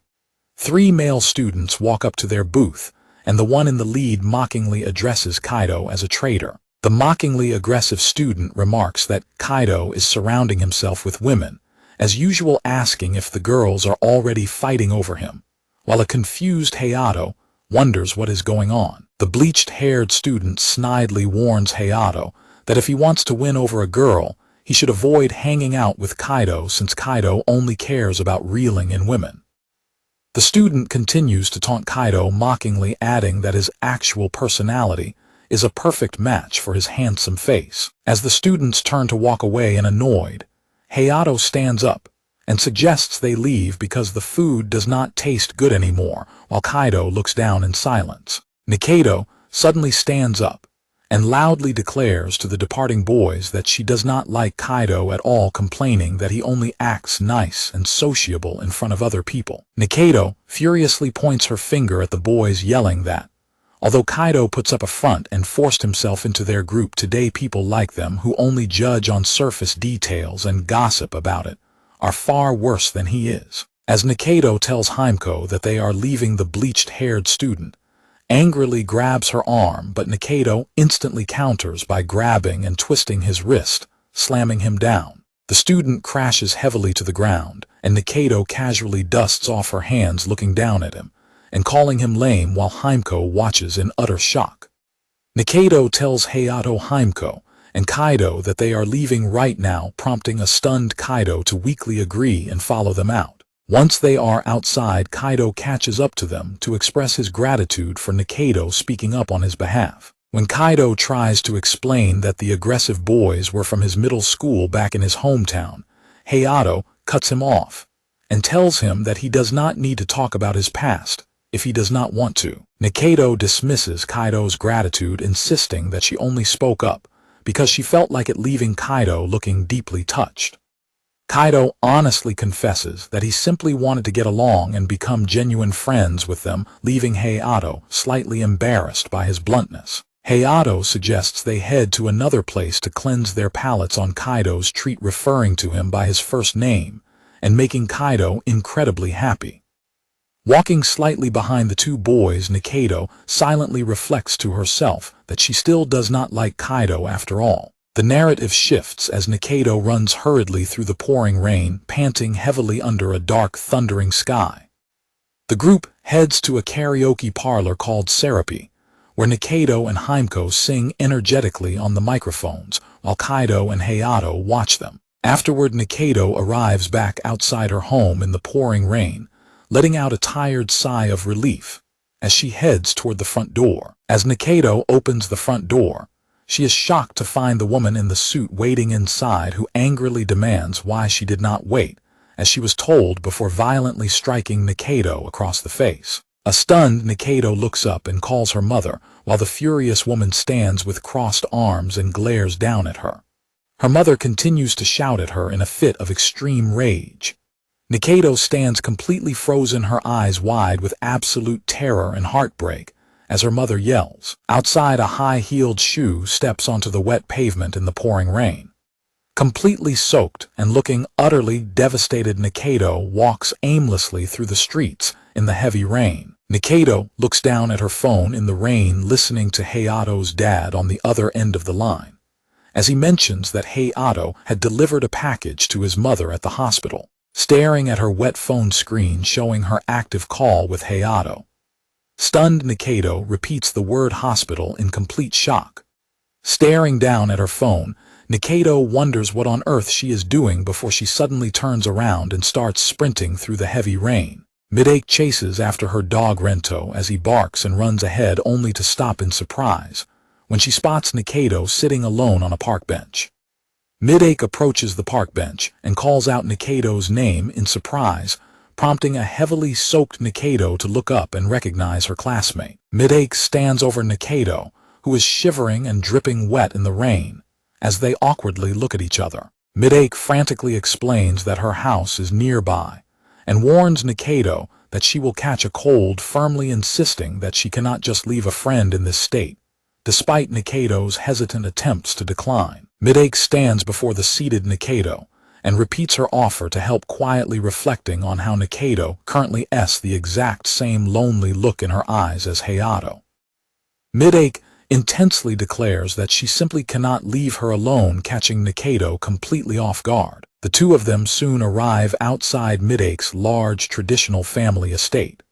Inside the house, Nikaido sits in a hot steaming bath and lets out a deep sigh while wondering to herself what on earth she is doing. Soaking in the warm water, Nikaido contemplates Midake's words and wonders if she really has the same look in her eyes as Hayato. Nikaido slides the screen door open and enters the room wearing a borrowed shirt and shorts, thanking Midake, while a flustered Midake apologizes for not having any cute clothes. Nikaido laughs and reassures her that she dresses similarly at home before politely taking a seat on a cushion next to Midake on the tatami floor. Both girls sit quietly on their cushions, as Midake gently mentions that she is currently living by herself. Midake explains that her grandfather has been hospitalized, admitting that bringing Nikaido here was actually a selfish decision to escape her own loneliness, and apologizing for her behavior. Nikaido quietly reflects on the explanation, softly noting that being by oneself is truly miserable. Nikaido suddenly moves over and hugs Midake tightly from behind, softly confessing that she is always alone at home as well. Nikaido tightly clutches Midake's hoodie and whispers that being left entirely by oneself is incredibly lonely. Nikaido smiles gently and asks if she can visit again when things are happier next time, explaining that she wants to be real friends. Nikaido beams a warm smile and explains she wants to become normal friends rather than just gardening acquaintances, asking if that is okay with her. A completely flustered Midake eagerly agrees, but accidentally bites her tongue, letting out a cry of pain, just as Nikaido's phone suddenly begins to buzz on the floor. Midake nods encouragingly as Nikaido picks up the incoming call from Hayato, who anxiously asks Nikaido on the other end if she is all right. Nikaido teasingly asks Hayato if he called her because he was feeling lonely and wanted to hear her voice, causing a flustered Hayato to stammer that he was just checking on her after the chaotic scene at the cinema. Hayato loudly denies being lonely and tells her to be quiet, but Nikaido's expression softens as she quietly confesses that she actually was feeling lonely. Nikaido explains to Hayato that her mother was waiting at home and slapped her, immediately telling Nikaido that giving birth to her was a mistake, which caused Nikaido to run out of the house. Nikaido reveals that she is actually the illegitimate daughter of the famous actress Takura Mao, leaving both a listening Hayato and a nearby Midake completely stunned. Nikaido explains that she has never even known her father and has always felt like her very existence was an unwanted inconvenience, which left her feeling deeply isolated. Reacting to her pain, Hayato urgently yells into his phone that they had a promise and demands to know where she is so he can come over to her right away. Nikaido gently tells him that he cannot do that, leaving a concerned Hayato to call out her name in protest. Nikaido explains that she cannot run to him because he is also carrying his own loneliness, catching Hayato completely off guard. Nikaido reminds Hayato of how special he is to her, explaining that she does not want to become overly dependent on him because she genuinely wants to be strong enough to support him instead. Nikaido sadly adds that she does not think they can simply remain the same as they were before, which Hayato quietly tries to protest. Nikaido expresses her desire to change and become stronger so she can be truly special to him, before quickly teasing that she is just joking and hanging up the call. Midake suddenly lunges forward and grabs Nikaido by her shirt, passionately promising that she will never reveal Nikaido's family secrets to anyone else. Kneeling on the tatami mat and holding Nikaido's hands tightly, Midake tearfully explains that she also has difficult things to about her grandfather, reassuring Nikaido that she has a true friend by her side. Nikaido looks down at her hands and hesitantly admits that she is a difficult person and a failure in many ways. Nikaido gently holds Midake's hands and asks if she can help her grow stronger, addressing her as Minamo for the first time. And overjoyed and heavily blushing, Midake eagerly agrees to help, warmly calling Nikaido by her first name in return. As night deepens over the house, Nikaido suggests they start by letting her complain about a certain childhood friend who is constantly dragging her around. The next morning, a sleep-deprived Hayato walks to school under the bright sun, yawning and grumbling that he barely got any sleep. Hayato is surprised to find Nikaido and Mitake already working together in the school garden, chatting warmly about their gardening tasks. A bewildered Hayato looks on as Mitake frantically warns Nikaido not to handle the soil with her bare hands, realizing that the two girls have quickly become close friends. Nikaido and Mitake chat excitedly about growing herbs like mint and rosemary, before turning around to warmly greet Hayato as he walks up. Hayato remarks on how well they are getting along, prompting a giggling Nikaido to explain that a lot happened, and that Midake helped her out yesterday, which Midake happily confirms.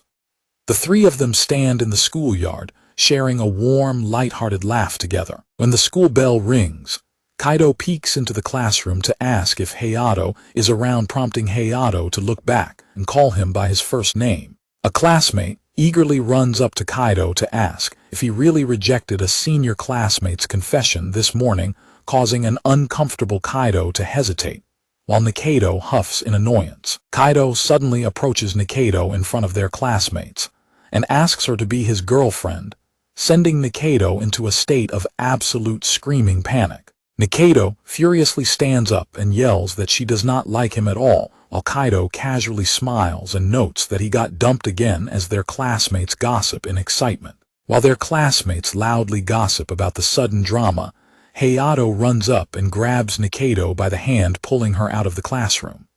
Nikaido looks on in surprise as they sprint down the school hallway together at full speed. Nikaido gasps out his name in shock as Hayato continues to pull her out of the school building.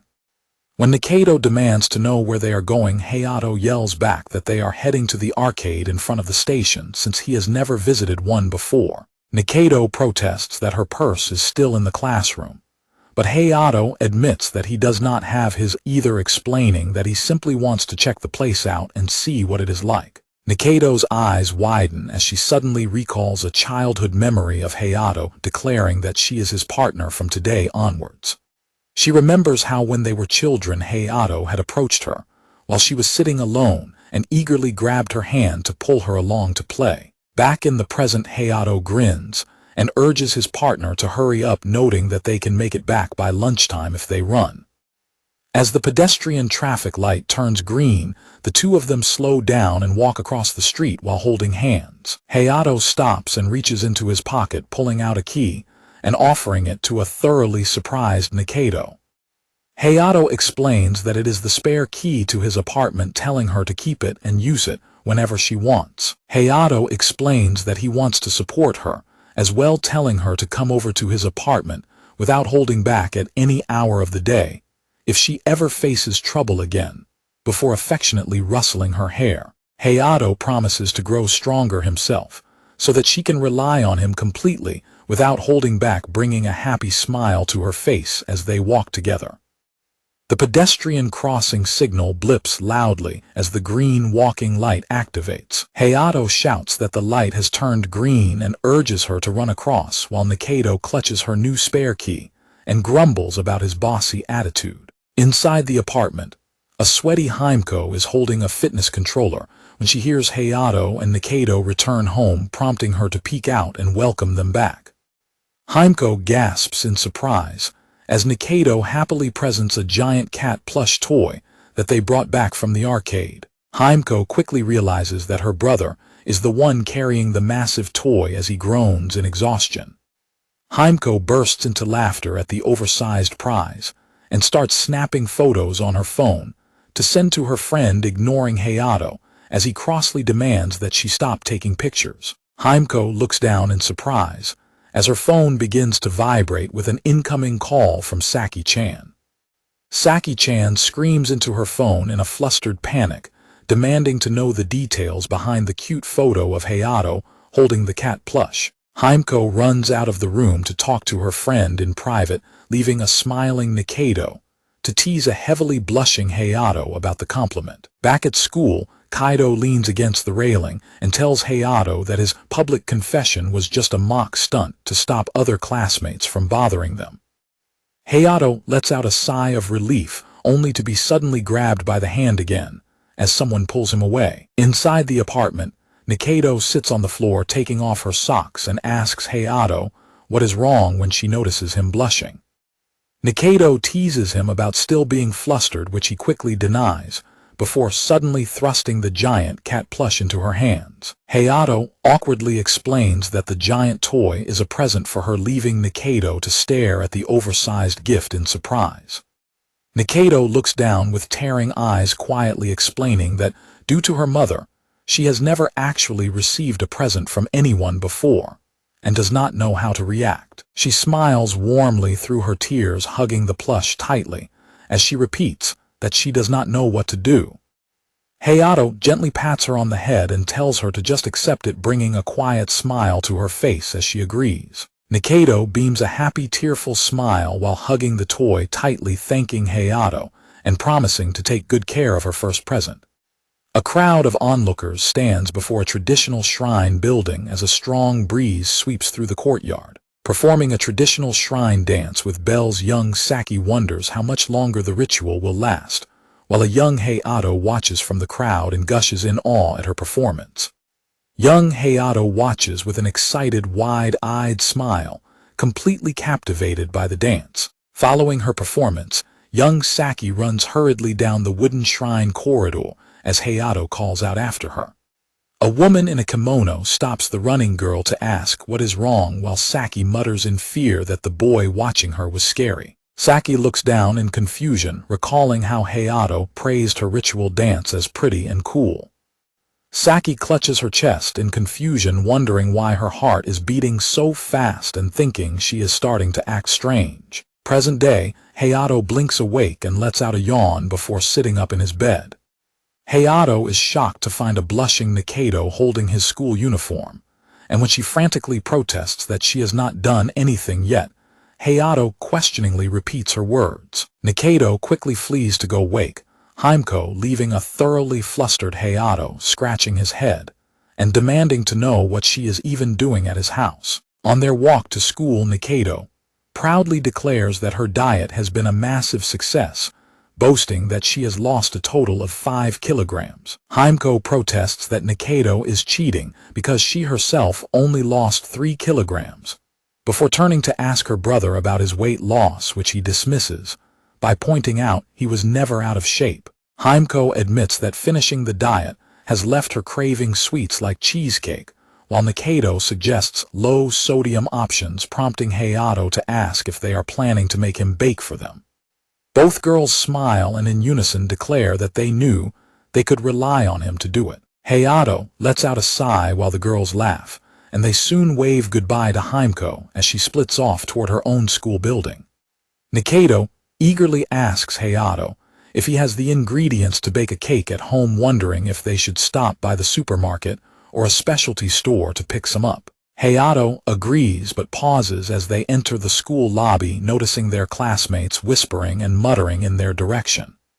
Nikaido pouts in displeasure as she overhears her classmates whispering that they should keep their distance from her to avoid getting dragged into trouble. When the morning bell chimes, Nikaido sits quietly at her desk, looking down, prompting a nearby classmate to ask her what is wrong.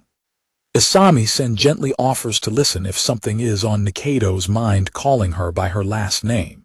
Nikaido quickly laughs off the concern and claims it is nothing, while nearby Mori sneaks up on Hayato and teases him for being unusually friendly with Nikaido today. Hayato makes up a bizarre excuse about teaching her how to stop Seros from stealing a dog's food, which Mori completely buys, laughing and expressing his sympathy. Kaido approaches and asks if they are having a fun conversation, prompting Hayato to explain that they were just discussing some countryside matters.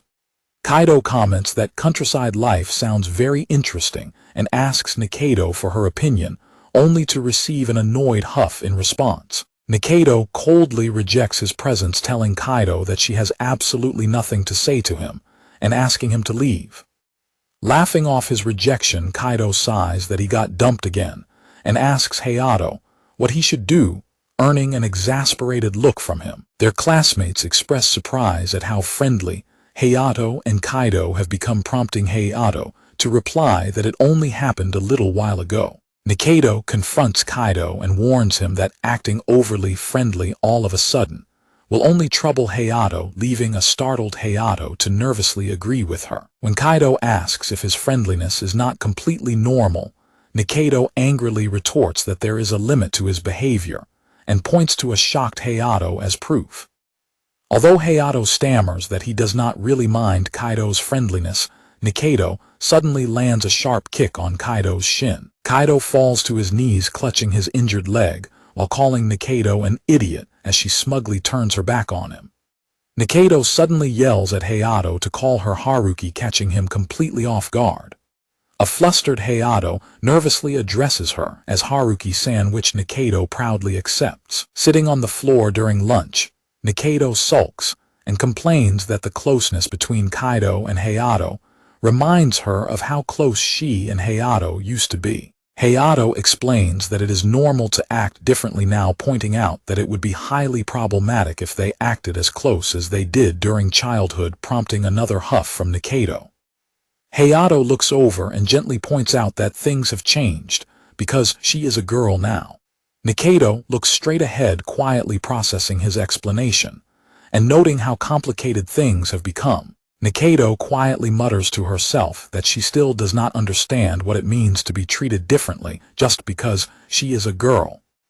Nikaido tells Hayato that she has not really gotten involved with anyone else at school very much. Hayato points out that the only other child their age back in their rural hometown was Himiko's friend, whom Nikaido remembers as the prim, well-behaved girl from the local shrine. Hayato explains that although Saki was always hanging out with his sister, whenever he tried to speak to her, she would immediately run away from him. Nikaido teasingly wonders if the girl fled, because Hayato approached her with a smug grin to show off a stag beetle, prompting a defensive reaction from him, as he argues that such beetles are fascinating. Nikaido dramatically laments that most girls are wasting their lives by failing to appreciate the unique beauty of beetles, which Hayato loudly laughs off as ridiculous. Hayato explains that Saki actually dieting recipes with him over the phone, arguing she would not have done so if she truly disliked him, which Nikaido thoughtfully acknowledges. Hayato adds that Saki recently sent him some photos of her traditional shrine outfit for this year's dance, showing Nikaido a picture of the girl smiling on his phone screen. Hayato remarks on how beautiful and elegant she looks, leaving Nikaido staring at the screen in sudden speechless surprise. When Hayato asks if she is surprised, Nikaido pouts slightly as she observes how warmly and happily the normally timid girl is smiling in the photo. The afternoon school bell chimes, signaling that it is time for them to head back to their classroom. Once class is let out for the day, Nikaido walks alone down the empty school corridor.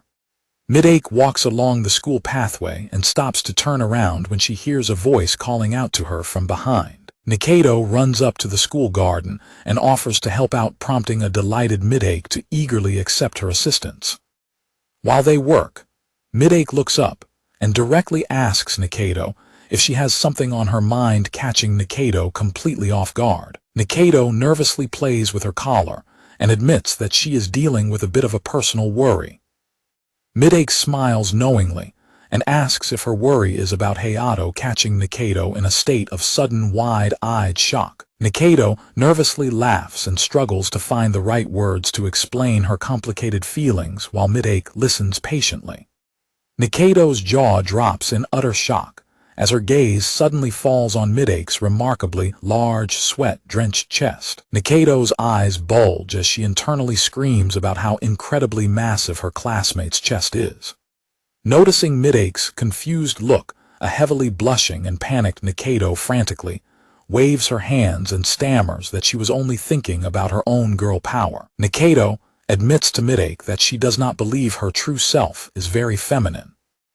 Midake giggles at her, prompting Nikaido to tell her not to laugh, while Midake admits she finds it amusing that someone admired as an unattainable beauty at school is worrying about her femininity. Nikaido defensively explains that her popular reputation is based entirely on her outward appearance while looking at Saki's elegant photo on her phone. Midake understands her feelings, noting that she was also curious, because the girl in the photo was wearing such a sincere smile. Midake smiles warmly and suggests that Nikaido should try talking to her first. Midake points out that they got to know each other much better after talking things out, prompting Nikaido to agree and ask Midake if she can help create an opportunity for her to speak with Saki. Midake happily agrees and tells her to leave it to her. Later, Hayato arrives back at his apartment where Himeko greets him and points out that he is quite late getting home today. Hayato explains that he had to go get another spare key made since he gave his own key to Nikaido. Hayato adds that he also bought groceries for dinner before heading toward his bedroom door while Himeko continues to watch a movie on her laptop. Hayato opens his bedroom door only to freeze in shock upon finding Nikaido inside his room in the middle of changing her clothes. Hayato screams in surprise and immediately slams the door shut while loudly apologizing. Inside the room, Nikaido is left completely flustered and blushing furiously. Afterward, Nikaido stands blushing in the hallway and apologizes for the embarrassing situation, explaining that her uniform felt stiff and hot. Hayato demands to know why she chose to change in his room specifically, to which Nikaido smiles and replies that she did not want her clothes to get mixed up with Himeko's things. Nikaido mentions that she left some bags of her clothes in his room, teasingly suggesting that he can try them on himself, which an annoyed Hayato loudly rejects. Hayato quietly stares at her in response to her teasing. Nikaido happily twirls around to show off her new outfit. Hayato blushes slightly and quietly admits that he thinks the dress suits her very well. A heavily blushing Nikaido asks him if he prefers this dress over the outfit she wore to the movies, leaving a startled Hayato completely speechless. Suddenly, Himeko peeks into the room to complain that she is hungry, catching both Hayato and Nikaido completely off guard as they jump in shock. When Himeko asks what they are doing, Nikaido quickly lies that they were just discussing what to eat for dinner, nervously adding that they need to be careful about gaining back weight now that their diet is over. Nikaido turns to ask Himeko what she wants, only to find Himeko licking her lip with a mischievous, hungry expression. Himeko enthusiastically cheers that she wants to eat meat for dinner, leaving both of them surprised by her sudden energy. Nikaido happily grabs Himeko by the hand and pulls her along to prepare, while Hayato quietly follows behind them. Nikaido looks at her phone with a playful wink, quietly thinking to herself that she has a request to make. Later, Saki sits quietly on her bedroom floor in her traditional kimono, typing on her smartphone. Saki nervously stares at the screen of her phone, which displays an incredibly formal and long-winded draft message to Hayato, asking about his diet progress. Completely flustered and blushing, Saki panics as she struggles to figure out how people are supposed to write casual messages. Saki faceplants onto her bed in complete embarrassment, groaning to herself about why she ever decided to send him that photo of her from the festival. Himeko suddenly calls Saki to ask if it is all right to Saki's contact details, with her brother explaining she can just add her to a group chat first, so Saki can ignore it if she feels uncomfortable.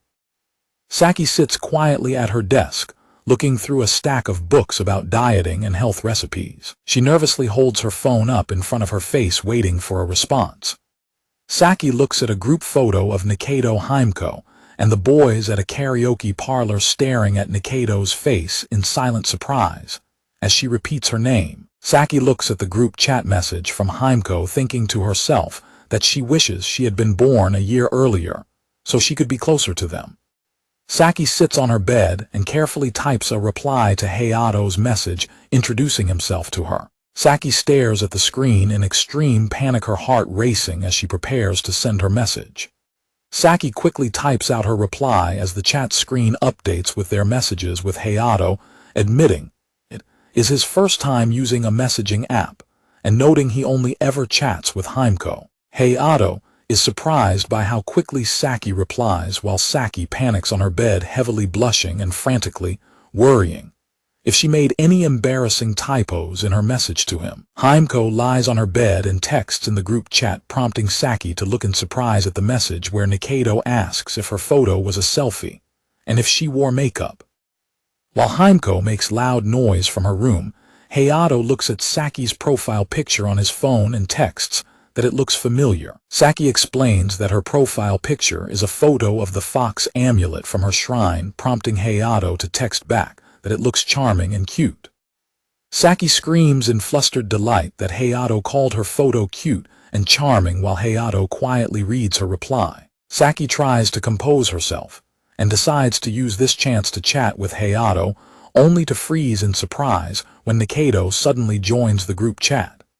Saki looks at her phone screen in shock as Nikaido's name repeatedly pops up. Nikaido joins the chat and sends a photo of Hayato cooking in his apron, leaving Hayato looking completely shocked as he asks when she took it.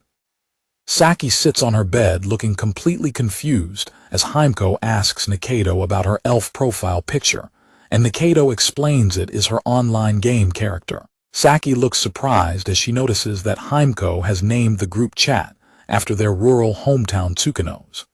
Nikaido sends Saki a message asking if she can call her by her first name, suggesting they start over and introduce themselves properly, since they never talked back in Tsukuno's. Saki happily types back that it is nice to meet her too, while Nikaido thanks her for joining the group.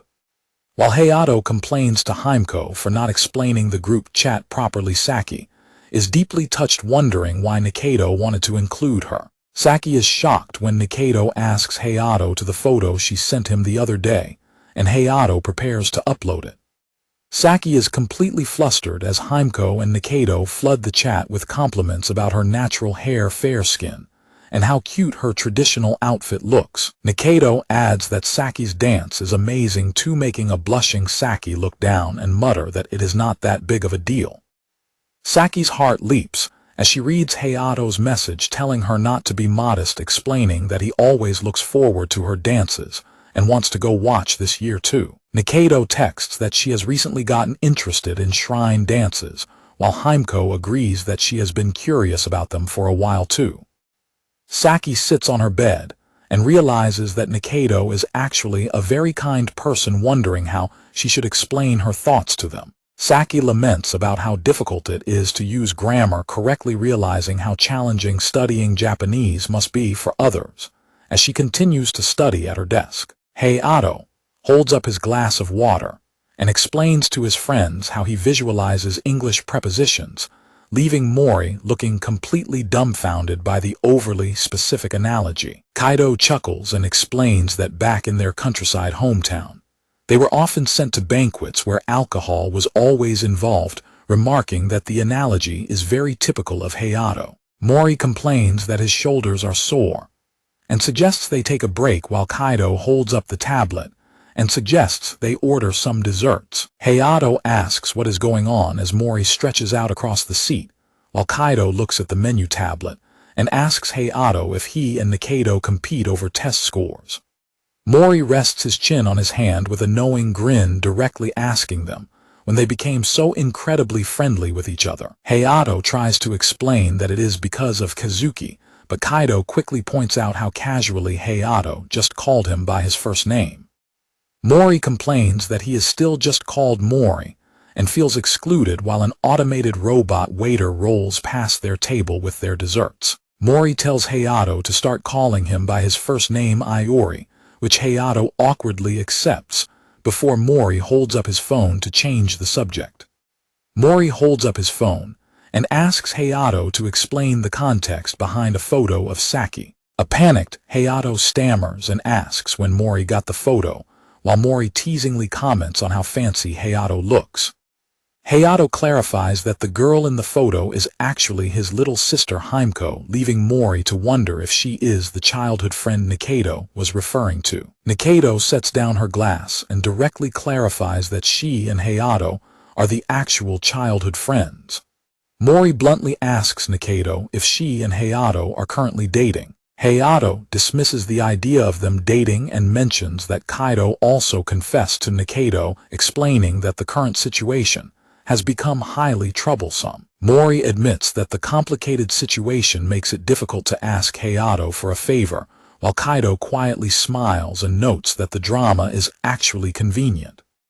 Mori explains that they are planning a trip to the pool after exams and asks if Hayato can help invite Nikaido along. Hayato questions the pool invitation while Mori explains that Ima has wanted to go for a long time, but feels self-conscious going alone and is worried about catcallers. Mori enthusiastically admits he wants to see his girlfriend in a swimsuit, and asks if Hayato wants to see Nikaido in one too, which Hayato quickly denies, while Kaido eagerly volunteers to help. Kaido asks if he can tag along on the pool trip, noting that if Asami-san is also going, it should be completely fine. Hayato quietly acknowledges Kaido's reasoning while Mori grumbles that he is already tired of hanging around desperate guys and girls. Hayato blushes slightly as he quietly sips his drink, thinking about the beautiful smile Nikaido wore recently.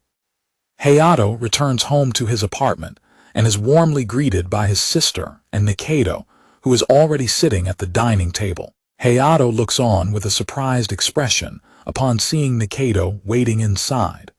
Nikaido sits sheepishly on the floor in her white dress, giggling as a surprised Hayato looks at her. Himeko suggests that if Nikaido is worried about her femininity, she should just wear casual clothes that let her be more careless, while Nikaido pouts and mutters that she has actually been trying to act more feminine lately. Nikaido happily declares that she wants to work harder on being more feminine, but Himeko suddenly interrupts to loudly tell Hayato that Nikaido is actually totally weird. Nikaido frantically tries to stop her, but Himeko explains to Hayato that when Nikaido was tutoring her in math, she kept telling her to substitute variables with the number 2, even though there was no 2 written on the page. Himeko complains that Nikaido's weird explanation somehow resulted in the correct answer, leaving her even more confused, while a panicked Nikaido flails her arms in the background.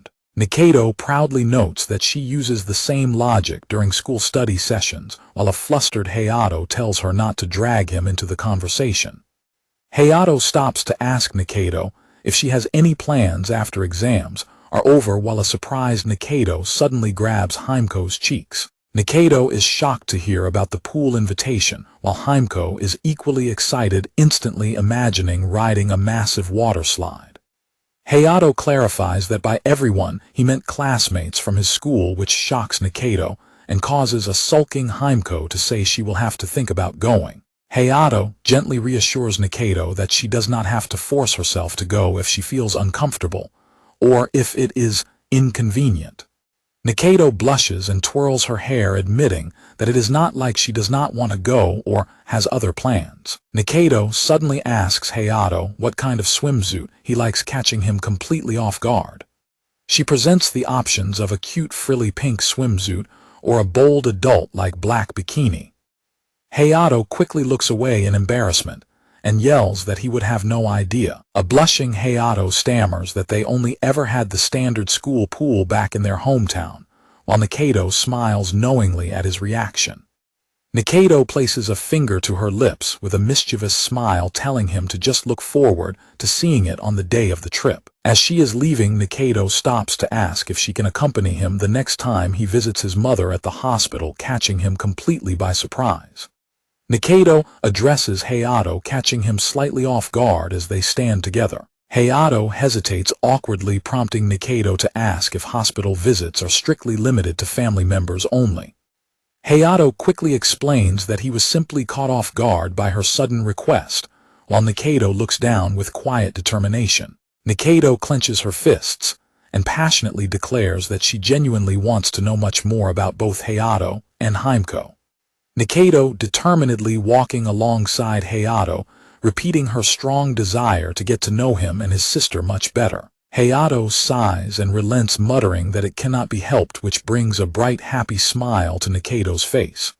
Soon after, Hayato and Nikado walk through the entrance lobby of the hospital together. As they walk, Hayato mentions that since his birthday is next month, he is planning to get his scooter license and look for a part-time job to support himself. Hayato reflects that as first-year high school students, they are already eligible to get part-time jobs and driving licenses, while Nikado listens in silent thought. Nikado is completely shocked to learn that his birthday is next month on August 25th, staring at him in disbelief, while Hayato casually confirms the date.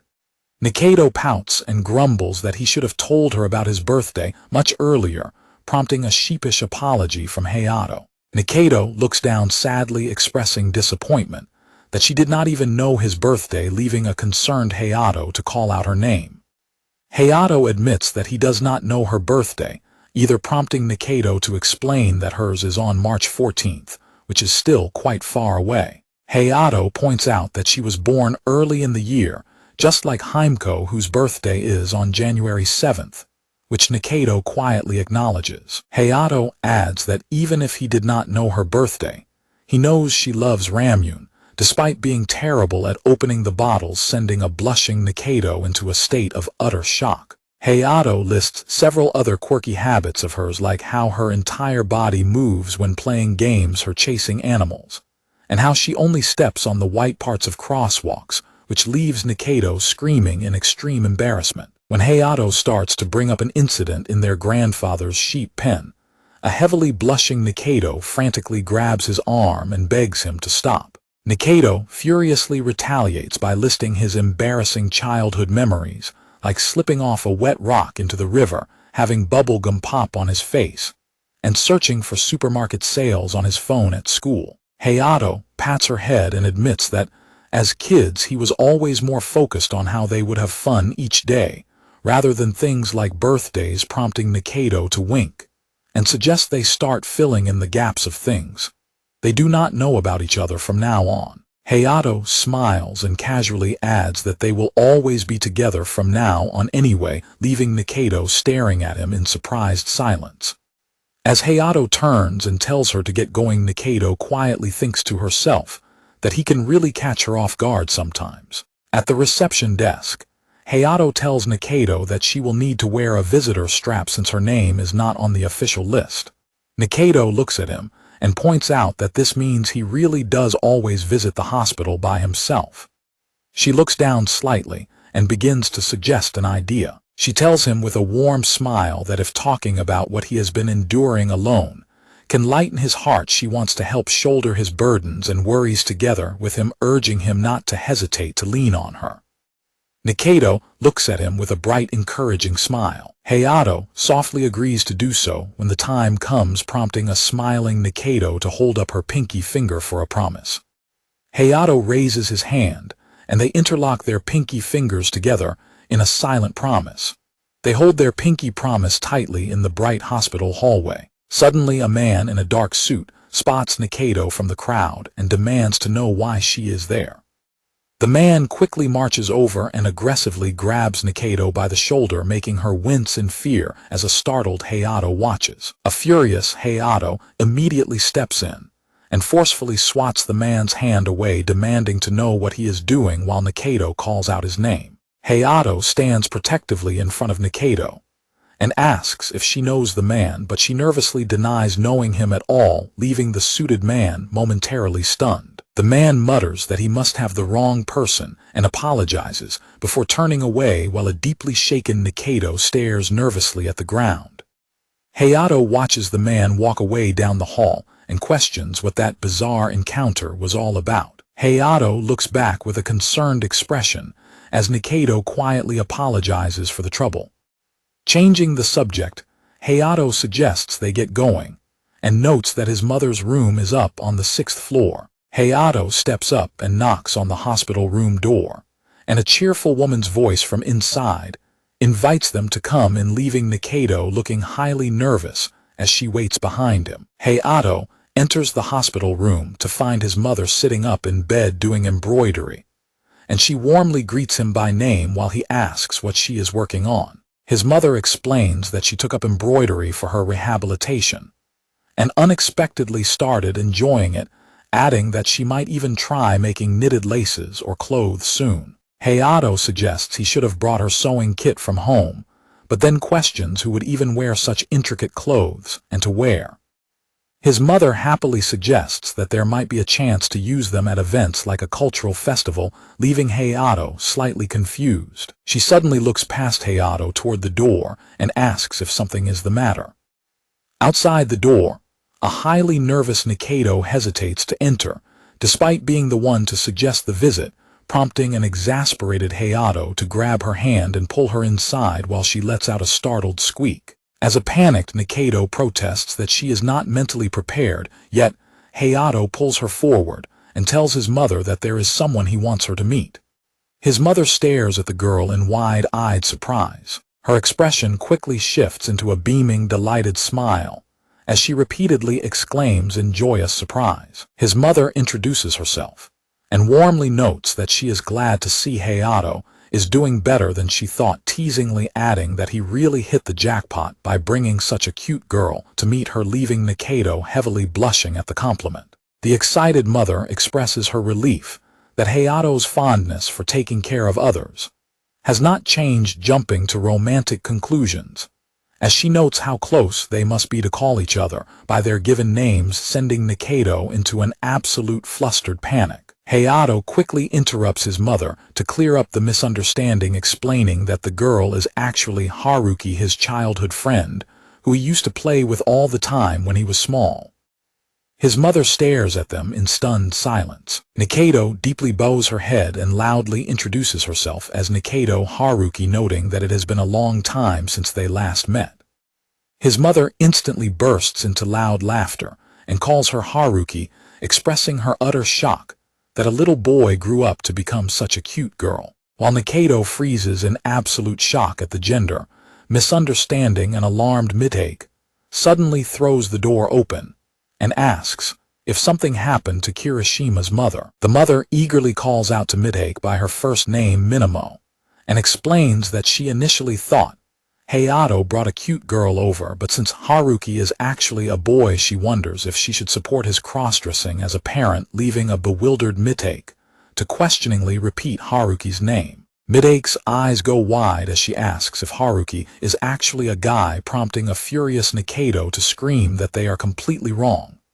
Suddenly, an elderly man peeks into the room to ask what in the world is going on with Kirishima. The mother angrily clicks her tongue and scolds the old man to keep it down in the hospital room, while a shocked Mitake yells out for her grandfather, as Hayato and Nikaido stare in utter disbelief. After the chaos settles, his mother apologizes from her bed, explaining that things were so different back in their childhood that she genuinely thought Haruki was a boy, while Mitake playfully sticks her tongue out and Nikaido sighs that it seems even Himeko apparently believed the same thing. Nikaido dryly points out that Hayato was also pretty shocked by the gender revelation in the past, which Hayato nervously refuses to comment on, as the grandfather continues to scold them for causing a ruckus. Nikaido politely introduces herself to the elderly man as Nikaido Haruki, adding that she gets along very well with Minamo, leaving the grandfather staring in shocked silence. Recovering from his shock, the grandfather awkwardly asks Nikaido to continue getting along with his granddaughter, before hastily retreating out the door, much to Mitake's annoyance. From her bed, Hayato's mother expresses her surprise that Haruki and Minamo are actually friends, warmly noting that the world really is quite small, despite seeming so large. Mitake happily adds that Haruki has also been helping her out with the school gardening, just like Hayato has. Hayato's mother smiles gently and remarks that the three of them must be really good friends. Hayato notices a sudden shift in his mother's demeanor and calls out to her in concern, drawing the attention of both girls. His mother looks down with a serious expression and quietly repeats the way Mitake addressed her son by their last name, Kirishima. She points out that Hayato is also technically a Kirishima, leaving a bewildered Mitake to softly question what she means. His mother playfully suggests that using their last name makes it far too easy to get the two of them mixed up. Midake suddenly realizes what the mother is implying, her mouth opening and closing in speechless realization, while Hayato looks on in shocked embarrassment. A heavily blushing Midake suddenly shouts out Hayato's first name, catching him completely off guard as he stammers her name in return. Nikaido glares at the exchange and lets out a long, loud hum of intense displeasure, prompting a nervous Midake to look over at her. Nikaido quickly crosses her arms and looks away, stubbornly claiming that it is nothing, while a sweating Hayato nervously asks her what is wrong. Nikaido forces a teasing smile and admits that Minamo really is cute, before sarcastically commenting that Hayato's nose is getting longer from all the attention. Nikaido places a hand on Midake's shoulder and darkly points out that Minamo's chest is quite large, bitterly adding that since she herself was mistaken for a guy, she must not be cute at all. An exasperated Hayato grabs Nikaido by the back of her collar and declares that they are going home because of her inappropriate comments, while an annoyed Nikaido calls him a brat, and a nervous Midake tries to interject. Midake quickly bows to Hayato's mother and apologizes for the sudden chaos, promising to visit again soon as Hayato continues to drag a sulking Nikaido out into the hallway. Outside the hospital at the bus terminal, Midake waves goodbye and says she will see them at school, leaving Nikaido to hesitantly call out to Hayato. Hayato turns to listen to her, while a few paces away, Midake stops walking and quietly looks back at the two of them. Hayato suggests that it is probably better to continue calling her Midake-san, explaining that he does not want to cause any unnecessary misunderstandings. Midake looks down and quietly agrees that he is right. Midake smiles and admits that she actually likes being called by her given name, noting that outside of her family, Haruki is the only one who does so. Hearing this, Hayato decides to address her as Minamo-san, which brings a bright, happy smile to her face as she cheerfully responds. Midake happily waves goodbye to them, while Nikaido watches her leave with a displeased expression. Nikaido suddenly grabs Midake by the hand and stops her from leaving, catching Midake completely off guard. Nikaido turns back and asks if it is all right with Minamo for her to come over and stay at her place today. Saki messages Hayato to ask if he has time to take a picture of the sheep at Genji's place for her, prompting Hayato to agree and ask what she needs it for. Saki reads her phone as Haruki texts in the group chat that Minamo's bouncy curly hair apparently looks exactly the same as the sheep's wool. Saki sits on her bed and wonders if he has responded, yet just as a bare foot steps into the room through the sliding door. Saki reads the group chat where Himeko and Hayato are teasingly telling Haruki to behave and go to the bathroom before bed, prompting an annoyed Haruki to ask what they think she is, while Saki texts a greeting and notes that they seem to be having fun. While standing face to face with a surprised Midake in her bedroom, Haruki angrily texts Saki to complain about how awful Hayato and Himeko are being. Himeko and Hayato continue to joke about Haruki's first sleepover at a friend's house in the chat, while Saki sits on her bed and texts Haruki a gentle reminder not to stay up too late. Saki lets out a quiet giggle as Haruki frantically texts back in betrayal that even Saki is teasing her now. Saki lies back in bed and smiles warmly as she looks at the photo of the sheep that Hayato sent her. Saki looks at her phone in sudden surprise when Hayato sends a follow-up message addressing her by name, before quickly dismissing it as nothing. Saki covers her mouth with a blushing smile as she reads Himeko scolding her brother in the chat for meanly comparing a cute girl to one of Genji's sheep. Saki suddenly freezes and stares blankly at her phone screen in realization. Saki screams in absolute shock, frantically wondering who the heck this cute girl is, and if she is someone his sister knows, while Midake jumps in surprise from her own room. In the group chat, Hayato asks Haruki if she forced an unwilling Minamo to take the picture just now. Saki watches the chat update as Haruki defensively replies that she did not force anyone and went straight to the bathroom right after sending the picture. Saki sweats nervously as she reads Hayato's message praising her beautiful and proper looks, adding that unlike his lazy sister Himeko, Saki is a really good girl who helps out at the shrine and is loved by everyone in the village. A deeply embarrassed Saki buries her face into her bed covers as Himeko texts back to defend herself from being called lazy, pointing out that her brother is praising Saki a little too much. Saki jolts up with a bright red face when Haruki bluntly asks Hayato in the chat if he is trying to flirt, leaving Saki to frantically wonder the exact same thing. Saki nervously types out a reply about the village rumors regarding a Kirishima monk as a groom,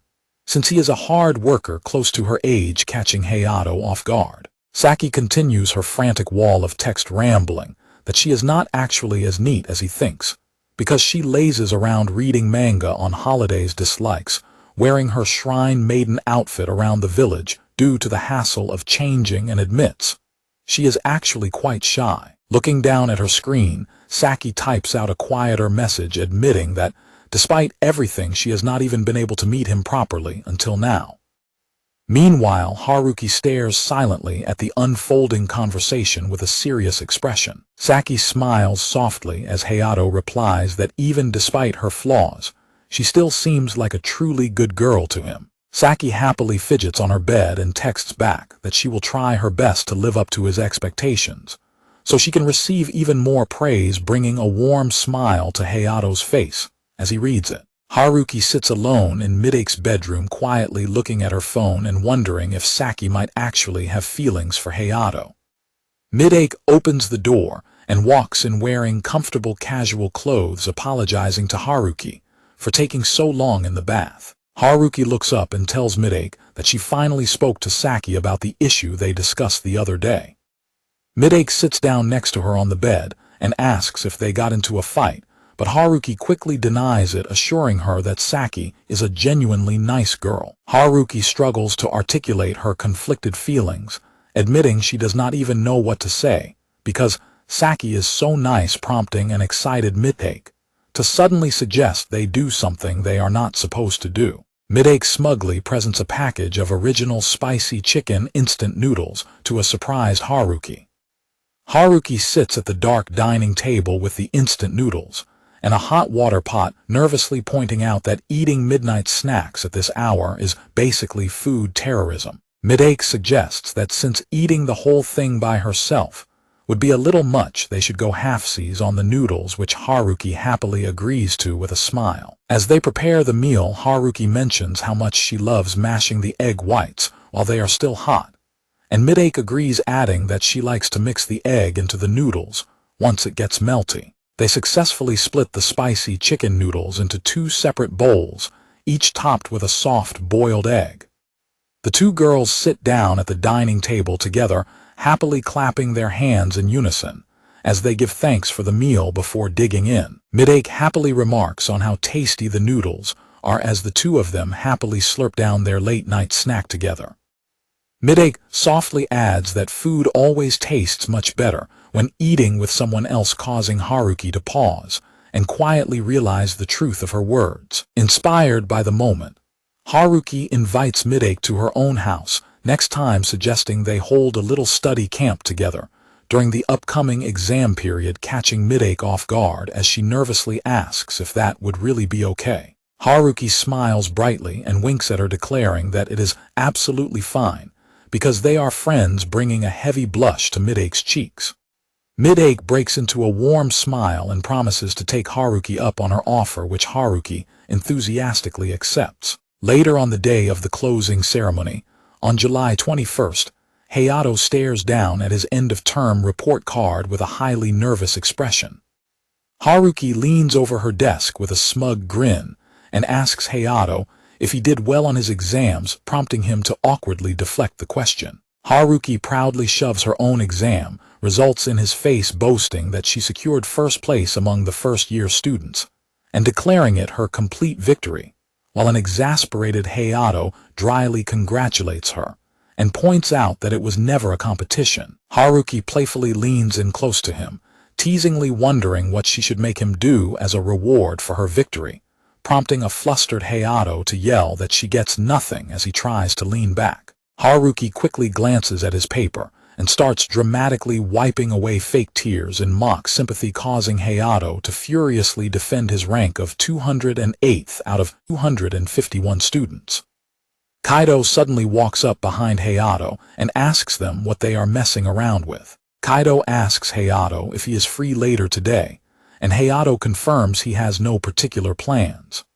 Haruki wonders if they are planning a party for the start of summer vacation, but Hayato laments that his poor exam results might complicate things. Kaido suddenly claps his hands together and desperately begs Hayato to fill in for him at his part-time job on the days he has to attend supplementary lessons. Both Hayato and Haruki stare at Kaido in surprise, repeating his request to fill in for his job. Kaido pleads for Hayato to help out just for the month of July.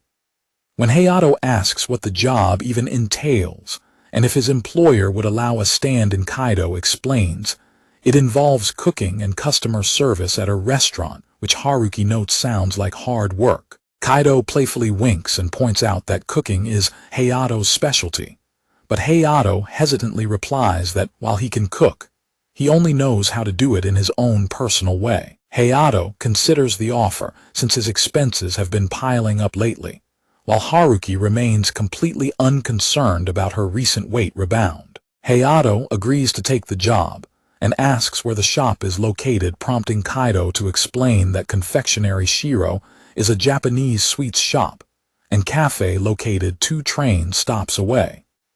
Hayato points out the shop's location, realizing it is right along the path he takes when visiting the hospital. Haruki asks if he has been through that area before suddenly gasping in surprise as she remembers something about the cafe.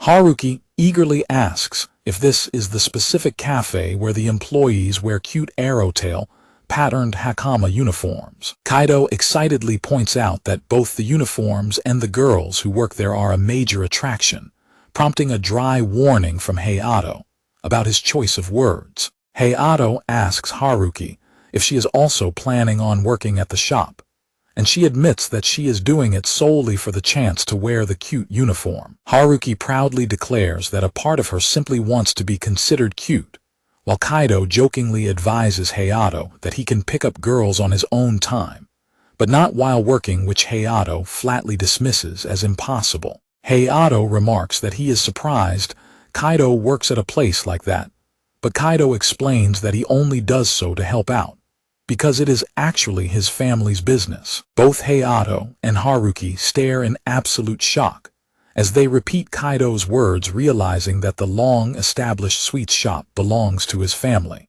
Kaido winks and reassures them that cute girls are always welcome, even if they are not there to work, prompting a highly flustered and yelling response from Haruki. Confectionery Shiro is a highly respected Japanese sweets shop with over 180 years of history, dating all the way back to its founding in the Tenpo era. Inside the traditional Japanese building, a figure stands quietly by the sliding paper doors along the wooden hallway. Hayato carefully adjusts his traditional uniform, securing the sash of his hakama as he prepares to start his shift. Meanwhile, Haruki stands in another room, blushing intensely and nervously groaning to herself as she gets ready. Ima walks in and politely asks Haruki if she would like some help getting dressed in her uniform, and a highly nervous Haruki quickly accepts the offer. As Haruki unbuttons her shirt, Ima is momentarily startled, but quickly begins explaining the proper steps to wear the uniform, starting with putting her arms through the sleeves, attaching the hem, and adjusting the shape with the waist string before tying the obi.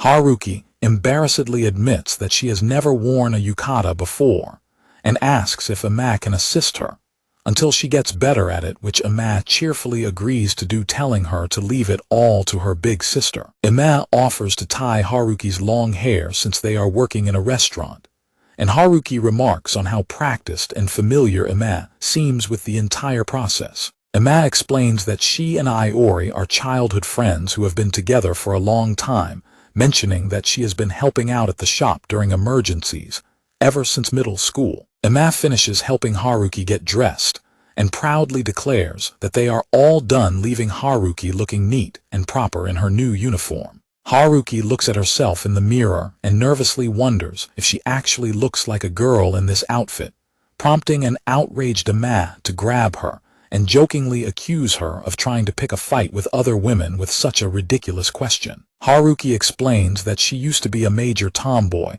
and a bit of a troublemaker as a child, which is why Himeko grew up believing that she was actually a boy. Ama listens in surprise and asks if the Himeko she is referring to is Hayato's younger sister. Haruki quietly agrees and adds that even Himeko's mother was completely shocked the other day during their hospital visit, because she had also spent all those years believing Haruki was a boy. Ama quietly listens as Haruki explains her past. Suddenly, Ama enthusiastically suggests that they go pick out some cute matching swimsuits together. A surprised Haruki repeats the word swimsuits, prompting Ama to ask if she has ever been invited to the pool before, to which Haruki nervously admits that she has. Ama dramatically declares that love is war and tells Haruki to choose the perfect armor to capture the person of her dreams, leaving a heavily blushing Haruki to stammer about love. Haruki frantically waves her hands and claims she is not trying to be anyone special, while Ama playfully tells her not to worry. Suddenly, the sliding door is pushed open. Ama winks and remarks that this part-time job is going to be quite the battlefield as she heads out. Himeko happily celebrates the end of the semester and suggests they visit Confectionery Shiro, a nearby traditional sweets shop with a long history and incredibly cute uniforms.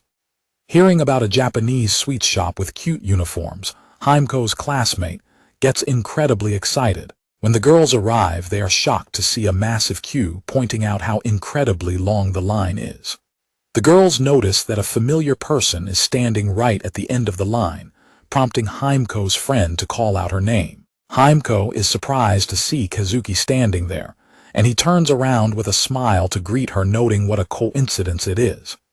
Himeko introduces Kazuki to her friends, who look on with curious expressions. Kazuki invites them to skip the long wait and go inside with him, since it is crowded, and Himeko eagerly turns to her flustered friend Hanoka to ask if she is okay with the idea. Himeko's classmates suddenly grab her in a state of utter panic, demanding that she explain who this handsome older guy is and what she is doing.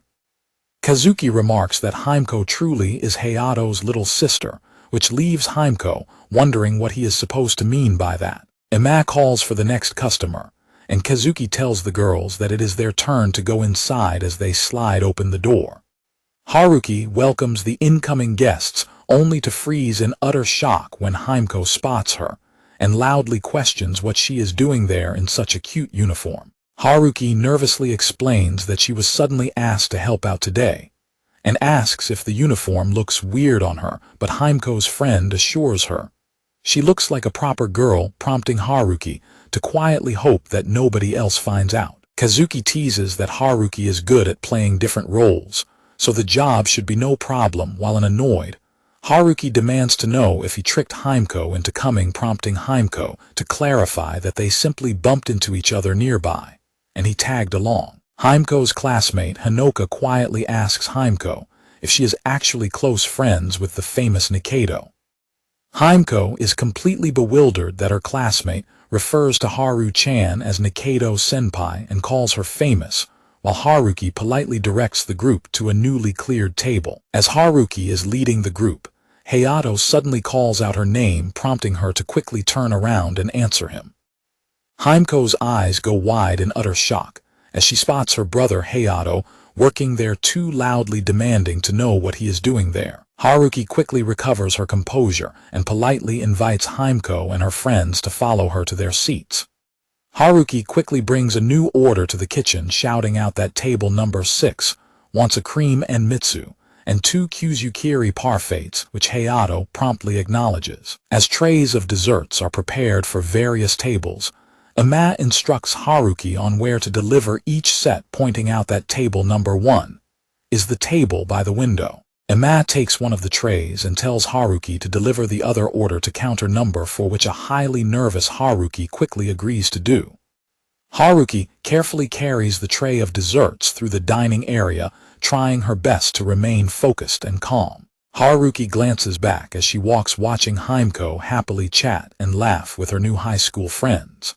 Haruki feels a quiet wave of emotion, reflecting on how quickly Himeko has managed to make so many good friends at her new school. When Ama checks on her to see if she is doing all right, Haruki quickly puts on a bright, cheerful smile and reassures her that she is heading straight to deliver the order to counter number 4. The sweet shop becomes incredibly busy with Haruki, Ama, and Hayato, all moving quickly to keep up with the constant rush of customers and orders. After Himeko and her friends happily thank Haruki for the meal and leave the shop, an exhausted Haruki finally lets out a long, deep sigh of relief. Just as she is carrying a tray of dirty dishes back to the kitchen, Haruki suddenly trips and gasps in horror as the bowls and chopsticks slip from her hands and fly into the air. The dishes crash onto the floor and shatter into pieces, prompting a startled Hayato to yell Haruki's name in concern. Hayato quickly catches Haruki in his arms before she can hit the floor, asking if she is all right, while Ama assures the customers that they will clean up the mess right away and calls for Hayato to help. Haruki starts to tear up and apologizes for her mistake, but Hayato gently pats her head and reassures her that they will finish the work together, before turning to bow and apologize to the customers for the disturbance. Later, Hayato and Haruki walk home together in their school uniforms, reflecting on their first day of work, and noting that while it was much harder than they imagined, they managed to get through it and earn their first paychecks. Haruki asks Hayato what he thinks about working part-time over the summer, and he confirms that he still plans on continuing to look for jobs. Haruki asks if he is working to buy the scooter he mentioned before, and Hayato admits that while that is one of his goals, there are other reasons too. The two of them continue walking down the quiet street, lost in their own thoughts. Hayato quietly reflects on the reality of working, and Haruki agrees, noting how difficult it actually is to make money. To break the heavy mood, Hayato smiles and suggests they stop by the supermarket to buy something nice and replenishing to eat, before going home, leaving Haruki to quietly think to herself. In their group chat, Himeko enthusiastically photos of the beautiful Japanese sweets, goldfish bowls, matcha, and watermelon desserts she ate, prompting an amazed response from Saki. Saki reads Himeko's messages explaining that she visited a historic Japanese sweets shop to celebrate finishing her exams, and highly recommends their affordable set with matcha tea. Saki types back telling Himeko that she sounds like a real grown-up city woman, and admits that reading her updates makes her feel like she is experiencing summer for real. Himeko kindly promises to bring some of those Japanese sweets as a souvenir for Saki the next time she visits their hometown of Tsukino's. Himeko mentions that her brother works at the sweets shop part-time, and suggests they might get a discount, causing Saki to jolt up in complete surprise as she asks if Hayato is really working a part-time job. Himeko confirms that it is true and sends Saki a photo of Hayato dressed in his traditional part-time uniform. Saki stares blankly at her phone screen, completely frozen in silent shock at the photo of Hayato. Saki is further stunned when Himeko a photo of Haruki working in her cute uniform, which prompts a panicked Haruki to instantly join the chat and demand to know when the picture was taken. As Saki lies on her sofa, she reads Himeko's message about picking out souvenirs for her, replying that she is curious about what she will bring. Saki looks down at her phone as she walks, wondering in silent surprise if she should also consider getting a part-time job during the summer. Saki looks through messages about her grandfather's old vacant house, noting that since nobody has lived there in a while, and it has plenty of drafts, it should at least be cool and comfortable for the summer. Saki continues typing to Haruki, suggesting that she stay over at her place, since the shrine house is unnecessarily spacious with plenty of extra rooms. Haruki reads Saki's kind invitation to stay over at her house. Haruki replies that she also wants to meet Saki, promising to consider the invitation positively. Saki sits on her couch while Himeko stands outside in Tsukino's, both of them thinking about their upcoming summer reunion. Haruki sits in silent thought with her eyes closed, appearing somewhat troubled. Haruki remembers the harsh, bitter words of her family members criticizing her lineage and calling it filthy blood forced upon them. She recalls her grandfather coldly telling her that, while they will support her, because she is Mao's child, they do not consider her their actual grandchild. Haruki also remembers being sternly told to return what she borrowed, leaving her to bitterly reflect on the word. Back in the kitchen, Hayato ponders over dinner options, and Haruki walks in to ask what they are having, prompting Hayato to explain that he is currently checking the different expiration dates of their food. Haruki notes that they have a lot of discounted items, and Hayato decides to cook the pork steak while emphasizing the need to prepare some vegetables to go with it. Suddenly, Haruki reaches out and firmly grabs Hayato by the wrist, catching him completely by surprise as he turns to look at her. Haruki hesitates awkwardly as she continues to hold his hand, quietly starting to speak. Haruki suddenly blurts out minestrone, explaining that Minamo recommended it because it uses a lot of vegetables, which leaves a bewildered Hayato to ask what she means. Hayato warmly accepts the suggestion, while a highly flustered Haruki continues to squeeze his hand tightly in her embarrassment. Haruki grips his wrist even tighter and hesitantly asks him if it would really be all right for her to accompany him to Tsukino's this summer. Haruki admits that she practically ran away from her hometown in the middle of the night, prompting a quiet, uncertain response from Hayato. Haruki explains that Saki apparently wants to meet her and has invited her to stay over at her house if she travels with Hayato and Himeko, which makes Hayato look at her in thoughtful surprise. Hayato smiles and agrees that staying at a shrine would be highly calming, reassuring her that the people at the priest's house are kind and will not say anything weird to make her feel uncomfortable. As time passes quietly in the kitchen, the pot of minestrone begins to simmer on the stove. With the rice freshly cooked and steaming, Hayato asks Haruki if she can help prepare the side dishes, which she cheerfully agrees to do. Hayato addresses Haruki, admitting that while he has no idea what other people might think, he still has something important to tell her. Hayato directly tells her that she is coming with him to Tsukino's, bringing a tearful, happy smile to Haruki's face as she softly agrees. Suddenly, Himeko throws the door open and loudly complains that she is hungry, catching both Hayato and Haruki completely off guard as they jump in surprise. Himeko runs to the stove and mistakenly calls the simmering dish a delicious-looking miso soup, prompting Haruki to clarify that it is actually minestrone, a traditional Italian vegetable soup. Himeko questions why they are using traditional miso soup bowls for an Italian soup, and Haruki pouts and admits that there simply were no better dishes available in the kitchen. Himeko then brings up their previous conversation about the pool trip, explaining that her classmates have been enthusiastically telling her that she absolutely has to join them.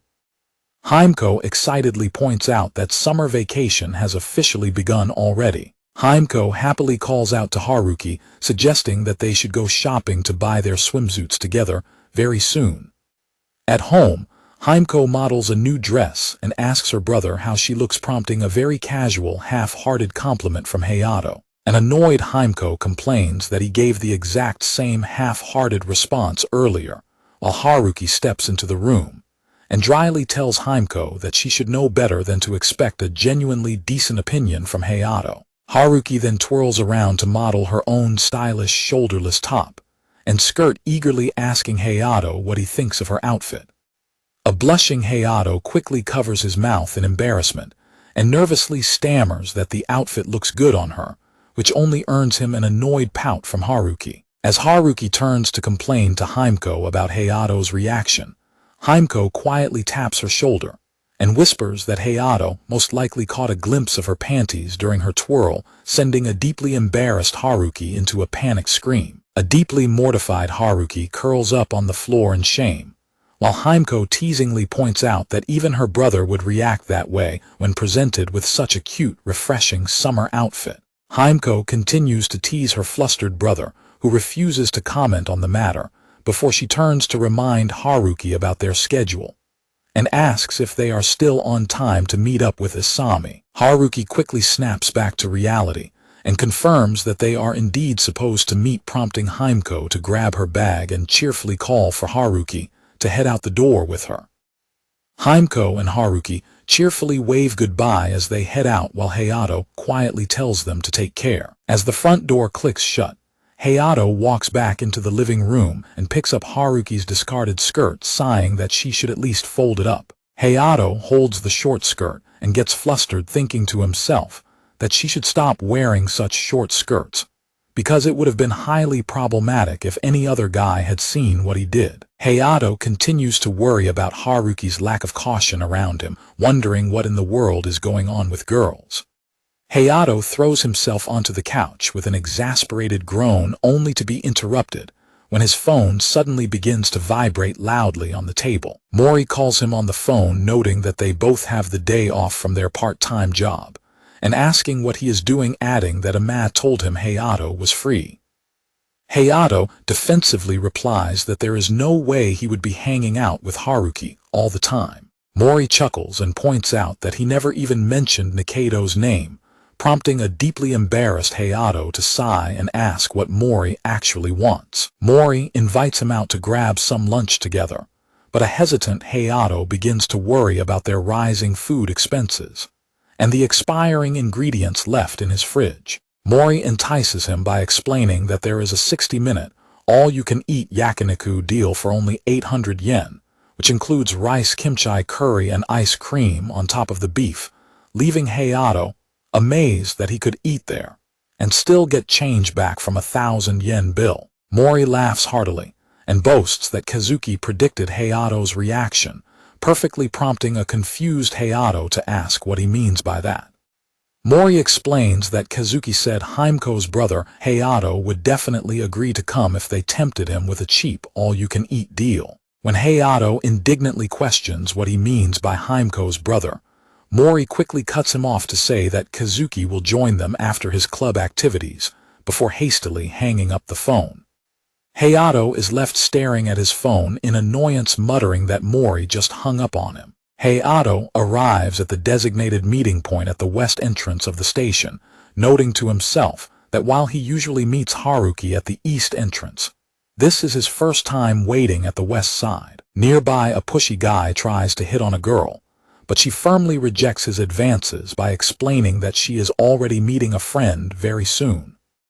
The girl turns around in surprise when she hears about a friend of Kazuki, laughing that she finds the entire situation hilarious. As Kazuki approaches them, the girl looks at Hayato with a smirk, wondering if he is indeed the friend Kazuki mentioned from when he started high school. The girl bluntly appraises Hayato's appearance, commenting that, while his face is decent enough for him to stand next to her, his hair is a bit rough and typical of a country bumpkin, though Hayato calmly replies that he is used to such comments. She casually asks Hayato if he has a girlfriend or a girl he likes, pointing out that Kazuki is incredibly popular and wondering where Hayato stands. Her expression turns sharp as she asks if he has heard the rumors about her, and Kazuki demanding to know what his goal is before a startled Kazuki loudly calls out her name to stop her. Eri turns to Kazuki in surprise as he approaches them and suggests that they all head to the cheap all-you-can-eat yakiniku buffet.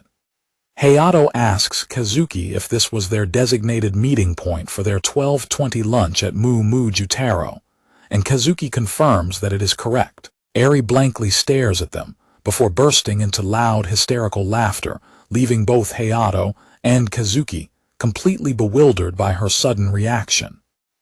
Eri asks Hayato if he is genuinely friends with Kazuki, questioning if he still chose to be close to him even after finding out about what happened. Hayato calmly replies that he does not know or care what she means by that, explaining that if Kazuki does not want to talk about his past, then as a friend, he has no intention of prying into it. Eri laughs and calls Hayato a riot, pointing out that Kazuki has never actually mentioned him to her, while Kazuki quietly murmurs that Hayato has always been this type of person. Eri admits that this is the first time anyone has ever looked at her with such a cold, sideways expression, and Hayato dryly responds that anyone would react the same way if treated so rudely upon first meeting. Eri is momentarily stunned by his response, staring after him in disbelief, as she asks if he has truly never heard of her before. While Kazuki admits that he never brought up Hayato to her, an intrigued Eri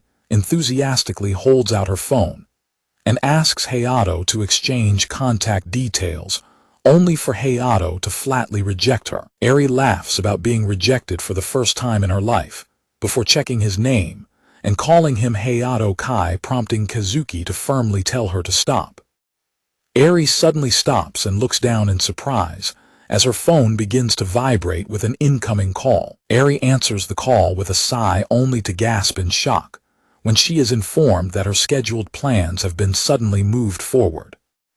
Eri reluctantly tells the caller that she will head over right away to do the job, leaving Hayato and Kazuki to look at her in concern. As Hayato is pulled back by his sleeve, he turns to find Kazuki greeting Mori, who has just arrived to meet them. Mori complains that Hayato should have helped him deal with the crowds earlier, which Hayato flatly refuses before Hayato asks if Mori also knows the girl who just left, and Mori confirms her identity as Satu Eri. Mori explains that Satu Eri is a highly famous fashion model who is incredibly popular these days, noting that many people often use her style as a reference for their own fashion. Kazuki quietly chimes in to explain that Eri is actually his acquaintance, or more precisely his ex-girlfriend, leaving both Mori and Hayato staring at him in complete wide-eyed shock. After stuffing themselves at the yakiniku buffet, the boys walk down the street as Mori groans that he ate far too much, and that it actually hurts to walk. Mori admits that he got caught up in the excitement of eating with Hayato, and overindulged, though Kazuki laughs that they definitely got their money's worth, before they stand outside and wonder what they should do next. Mori gives a thumbs up and suggests that since they have already fulfilled their original goal of eating lunch, they should find somewhere else to go hang out together. Mori says he is up for hanging out somewhere, but admits that he does not know any good places nearby, meaning he has no suggestions. Mori suddenly remembers something and turns to look at Kazuki. Looking at his friends, Hayato quietly reflects on how he used to spend time hanging out with Haruki without any specific plan or purpose when they were kids. Kazuki recommends visiting Shine Spirit City, mentioning it is a bit of a walk from there, which prompts Mori to recall that the venue features an aquarium and a planetarium where he frequently goes with Ama. Kazuki leans in and quietly advises Hayato that he should use this opportunity to scout out the venue and make sure he knows his way around for his upcoming date, with Haruki sending a flustered blush to Hayato's cheeks. Kazuki cheerfully raises his voice to add that it is a great place with lots of activities, leaving a flustered Hayato to shout out in surprise, while a blushing Hayato loudly protests that he and Haruki are not in that kind of relationship. Mori turns to ask Kazuki if he is familiar with the venue, because he used to visit it with his ex-girlfriend. Kazuki looks down and reflects seriously on his past relationship, admitting that it felt more like they were mutually using each other for social status, rather than actually dating, which leaves Mori to awkwardly apologize for prying. Kazuki explains that they ultimately split up when they entered high school, noting that despite doing all the research, he never actually ended up going to Shine Spirit City with her. Hayato and Mori watch their friend walk ahead in a gloomy mood, prompting an annoyed Hayato to suddenly step forward and deliver a sharp slap to Kazuki's back.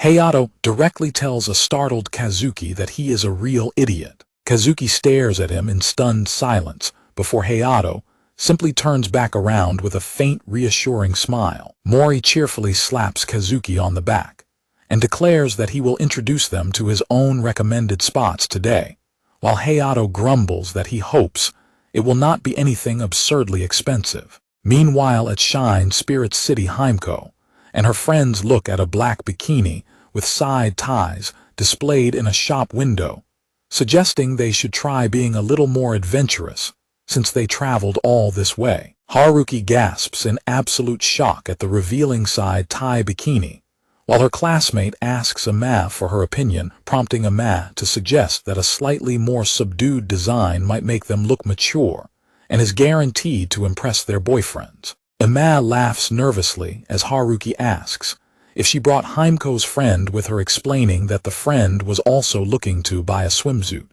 and thought it would be nice to shop together. Himiko quietly notes that she did not expect Emma to be this excited, explaining that Emma got highly motivated after mentioning how frequently she visits the area with her boyfriend. A deeply embarrassed Emma frantically tries to explain herself, but she is quickly interrupted when Himiko cheerfully holds up 2 different swimsuits that she picked out for them. Himiko hands a frilly, slightly revealing bikini to an alarmed Haruki, and another cute set to Emma, declaring that she has picked out the perfect options for both of them. While trying on their new swimsuits in the water, Emma notes that the color of her lace-up bikini is nicely subdued, while a deeply blushing Haruki panics upon realizing that her swimsuit leaves her rear end almost completely exposed. Himiko spots a bustier corset bikini on a mannequin and finds it interesting, but a panicked Haruki immediately yells at her to put the other swimsuits she grabbed back onto the racks.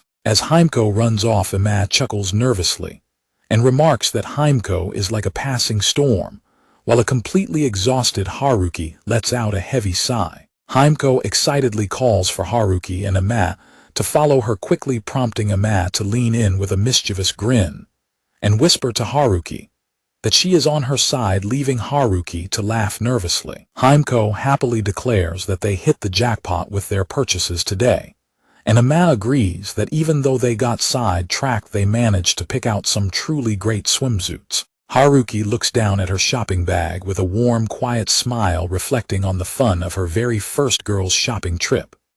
While walking through the mall, Himiko suddenly stops to look over the railing and points out that something interesting seems to be happening down on the lower level. Looking down, they see a massive crowd gathered for an event at the square near the clock, and Himiko suggests they go check it out if they are curious. As they ride the escalator down, Himiko notes that the event's logo looks exactly like the one used by their mobile data provider, just as the announcer on stage loudly welcomes the waiting crowd. On stage, Sadu Eri cheerfully presents the new phone model's super camera functions and demonstrates how to use her signature style editing app. Himiko excitedly points out that the famous model, Sadu Eri, is right there on stage in person, while a completely stunned Haruki stares in mounting shock as she realizes who it is. Feeling overwhelmed, Haruki quietly excuses herself by claiming she is tired and needs to step away for a bit, walking away from the bustling event hall into a quiet hallway. Haruki leans against a wall in the quiet corridor, trying to catch her breath,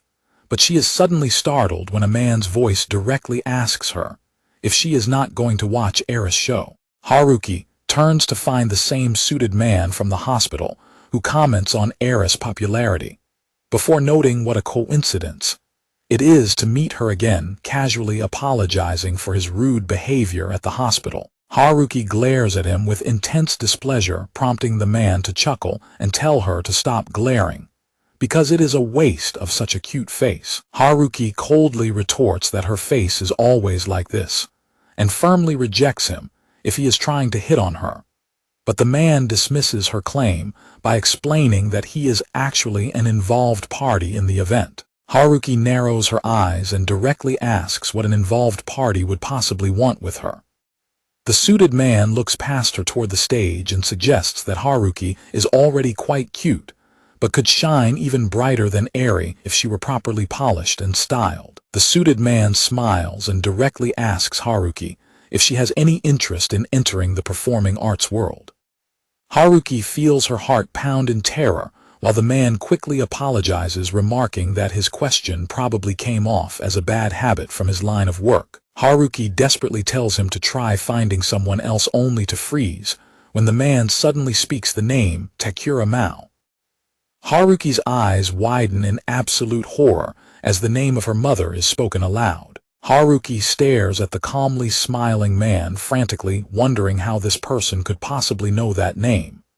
Haruki stands tense with her head cast down while the suited man begins to state who she actually is. Haruki suddenly puts on a sweet, cheerful smile and acts completely innocent, wondering aloud who he is talking about, and adding that she only knows it as an actress name since she is not familiar with show business, leaving the man utterly stunned by her sudden change in demeanor, while the man silently confirms to himself that Haruki is indeed Takura Mao's daughter. Haruki coldly apologizes and states that she has no interest in his offer as she begins to walk past him. Haruki announces that she is leaving if that is all he has to say, prompting the frustrated man to reach out and try to stop her. Haruki turns and immediately begins to run down the corridor as fast as she can. Haruki runs in a desperate panic, telling herself that she is no longer alone and that she is not a bother or a mistake to anyone. A warm memory of Hayato's gentle smile flashes through her mind as she repeats his name. As she continues running, a hand suddenly reaches out from the side and firmly catches her by the wrist, causing her to gasp in surprise. She turns to find Hayato catching his breath while holding her hand, loudly calling her name as she stares at him in disbelief. Hayato worriedly demands to know what is wrong, and if something happened, leaving a tearful Haruki to softly whisper his name in relief. Haruki lets out a nervous laugh and awkwardly holds his hand, struggling to find the right words to explain her sudden panic. Haruki quietly admits to him that she does not really know why she ran away either. Hayato quietly calls her name, looking at her with deep concern. To ease the tension, Haruki leans in close and points out that he smells like grilled meat, playfully complaining that it is not fair, which leaves a highly flustered Hayato to pull back his collar in embarrassment. Hayato awkwardly rubs his neck and tries to explain himself, while Haruki giggles happily, her previous fear completely forgotten. Hayato asks if she wants to sit down somewhere, and Haruki quickly agrees. They find a quiet spot in the courtyard area, and Hayato returns with 2 bottles of tea. Hayato hands Haruki one of the drinks and asks if she is doing all right, to which she thanks him. As they sit together on a bench, Hayato checks his phone and informs Haruki that Kazuki and Iori are also there, explaining that they met up with Himiko's group and will come over after the event ends, which Haruki quietly acknowledges. Hayato suddenly brings up the name Takura Mao, causing a startled Haruki to choke on her drink, prompting him to apologize for his bad timing. While coughing heavily, Haruki assures him that she is completely fine. Haruki gives a faint smile and admits that she does not really understand it either. She explains that a person who seemed to know Takura Mao called out to her, adding that things just got confusing after that. She notes that only people from Tsukunos should know about her existence, so her mind went completely blank, ultimately admitting that she cannot explain the situation very well. Hayato speaks up, telling her for the second time that his mother had collapsed and was hospitalized. A confused Haruki questions him, and Hayato explains that while his mother's life is not in danger, she suffers from after effects, detailing that her hands are not completely paralyzed, but she cannot move them very well. He adds that even with physical therapy, her condition might not return to normal, admitting that while it will likely be rough for them, he does not actually mind, though he struggles to find the right words. Hayato forcefully pats Haruki on the head, making her cry out in surprise, as he wonders aloud how to properly say what he means. Haruki protests his actions, but Hayato seriously tells her that it does not matter how much of a bother she ends up being. Hayato gently rests his hand on her head and asks her to please not make him worry about her. Haruki stares at him in stunned silence. Haruki turns away with a pout, complaining that he is just treating her like his little sister Himiko again. Haruki calls him cheeky, and Hayato agrees, pointing out that since he was born earlier, they are separated by a year in age. Haruki warns him that he will be a bother and advises him not to act like this with other people, before quietly brushing the matter aside. Hayato smiles and assures her that he would never do that, explaining that he only acts this way with her because she is Haruki. Haruki asks what Hayato meant by that comment, but he brushes it off and tells her not to worry about it, just as Himiko's voice suddenly calls out Haruki's name from above. Himiko waves enthusiastically from an upper walkway alongside Kazuki, Mori, and her friends, prompting Hayato to suggest that they should head over to join them, which Haruki quickly agrees to. The scene transitions to a quiet residential house located right next to a traditional shrine gate. Inside the kitchen, Haruki carefully tastes a drop of the broth from a ladle. Haruki stands over a simmering pot of meat and vegetables, letting out a sigh as she reads out the recipe instructions, requiring 4 tablespoons of sake and sugar. Haruki nervously consults the recipe on her smartphone, while holding a bottle of mirin with a tall stack of cookbooks resting on the counter beside her. Haruki's mother walks into the kitchen and playfully tells her that she does not need to measure everything so precisely, because it wastes time, prompting a highly flustered Haruki to yell at her to stay silent and leave her alone. Her mother cheerfully agrees to back off, but casually reminds Haruki that she forgot to put the wooden drop lid on the pot, causing Haruki to jolt in surprise. Haruki frantically scrambles to place the wooden lid onto the simmering pan, defensively claiming that she was just about to do that, while her mother watches her with a warm smile.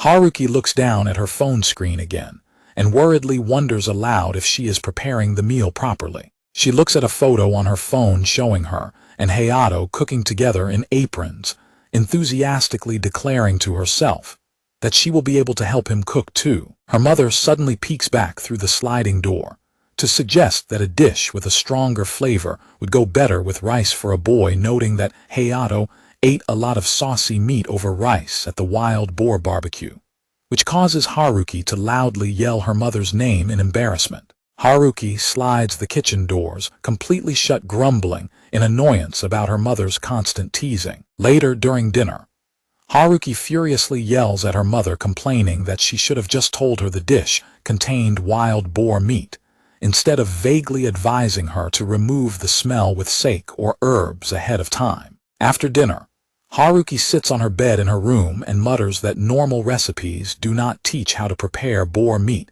just as her phone suddenly chimes with a notification. Haruki's eyes widen in surprise as she checks her phone lock screen and reads a new incoming group message from Hayato instructing Himeko to calm down.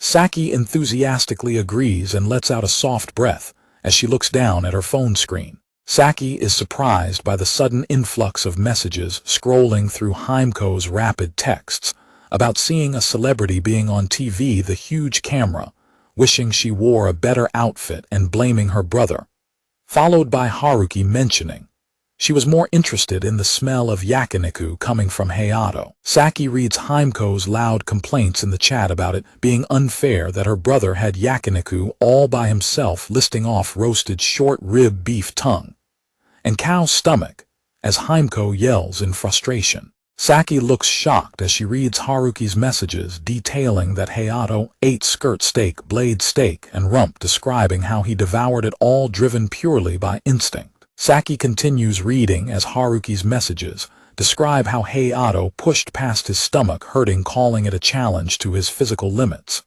and noting that strategy was necessary due to the time limit, while Hayato looks completely exhausted. Haruki's message continues stating that he could not just go charging in while worried about weight rebound, as a frustrated Haruki and Himeko growl at Hayato. Saki types a message into the chat greeting Hayato and asking if he went out to eat yakiniku without telling Himeko or Haruki, causing Hayato to read her message in surprise. Himeko complains in the chat about Hayato going to an all-you-can-eat yakiniku buffet without saying a word, calling it cruel, while Haruki chimes in that he is scaring them with talk about rebound, weight gain, and subcutaneous fat, leaving Hayato to read the messages quietly on the couch. Saki blushes nervously as she types a response stating that his actions are just being mean.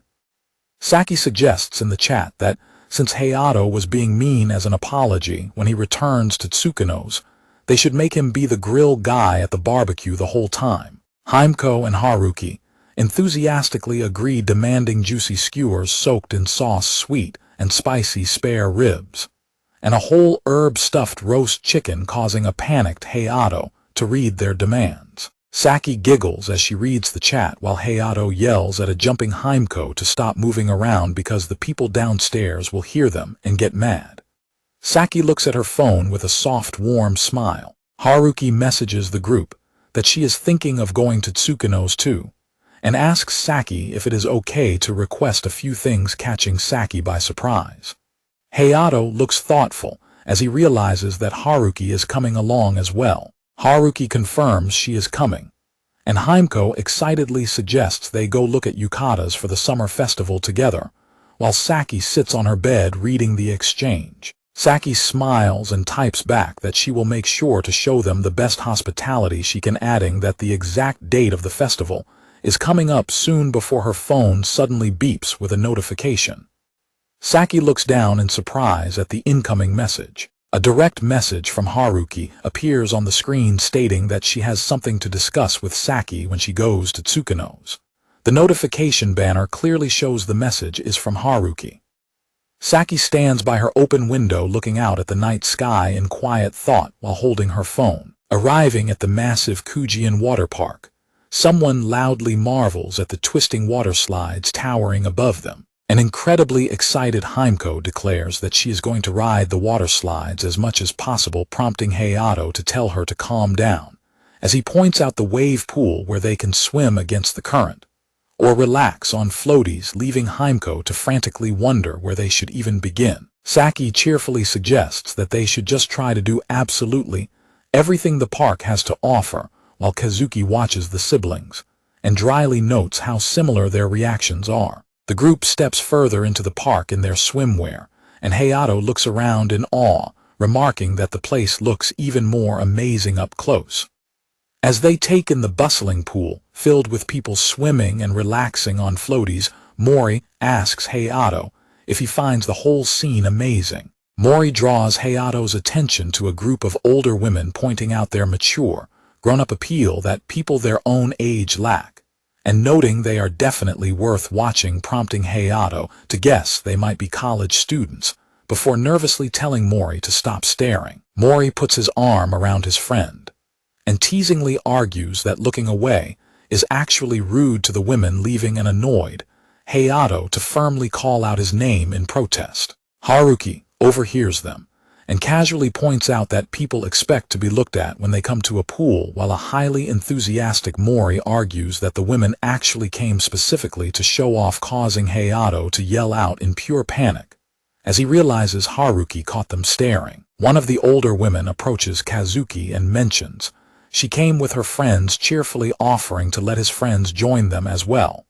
while another woman eagerly adds that she is curious to see what his friends are like. The women appraise the boys, complimenting their cute faces and asking their ages, while an excited Himeko loudly points out to Haruki and Ama that the boys are getting reverse picked up by older women. Himeko jumps around the flustered boys, excitedly asking Kazuki which woman he is going to pick, and teasingly wondering if he will actually go along with them.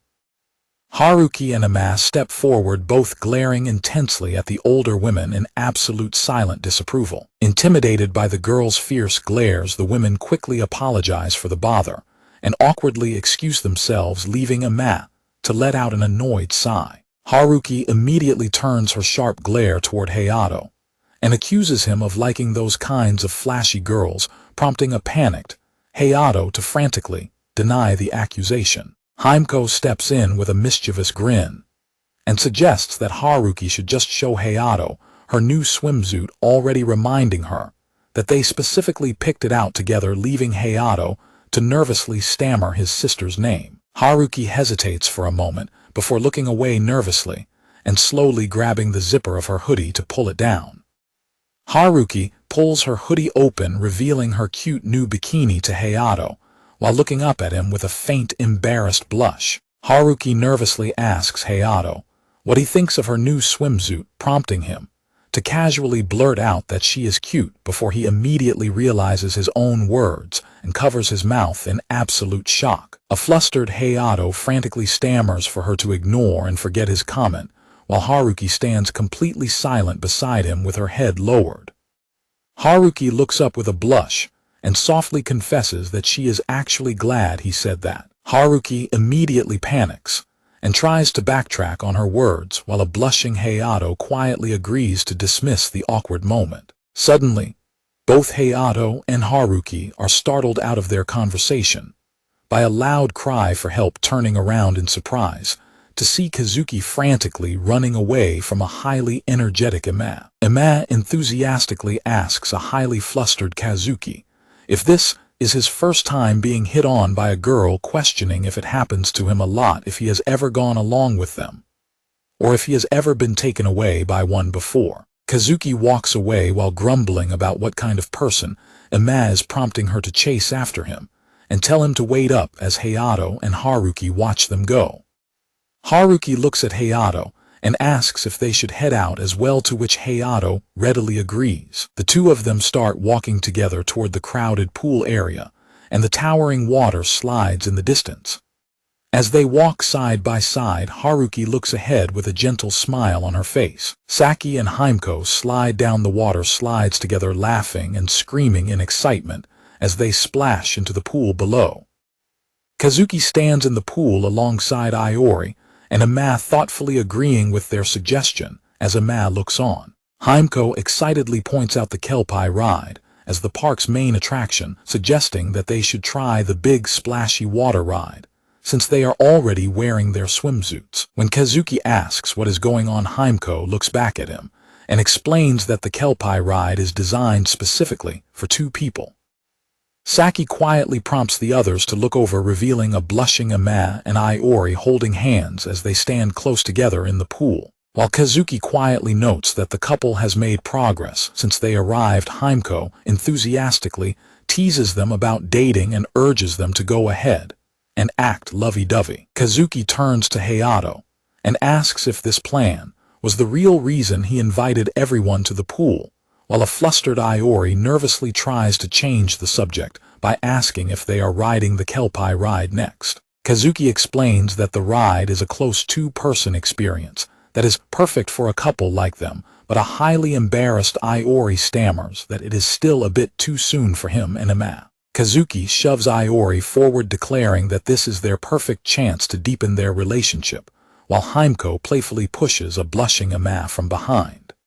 Himeko loudly tells Ima not to be shy as she continues pushing her, leaving a mortified Iori to curse at a laughing Hayato. Ima frantically pleads for Himeko to wait, but Himeko only laughs and cheers her on. Kazuki cheerfully tells Iori to go have fun with Ima, prompting a frustrated Iori to yell at Hayato, while Saki looks on with a slightly annoyed expression. As Iori and Ima sit together on the horse-shaped floaty, nervous Iori weakly asks Hayato if they can just ride the attraction one at a time instead. Hayato firmly rejects the idea, pointing out that they cannot possibly do that with so many people waiting behind them in line, which leaves Iori completely defeated. As Iori and Ima are launched down the slide together, Iori loudly yells back for Hayato to ride with Haruki and suffer through the exact same awkwardness, leaving both Hayato and Haruki shouting in sudden panic. Left behind at the top of the slide, Hayato and Haruki stare at each other in absolute red-faced silence. As Hayato and Haruki struggle to form coherent sentences out of sheer embarrassment, Kazuki steps in and casually suggests that if Hayato is too uncomfortable riding with Haruki, he could always ride with Himeko instead. Himeko mockingly questions if her brother would actually ride with her, giving him a playful teasing look as Hayato glares at her in dry annoyance. Haruki defensively argues that she does not dislike the idea of riding with Hayato, while Saki points out that if Hayato rides with Himeko, then Himeko will end up having to ride with Kazuki. Kazuki dramatically laments being rejected by Himeko, prompting Himeko to agree that riding with her brother's friend would be awkward, as Haruki eagerly pulls her along to leave Hayato and Kazuki to ride together. Kazuki playfully asks Hayato if they should engage in some naked skinship themselves, prompting a panicked Hayato to loudly remind him that they are not getting naked. As Hayato lets out a heavy sigh, Kazuki notes that Haruki is also similar in that regard. Kazuki suddenly states that Himeko is just as pretty and cute, catching Hayato completely off guard as he questions the comment. Hayato admits that Himeko does indeed make an effort to dress well, prompting Kazuki to thoughtfully wonder if that is truly the case. Kazuki wonders aloud if Himeko's natural purity makes her stand out even next to Haruki, but Hayato dismisses this by calling his sister a country bumpkin who simply cannot be left alone. When the lifeguard calls for the next riders, Kazuki frantically pushes Hayato forward, so they do not get left behind, and the two boys end up riding the slide together on the horse floaty. As they slide down, Kazuki quietly reflects that Himeko is just a nice, interesting girl like Hayato. But when Hayato asks what he is talking about, Kazuki simply laughs and brushes it off. After the ride, Ima remarks on how fun it was, while Himeko spots the lazy river from the railing and loudly declares that she wants to go there next, drawing an exhausted sigh from Hayato. Himeko insists that they must try out every single pool type since they traveled all this way, arguing that it would be a total waste otherwise. When Hayato quietly agrees with his sister's reasoning, watching Mori silently reflects that the two of them are undoubtedly siblings. At the lazy river, Haruki begins to panic and screams for Hayato, terrified that she is going to drown because she still does not know how to float. Hayato gently takes Haruki by the hands, telling her to relax her tense body because the current will naturally carry her along without needing to kick. As she awkwardly tries to float while holding Hayato's hands, Haruki grumbles that it is much harder than he makes it sound. Hayato reassures her that her face will not go underwater if she simply relaxes, prompting a blushing Haruki to desperately plead with him not to let go of her hands. Haruki repeatedly demands that he hold on tight because she is trusting him, and Hayato calmly promises that he has no intention of letting go.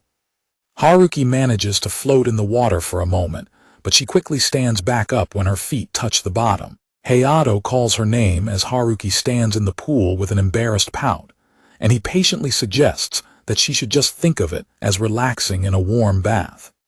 Haruki quietly reflects on his advice about pretending she is just relaxing in a bath. Haruki tries to float on her stomach again, and Hayato happily praises her when she successfully manages to balance herself in the water, while Ima tells an apologizing Mori to be quiet, so she can concentrate. A sudden splash from a nearby swimmer catches Haruki completely off guard and interrupts her practice. Hayato runs over to check on Haruki as she splashes around, reassuring her that she can easily touch the bottom and gently telling her to calm down and take a deep breath as she tightly clings to his chest, while Haruki clings to Hayato and silently reflects on how boyish his body feels. The staff lifeguard observes them from a distance, adjusting her sunglasses as she wonders about a shady figure nearby. Hayato worries if Haruki is all right after her sudden splash, and she nervously confirms she is fine while admitting that the sudden water splash really scared her.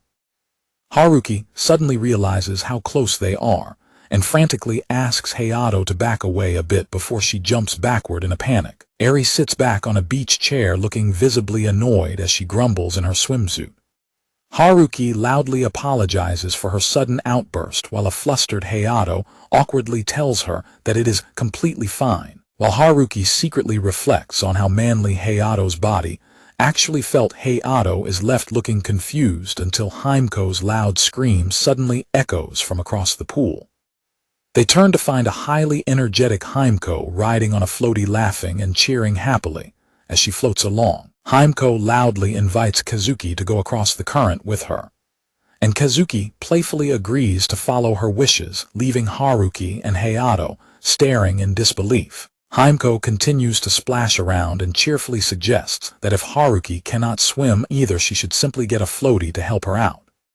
Hayato angrily mutters about what in the world Kazuki is doing, while a disgruntled Haruki watches Himeko and Kazuki continue to laugh and play. Hayato gently suggests that Haruki should try getting comfortable with a floaty first, and she warmly agrees with his idea. Haruki splashes over to join Himeko, but when Himeko teasingly asks if she is finally admitting defeat and giving up, pouting, Haruki defensively claims that using a floaty is just a necessary part of her training. Haruki admits that she probably should have gotten a floaty from the very beginning, while Himeko turns to Hayato and suggests that they should go grab another floaty for her.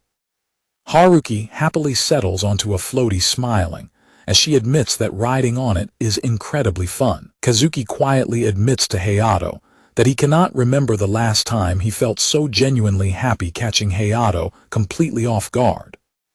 As Kazuki reflects on his happiness, the staff lifeguard continues to watch them closely while Hayato notices her and looks on in surprise. Kazuki is suddenly splashed in the face, but he only laughs and declares that he needs to properly thank Iori for inviting him to the pool today.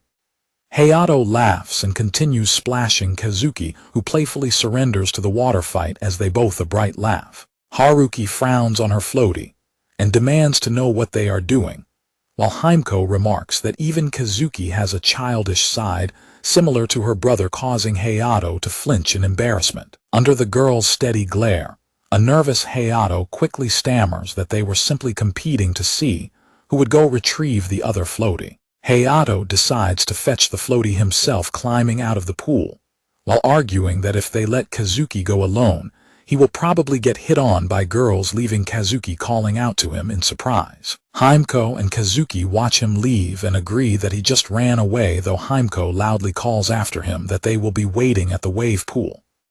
Having successfully retrieved the floaty and a bottle of water, Hayato takes a deep breath and prepares to head toward the wave pool. On his way, Hayato overhears two pool-goers talking about a cute girl resting under an umbrella, who is casting a terrifying glare, leaving them to wonder if they have seen her somewhere before.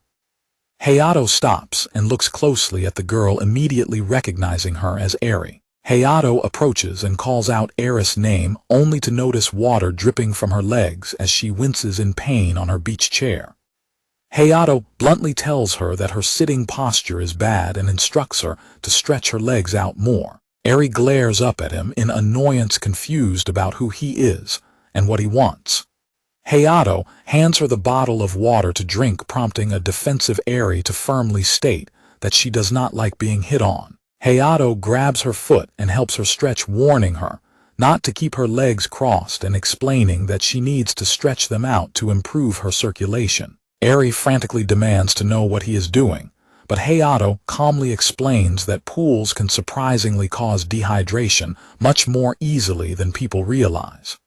Hayato directly asks if she is having a leg cramp, leaving Eri completely stunned as her leg twitches. Eri opens the water bottle and drinks, grumbling that she gets it already, and demanding to know what his problem is, while Hayato stands quietly nearby. Seeing that she is doing better, Hayato tells her to be more careful next time, before turning to leave, prompting a frustrated Eri to stand up and demand to know what his deal is. Hayato replies that he had no special reason other than self-satisfaction, and admits he was being nosy, but Eri demands to know if he even realizes who she is.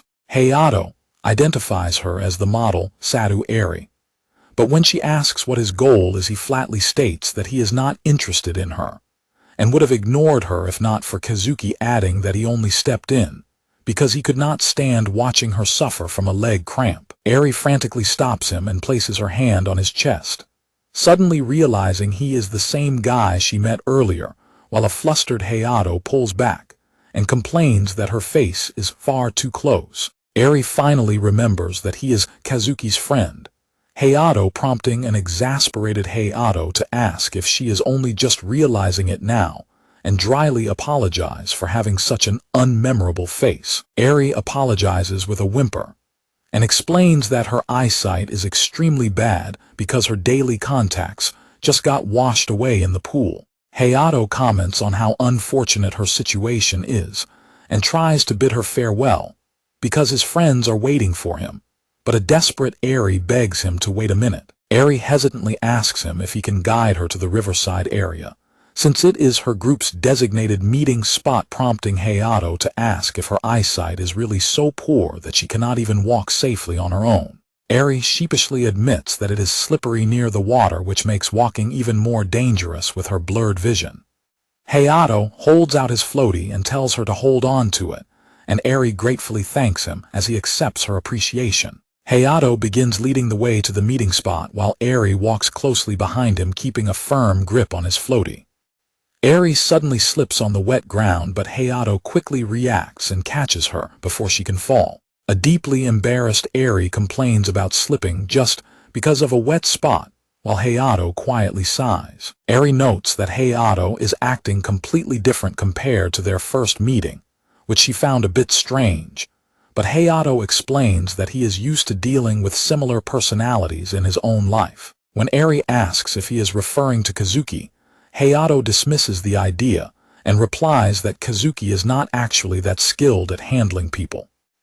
Eri laughs and agrees, before commenting that Hayato really is Kazuki's friend, though Hayato dryly responds that it was rather unwilling. Eri asks how Kazuki has been doing lately, causing Hayato to hesitate, as he recalls Kazuki's past, dating rumors and rejections. Eri reacts with absolute shock and yanks on the floaty, prompting a startled Hayato to tell her not to pull it so suddenly, before explaining that Kazuki's past confessions were just a defense mechanism to fit in rather than genuine feelings. Eri looks down thoughtfully and softly wonders aloud if Kazuki's past situation was exactly the same as her own.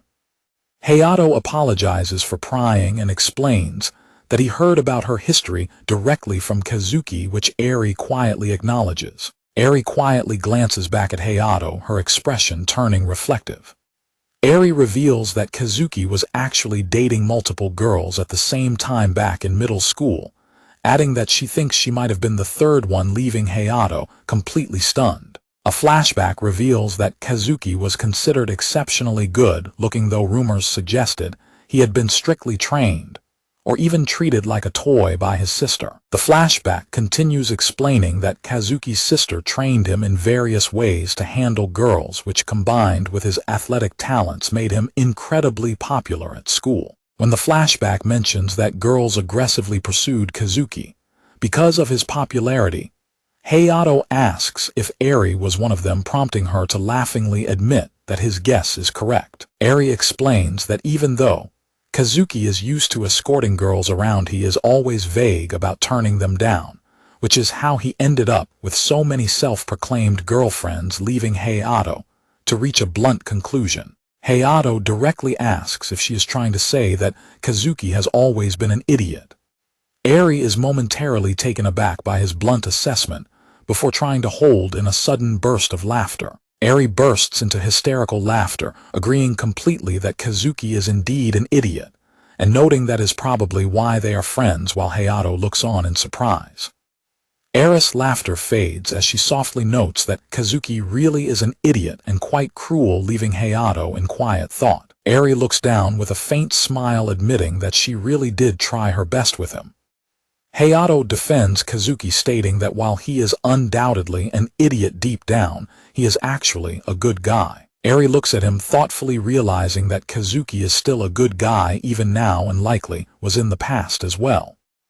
Hayato admits that he is not very good at explaining things, and that Kazuki is simply awkward, prompting an amused Eri to ask if Hayato himself is actually experienced with girls. Hayato insists that he has no experience at all, since he is just a country bumpkin, whose only female peers were his little sister and her friend, which leads Eri to ask her next question. Eri cryptically remarks that birds of a feather flock together, drawing a thoroughly confused response from Hayato. Eri asks him what he would do if multiple girls confessed to him, but Hayato dismisses the hypothetical question, arguing that such a scenario would never happen, and that he has no idea how he would react. Eri pulls on the floaty again, and demands that he give her an answer anyway, even if it is just a fake one.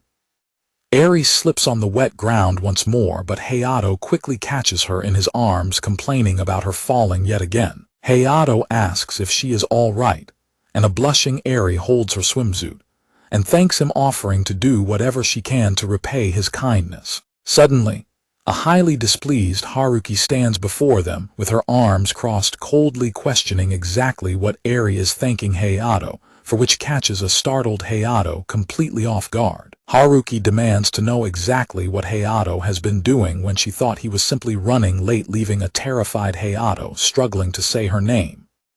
Haruki shoots them a fierce glare which catches a silent Eri completely by surprise. A tense, heavy silence settles between Haruki and Eri as they stand opposite one another, leaving a panicked Hayato trapped helplessly in the middle of their hostility. Haruki demands to know what Hayato was doing and asks if they are dating, prompting a panicked Hayato to explain that they met by chance, and that he was only helping because Eri had a leg cramp and lost her contact lens. Haruki mockingly asks if he used Kazuki as an excuse just to get closer to Eri, but she and Hayato are both stunned when Eri suddenly asks if Hayato is throwing her away. While Hayato frantically objects to Eri's strange phrasing, Eri turns her attention to Haruki, loudly admiring her face and calling her top tier and super cute. Eri suddenly asks if Haruki is Hayato's girlfriend, sending a deeply startled Haruki into another state of shock. Eri continues to marvel at how amazing Haruki looks even without makeup, and praising her great figure, reaches out to touch her shoulder to suggest introducing her to her agency. Haruki immediately slaps her hand away and coldly warns her not to touch her, and to get lost, leaving a stunned Eri staring at her. Haruki firmly demands if she understands, leaving Eri completely mesmerized by her commanding presence, which she compares to a master swordsman. Haruki tells Hayato that they are leaving, and a bewildered Hayato quickly follows behind her. As Hayato and Haruki walk away, someone calls out to Eri from the side, but Eri remains standing in place, silently watching Haruki go. Mamachi-senpai approaches and asks why Eri is zoning out before suddenly questioning if she happened to run into her little brother. Mamachi-senpai asks if anyone else was there besides Kazuki, but Eri quietly dismisses her thoughts about Haruki and replies that it is nothing. Hayato chases after Haruki while repeatedly apologizing, but Haruki coldly responds that there is no need to apologize since he is a boy after all. Haruki pouts and argues that any boy would grin like an idiot if a flashy cute girl clung to him, but Hayato loudly protests that he was doing no such thing. Haruki counters that he still abandoned them to get friendly with another girl, and although Hayato tries to explain that he only helped because she was in trouble, Haruki remains entirely unconvinced. Haruki demands to know how on earth he even got to know a model or celebrity in the first place, completely ignoring Hayato's pleas, as she lets out an annoyed grunt. Feeling completely overwhelmed with frustration, Haruki shouts that she is incredibly annoyed and tells him to shut up and get away from her. Hayato is left completely stunned, staring after her in wide-eyed silence. A sudden memory flashes through his mind of a young Haruki shouting those exact same angry words at him in the past, before running away. Realizing what is happening, Hayato takes a deep breath and steps forward, reaching his hand out to firmly grab Haruki's shoulder before she can walk away. Hayato calls out Haruki's name and firmly grabs her by the hand, catching her completely off guard. Hayato softly apologizes for making her worry, causing a blushing Haruki to tearfully call him a big idiot. Meanwhile, Himeko excitedly points out a lovey-dovey couple swimming in the pool to Kazuki, marveling at how romantic they look. Himeko playfully remarks that it would be great if Ima and Mori acted lovey-dovey like that too, while Kazuki chuckles in agreement as they watch the blushing couple sit awkwardly by the water. Himeko notes that her brother and Haruki are running late, prompting Kazuki to joke that Hayato probably got sidetracked helping some random girl and ended up getting hit on instead, which surprises Himeko. Himeko confidently dismisses the idea of her brother getting hit on because he is a country bumpkin, but Kazuki points out that Haruki was worried enough to go look for him, leaving Himeko more concerned for Haruki. Kazuki observes that Himeko seems highly focused on the couples around them and asks if she is interested in romance, and Himeko attributes it to a girl's natural instinct to talk about love. Himeko turns the question back on Kazuki, asking what his own thoughts on the matter are. Kazuki closes his eyes and quietly admits that he is currently fine without having a relationship. Kazuki remarks that Himeko seems popular enough to have a boyfriend, and asks why she is still single, prompting a startled Himeko to suddenly deliver a swift slap to his face. Meanwhile, Haruki angrily insists that everything is Hayato's fault, while a bewildered Hayato clutches his red cheek and protests that her anger makes absolutely no sense. The two of them shout at each other, with Haruki complaining about his usual behavior and Hayato retorting that Haruki acts the same way. Watching them argue from a distance, Himeko quietly confesses to Kazuki that there was once someone she used to like. In their respective conversations, Haruki sadly yells that she can no longer reach her past feelings while Hayato stubbornly insists that he is fine without romance for the time being. A brief memory from their childhood shows a young Hayato happily playing with a stuffed sheep alongside a young Himeko in a grassy field. Kazuki quietly acknowledges Himeko's confession, and she softly suggests that they should head back. When they rejoin the group, a fuming Haruki declares war on Hayato to settle their dispute once and for all, prompting Hayato to loudly call for Himeko to referee their battle. Himeko lets out a sigh and remarks with a smile that the two of them have not changed at all since they were kids. A few days later, Hayato opens the door to check if Himeko and Haruki are finally ready to head out. While Himeko gestures toward the living room, Hayato is exasperated to find Haruki completely focused on playing a video game, prompting him to loudly yell her name and make her jump in surprise. Haruki stammers in embarrassment, quickly assuring Hayato that she is ready to head out anytime. Hayato happily declares that they should head out, prompting enthusiastic agreements from both Haruki and Himeko. At her home near the shrine, Saki pumps herself up in front of the mirror, only to yell in embarrassment when her mother peeks in and teasingly wishes her good luck.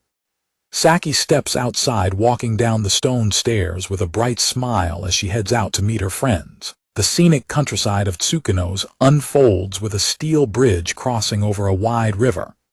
As Saki walks down the road, she stops when Gen-san waves to catch her attention. Saki cheerfully greets Gen-san, who promptly hands her a bag of freshly picked super fresh vegetables, while laughing that they might have a bit of a weird shape. Saki is amazed by the large amount of vegetables, and notes that he just gave them plenty a couple of days ago, but Gen-san insists she should them with Hayato just before a loud voice nearby startles Saki. While another neighbor teasingly remarks that they can tell Hayato is arriving today just by how dressed up Saki is, Kane Hachai-san waves from the path to announce that another wild boar has been caught in the trap. Kane Hachai-san apologizes for interrupting her excitement about meeting Hayato, but asks Saki if she can have him come over to help butcher the boar, leaving her flustered.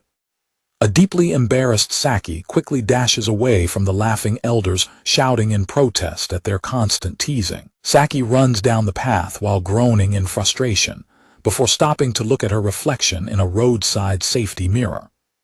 Saki peers at herself in the mirror, quietly wondering if she really looked that excited. With her heart beating rapidly, Saki nervously checks her dress just as a familiar voice loudly calls out her name from a distance. Himeko excitedly pokes her head out of the open bus window, waving and shouting Saki's name as the bus approaches. Saki looks up in surprise as Himeko continues to wave enthusiastically, while the bus pulls over with a loud hiss. As the bus drives away, Saki happily calls out Himeko's name. Himeko runs over and grabs Saki's hands, gushing over how cute and grown-up she looks and asking if she has gotten taller, while a modest Saki replies that she does not think she has changed much. Himeko excitedly talks about the cute chick-shaped butter sandwiches she saw at the station, lamenting that the line was too long to buy them, but enthusiastically praising the delicious shumai bento she got instead. Walking slightly behind them, Haruki chimes in to her own memorable snack, recalling the rock-hard ice cream she bought from the train's cart service. Haruki stops and stares at Saki, letting out a soft gasp as Saki catches her eye. Saki and Haruki lock eyes in silence, quietly observing each other for the first time. Saki continues to look at Haruki with a quiet curiosity, while Himeko happily smiles next to them.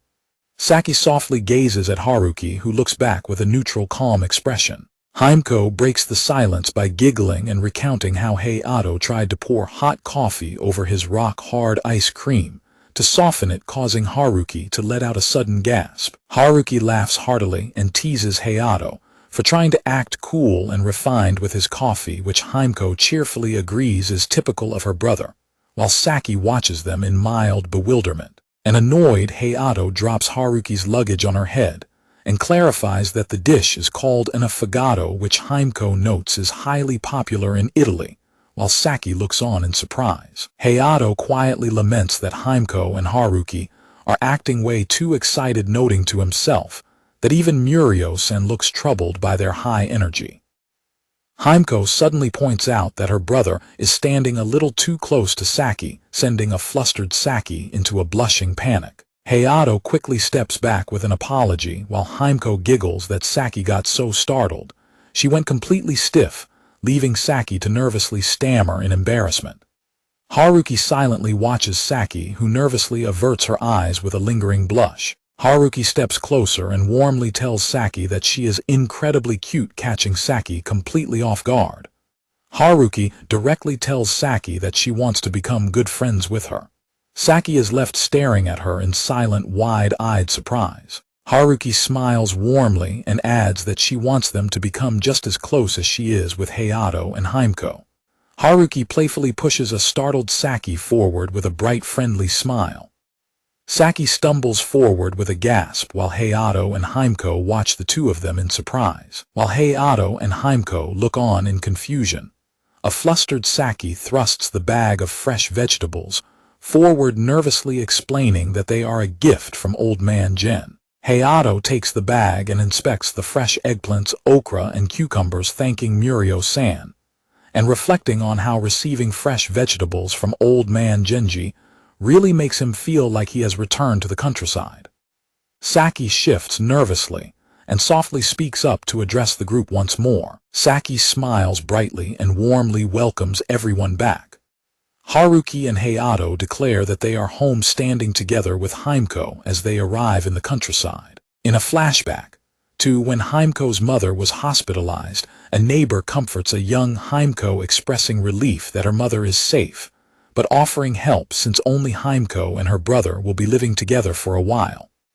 A young Haruki walks along the road, staring up blankly at the drifting clouds. Stumbling from exhaustion, a young Haruki staggers along the path on her own. As her foot slips off the edge of a concrete ledge, a hand suddenly reaches out and grabs young Haruki's arm to keep her from falling. Young Saki runs up to her, calling for her to hold on as Haruki continues walking away. Saki's feet tap along the gravel path as she runs after Haruki, pleading for her to wait. Saki suddenly tumbles to the ground, prompting a surprised Haruki to turn back and ask if she is all right as Saki brushes off her scraped knee. Saki lets out a gasp as she stares down at her freshly bruised knee. Saki points down the road to a bus stop near the entrance to Tsukino's, suggesting that they should go sit on the bench. The two young girls sit quietly next to each other on the wooden bench at the bus stop. When a bus pulls up, the driver leans out and asks the girls if they are planning to get on. Saki watches in silence as Haruki blankly starts walking toward the open doors of the bus. Saki rushes forward to stop her, loudly warning Haruki that she cannot simply hop on a bus without knowing where it is going. The two girls stand in silence on the empty road as the bus drives off. Saki explains that she would be sad and lonely if Haruki left, and she tearfully shouts that her big brother and she would both miss her terribly.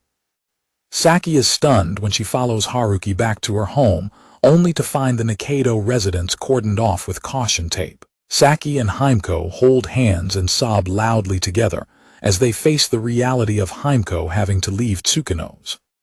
After crying, the two girls sit quietly on the bench under a cloudy sky before Himeko finally speaks up to break the silence. Himeko introduces herself as Kirishima Himeko, drawing a surprised look from Saki. Saki introduces herself as Murao Saki, prompting Himeko to warmly thank her for everything she did that day. The two girls a bright smile and promise to remain friends despite the distance. Hayato suddenly runs up, calling out to Himeko, expressing his worry and pointing out that she has hurt her knee. As Himeko and Saki look up at Hayato, he gently tells his sister and Saki that it is time for them to head home. In the present day, Haruki happily takes a deep breath and remarks on how cool and fresh the mountain air of Tsukino's feels, while Himeko and Hayato agree that it is a pleasant change. Haruki runs over to the bridge railing and excitedly points down at the canal while Saki watches her with a smile. Haruki enthusiastically declares that there is a crayfish down in the canal, which the others watch with amusement. Hayato dryly questions what Haruki is doing as she suddenly gets startled, drawing a quiet smile from Saki. Haruki notes that Saki isn't wearing her usual shrine maiden outfit today, prompting a blushing Saki to explain that she was just helping clean up Himiko's empty house.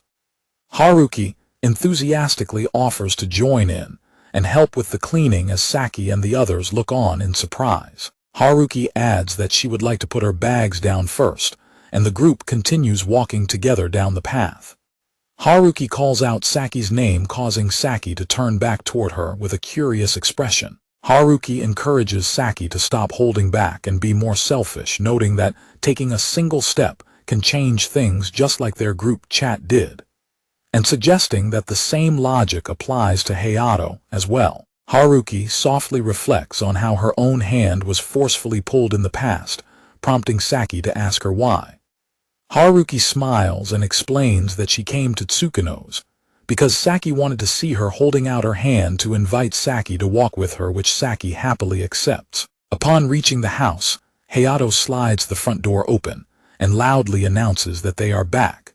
Stepping into the quiet, dark hallway of his old home, Hayato quietly notes to Himiko that saying those words now feels a bit strange. Entering the house, Himiko immediately complains about how stuffy and dusty the place has become, prompting Hayato to announce that he is going to open up all the windows to let the fresh air in. While Hayato slides open a large balcony door, a coughing Himiko struggles with the thick cloud of dust kicked up in the living room.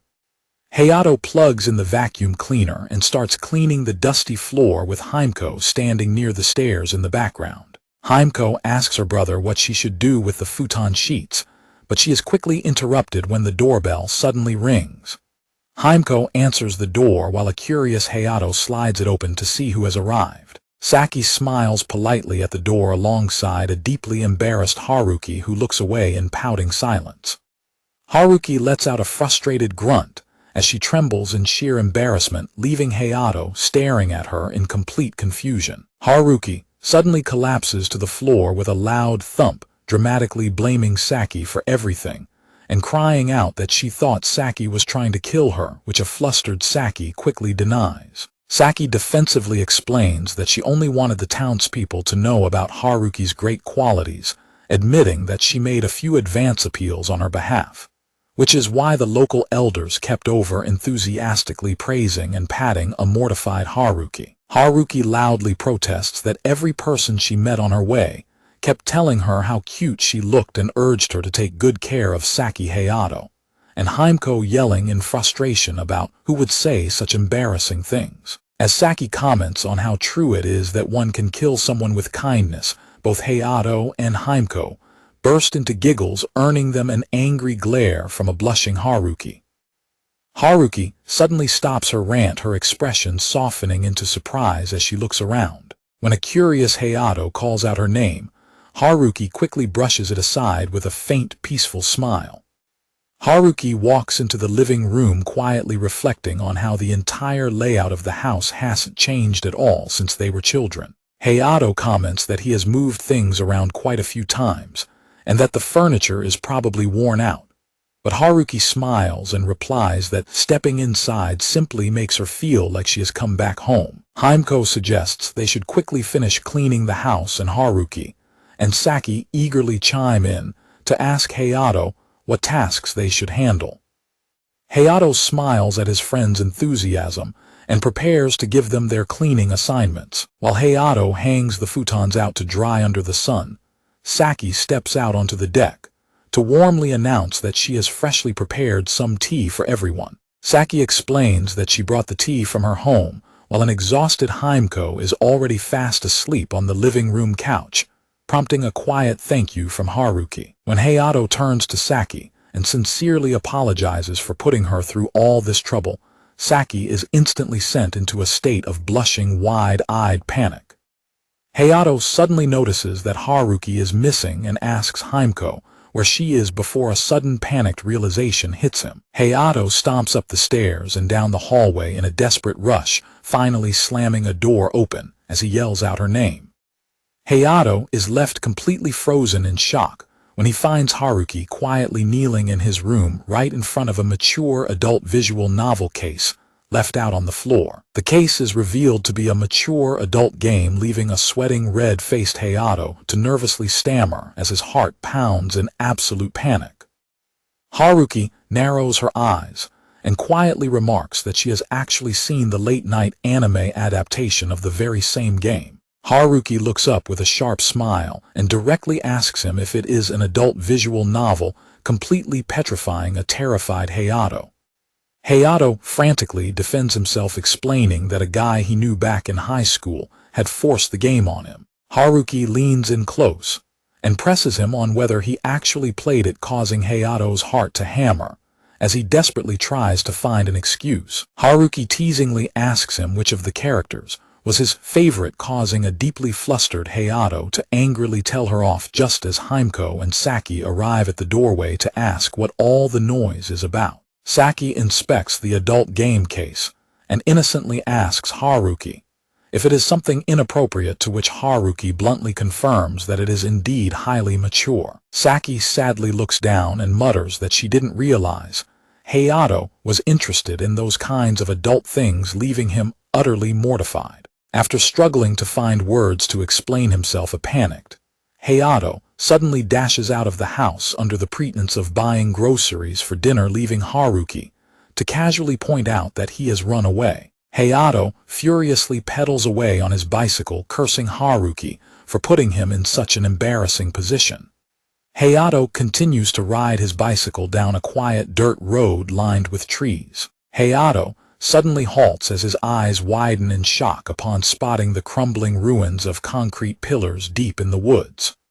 On a broken slab of concrete, the faded remains of a sign reveal a company name associated with the Nikaido family. Hayato stares at the ruins, quietly reflecting that some remnants of the past still remain.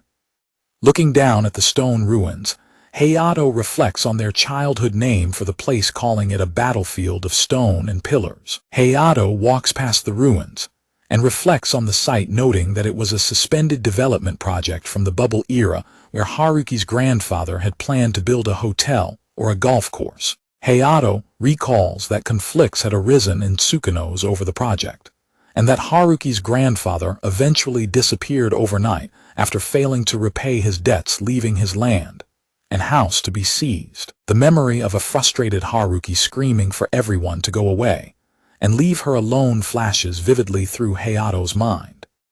Hayato ruffles his hair in frustration, muttering that he doesn't understand the situation with Haruki at all as the wind blows through the trees. As Hayato rides his bicycle back along the road, he suddenly turns around when a voice loudly calls out to him.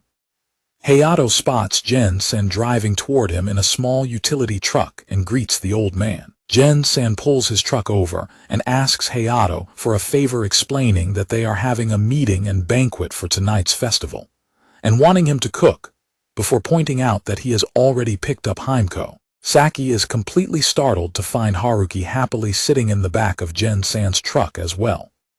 Gen-sen laughs heartily and remarks on how Haruki has grown into a fine lady after being one of the kids who used to put socks on his sheep, sending an embarrassed Haruki into a blushing fit. Nearby, Himeko loudly complains that Gen-sen is driving too fast for them to keep up on their bicycles as Hayato watches them arrive.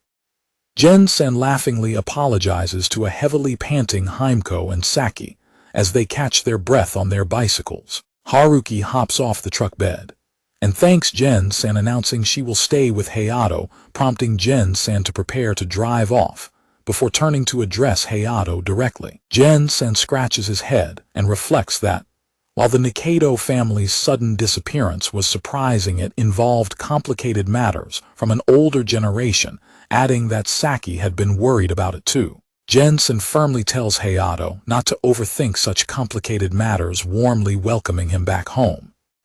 As Gen-sen drives away, Haruki happily remarks that the old man hasn't changed at all, and Hayato agrees, while noting that he owes him a great deal. Haruki thoughtfully muses that she might have been overthinking things, which Saki quietly agrees is a possibility. While Haruki laments how awkward it is when people know her childhood behavior, Saki teasingly calls her mischievous and tomboyish, and Himeko chimes in that Haruki always played pranks with Hayato, leaving Haruki completely shocked. A deeply embarrassed Haruki shakes her fists in frustration, growling that she would scold her childhood self if she were here today. Himeko dismisses her worry and giggles that she doesn't think Haruki has changed all that much anyway, which causes Saki to nervously call out her name. Saki suddenly gasps in surprise and calls out Hayato's name as they continue walking together. Hayato asks Haruki what is wrong, prompting her to ask if the banquet Jen-sen mentioned is at the meeting hall, to which Hayato confirms it is near the shrine entrance by the mountain cliff, and right next to Saki's grandmother's candy shop. As they arrive, Haruki wonders if the candy shop belongs to Saki's family, and Himeko confirms that the meeting hall was managed by their shrine and became a place where people gathered to have snacks and drinks. The group slides open the rattling doors to find Jen-san and other villagers already inside, and Hayato and Haruki quickly put on aprons to prepare for the cooking. Hayato and Haruki start helping out with Saki and Himeko carrying canned drinks in the background,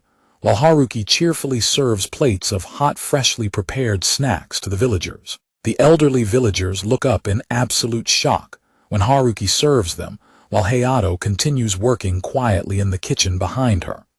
Haruki catches her breath with a sigh, prompting Hayato to ask if it feels too cramped in the room, which she laughingly admits is true. Haruki playfully pouts and accuses Hayato of being overprotective, drawing a quiet chuckle from him. Saki nervously carries more supplies into the main room, noticing the elderly villagers whispering and swaying with excitement. Saki quickly stammers an agreement when Hayato suddenly asks her to help him carry another tray.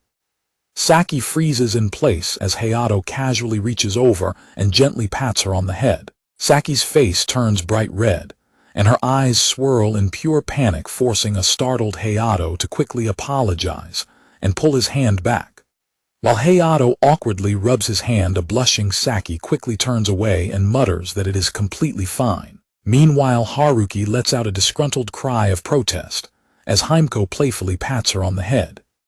Hayato heads back into the dining area with a tray of food, while Himeko happily calls out to the guests that they have brought more snacks since nobody else ever cooks. The elderly men ask Hayato how he likes living in the city, and comment that there is nothing to do in Tsukunos, prompting Hayato to laughingly list the lack of convenient train stations and rice polishing machines in the city compared to the countryside. Hayato explains that the city has bookstores and cheap shops where one can buy any household items, casually mentioning that Haruki even bought plastic model paints and tools, causing a startled Haruki to glare at him. The elderly ladies gasp and flinch in surprise as they realize that the girl standing before them is actually Haruki, marveling at how feminine she has become. The women fondly recall how Haruki used to always be covered in mud, with Hayato aggressively patting her head and praising her beauty, while Haruki screams in embarrassment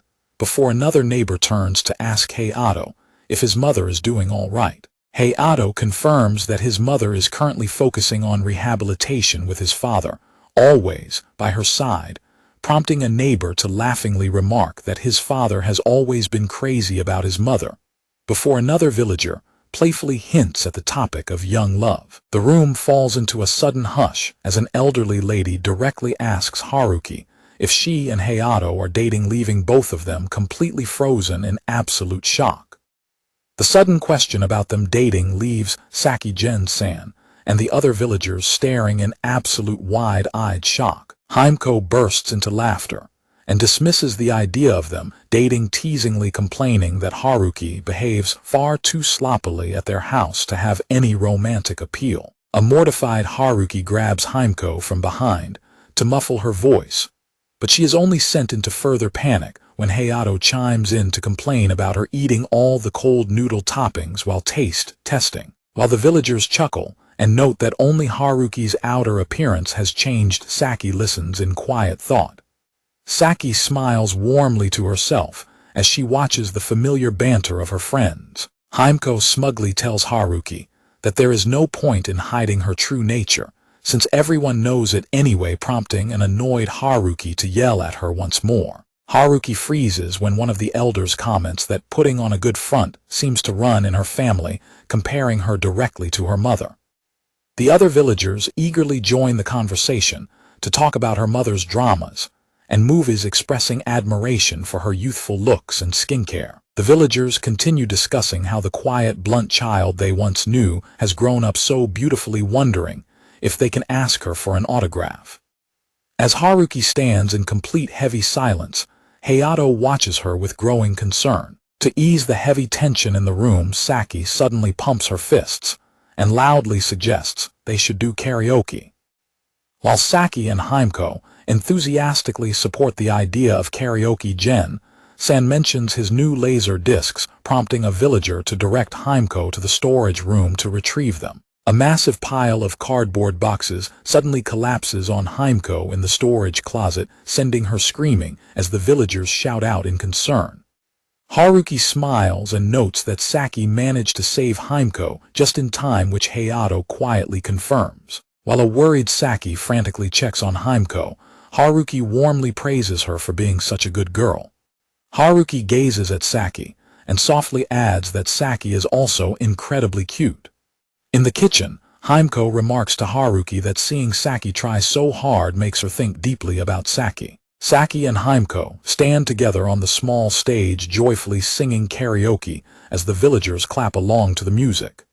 Saki and Himeko, a happy moment on stage as they continue to sing side by side. Haruki suddenly stands up and tells Hayato that she is going to join them as well, asking Saki and Himeko if she can sing along, which they enthusiastically welcome. Haruki takes her place on the stage, closing her eyes and singing beautifully into the microphone as a captivated Hayato and the other villagers look on in surprise.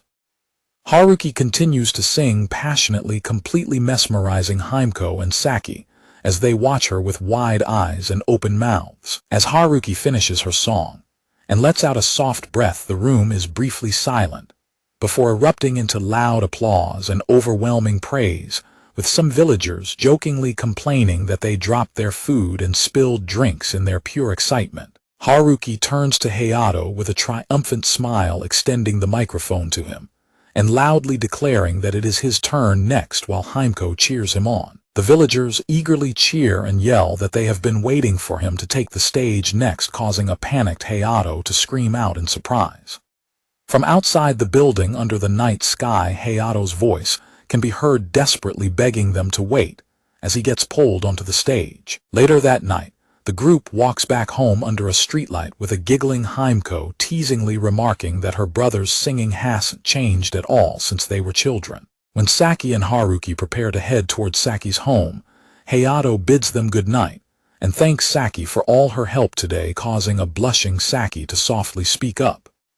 Himeko waves goodbye and wishes Saki and Haruki a good night, prompting friendly farewells from both of them as they part ways. Saki looks back at Hayato with a warm smile, wishing him a good night as well. As they continue walking home, Hayato suddenly stops in his tracks with a look of realization, muttering that he just remembered something important. Hayato explains that they have nothing in the house for breakfast tomorrow, causing a panicked Himeko to ask if they are skipping breakfast, before sighing that they could easily stop at a convenience store if they were back in the city. Hayato points out a road sign showing the nearest convenience store is 20 kilometers away, explaining that it takes 30 minutes by car over the mountain, which only earns him an annoyed complaint from Himeko about the lack of convenience. Himeko quietly changes the subject, reflecting on how amazing Haruki's singing was earlier tonight, to which Hayato softly agrees. Himeko brings up Haruki's words about feeling like she returned home, and Hayato looks at his sister as she continues. Himeko then brings up the name of Takura Mao that the villagers mentioned earlier, prompting a startled reaction from Hayato. Himeko quietly asks if he already knew about Haruki's connection to that name, and Hayato awkwardly struggles to find a response. Himeko casts her eyes down, silently reflecting on the situation. Himeko suggests that Haruki probably opened up to him specifically because of who he is, recalling how Haruki behaved just like a boy when they were young, constantly running around with him and getting covered in mud and scrapes. Himeko suggests that Haruki behaved that way because she wanted to match his expectations, while Saki quietly agrees with her assessment. While Haruki finishes singing with a cheerful smile, Himeko quietly reflects that Haruki might have always been a girl from the very beginning, thinking to herself that even if appearances change, feelings remain the same. As the two girls walk down the quiet countryside path together, Haruki quietly calls out to Saki. Haruki turns back with a smile and asks Saki if they can make a brief stop somewhere for a moment. They head toward the Torii gate at the shrine entrance, stepping through the rustling bushes on the side of the path. Haruki praises Saki, softly telling her that she is amazing for being the one who supported Hayato after Haruki left the village. Haruki mentions that she heard from the villagers how Saki used to ask what kind of help a small child like herself could provide, leaving Saki blushing and stammering in deep embarrassment. Saki recalls how she used to arrange plates and clean tables at the shrine, softly admitting that she only wanted to help out. Saki assures her it was no bother at all, prompting Haruki to smile warmly and declare that Saki's kind nature is exactly what she meant, just as they push through the trees and arrive at their destination. Saki lets out a gasp of awe as she is presented with a massive, breathtaking field of sunflowers stretching out before them. Haruki asks if the field looks wonderful, and Saki quickly agrees before Haruki warmly declares that this place is her personal treasure. Saki is taken aback and immediately asks if even Hayato is kept in the dark about this secret. Saki asks why Haruki decided to bring her to this special place, as Haruki looks at her with a gentle, knowing smile. Haruki beams and explains that she did it because she is Saki, leaving a completely stunned Saki to wonder why she was chosen. Haruki gently takes Saki's hands and explains that the reason Hayato grew into the person he is today and was spared from ever feeling lonely is entirely thanks to Saki. Haruki gazes warmly at Saki, adding that this is the exact reason she wanted to show Saki this beautiful secret. Haruki notes with a chuckle that Hayato himself hasn't quite realized the impact Saki had on him yet. Saki guides Haruki toward a small wooden building, noting that they used to use it as their secret childhood hideout, before pausing to look around. Haruki crawls down and reaches her hand beneath the floorboards, excitedly declaring that she has finally found what she was looking for. Haruki holds up a box filled with nostalgic childhood treasures like a toy wooden sword and colorful stones, admitting she used to be obsessed with collecting them, while Saki warmly agrees that they look exactly like things a child would adore. Haruki holds up one of the colorful stones from her treasure box, admitting to Saki that she does not know what the current Hayato would like or what would make him happy. Saki softly mentions the date of August 25th, causing a surprised Haruki to realize what she is referring to. It is revealed that Saki had previously texted Haruki about the upcoming date of Hayato's birthday, leading Haruki to suggest that they should prepare a surprise birthday present for him together, which both Himeko and Saki enthusiastically support. The next morning, as the birds chirp outside, a sleepy and confused Hayato mutters to himself about not understanding what is going on. Hayato is exasperated to find Haruki sitting by his open window at the crack of dawn, happily talking about the beauty of a summer dawn after barging into his room to wake him up. When Hayato asks if she doesn't think waking him up so early would bother him, Haruki mischievously reminds him of his own promise that she could bother him as much as she wanted, leaving him speechless. Suddenly, a loud voice off-screen apologizes for barging in so early in the morning, catching both Hayato and Haruki completely off guard. Saki stands smiling at the open door, prompting a surprised greeting from them, while Hayato nervously explains that Himeko is likely still asleep, and Haruki yawns. A flustered Saki notices their casual attitude and loudly points out how vastly different their reactions are compared to when she barged in. Hayato mockingly retorts that Haruki actually has a criminal record for her behavior, causing Haruki to angrily demand what he is talking about, while Saki laughs nervously. Haruki's shirt is suddenly tugged from behind by a child's hand, asking if they can leave. Saki introduces the young boy holding an insect-catching book, as her cousin, Murao Shinta, who is 7 years younger than her. Shinta proudly explains that he set up insect traps last night, with Haruki prompting a surprised Saki to comment on his rare interest in bugs, as Haruki professionally mentions her passionate explanation of stag beetles. Shinta eagerly pulls Haruki to hurry up, leaving Hayato to let out a quiet sigh of defeat. Hayato asks them to wait a minute so he can change his clothes, to which Haruki cheerfully agrees. When Haruki asks what Himeko is doing, Hayato firmly states that there is no way they can wake his sister up at this hour, because she will just get incredibly cranky and lash out, which Haruki laughingly agrees is true. The group of 4 walks down a leafy forest path together, as the loud chirping of cicadas echoes through the morning air. Haruki enthusiastically declares that catching bugs is the absolute best part of summer in the countryside, since they are impossible to find in the city, while Shinta eagerly hopes they caught a stag beetle. Hayato notes that even during his childhood, rhinoceros beetles and stag beetles were quite rare, and that he usually caught locusts instead, while a happy Shinta holds Haruki's hand and remarks that this is his very first time. As they approach the bushes, Shinta suddenly stops and gasps as he spots something.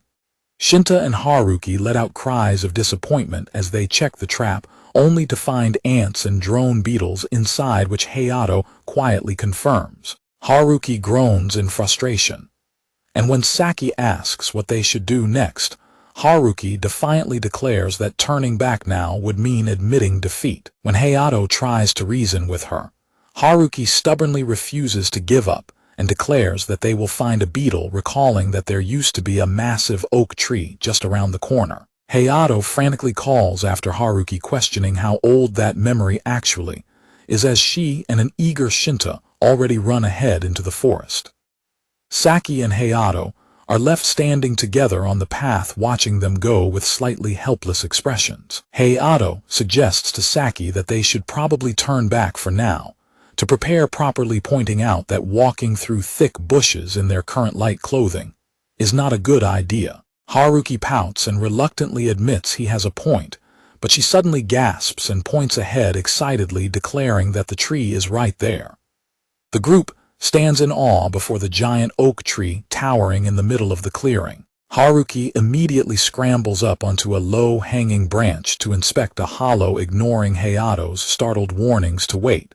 An exasperated Hayato asks if she is a monkey, prompting her to call back, that she can hear him clearly, just before she gasps upon finding something. Haruki excitedly announces that she can see a Miyama stag beetle, prompting a thrilled Shinta to drop his net with a thud and scramble up the tree himself, as a worried Saki calls out to him. Haruki urgently instructs Shinta to keep at least 3 of his limbs hooked onto the tree at all times for safety, while Saki and Hayato watch the kids climb in mounting worry. Saki mutters in surprise that she had no idea her cousin could climb like that, while Hayato quietly asks why she is so surprised. Saki explains that this is Shinta's first time playing with kids close to his own age, while Hayato quietly reflects on how he also forgot how to have fun by himself after Haruki moved away, just as Shinta's foot suddenly slips on the bark. Shinta slips and falls from the tree with a gasp,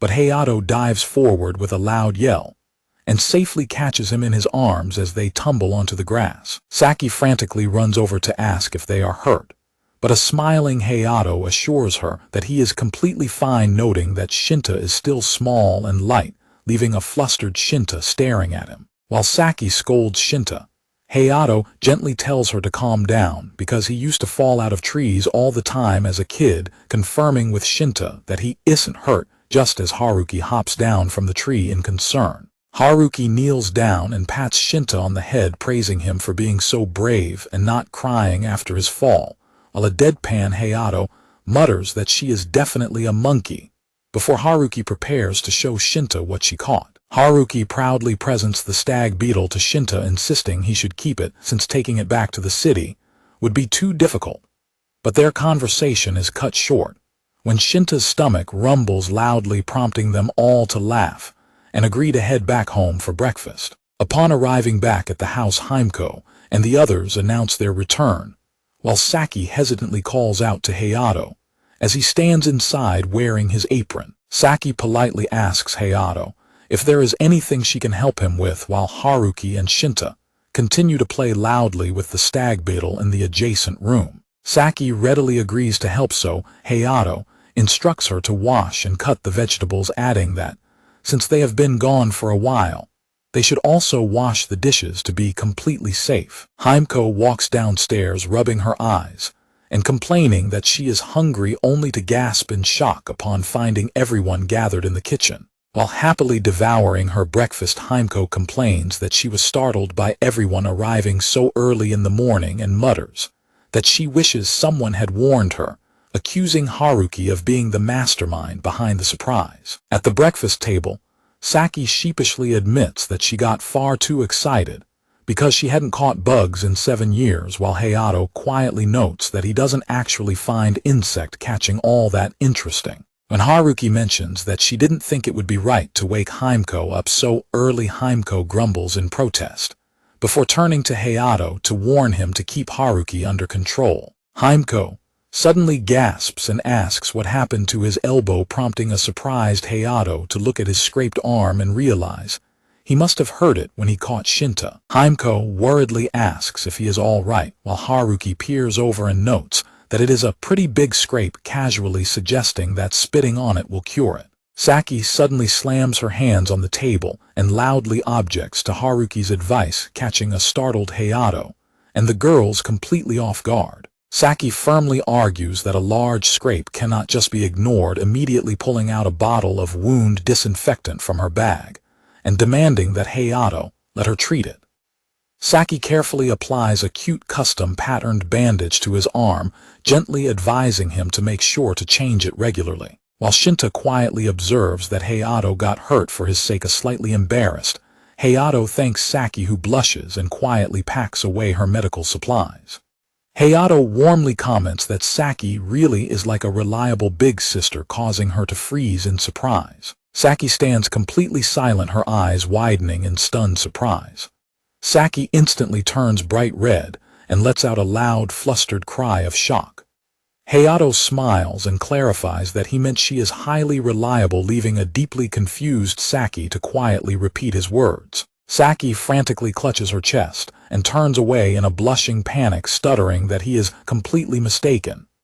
Saki remains completely flustered, her face crimson, as she looks down in silence. Haruki and Himeko glare at a startled Hayato, demanding to know what he did, and suspiciously asking if he did something inappropriate to make Saki react that way. Himeko immediately wraps her arms around a flustered Saki to protect her, accusing her brother of trying to hit on Saki and calling it disgusting, which prompts a panicked Hayato to loudly deny the claim. Hayato crosses his arms and tries to explain himself, clarifying that he only meant Saki has a high level of feminine charm compared to Haruki and Himeko, which only makes the two girls groan in deep annoyance. Himeko angrily yells at her brother to stop grouping her with Haruki, claiming that Haruki has absolutely no feminine charm, which leaves Haruki shouting in complete shock at Himeko's sudden betrayal. An enraged Haruki vigorously shakes a screaming Himeko while angrily lecturing Hayato about when it is appropriate to make comparisons, leaving a blushing Saki to watch them with a warm, quiet smile. Left behind in the chaos, Saki gently rests a hand on her chest and blushes, quietly repeating his words about her having feminine charm. At school, a heavily sweating Minamo proudly declares that she worked up a good sweat just as her phone suddenly begins to ring. Minamo checks her vibrating phone and quickly answers when she sees that Haruki is the one calling her.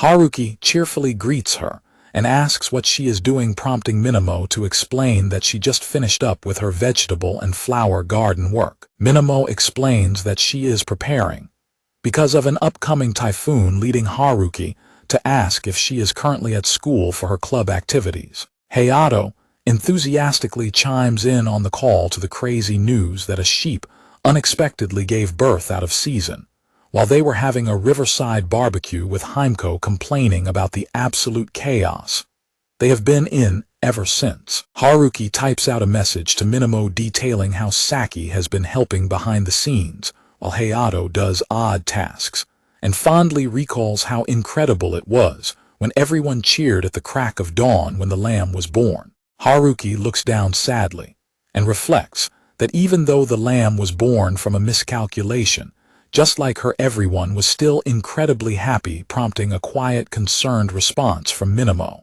To cheer her up, Minamo excitedly says that her grandfather is going to be discharged from the hospital very soon, and adds that Hayato's mother will be coming home soon too, bringing a grateful smile to Haruki's face. Minamo lets out a large yawn and says she is getting sleepy, but promises to be in touch again soon, which Haruki gently acknowledges as she hangs up.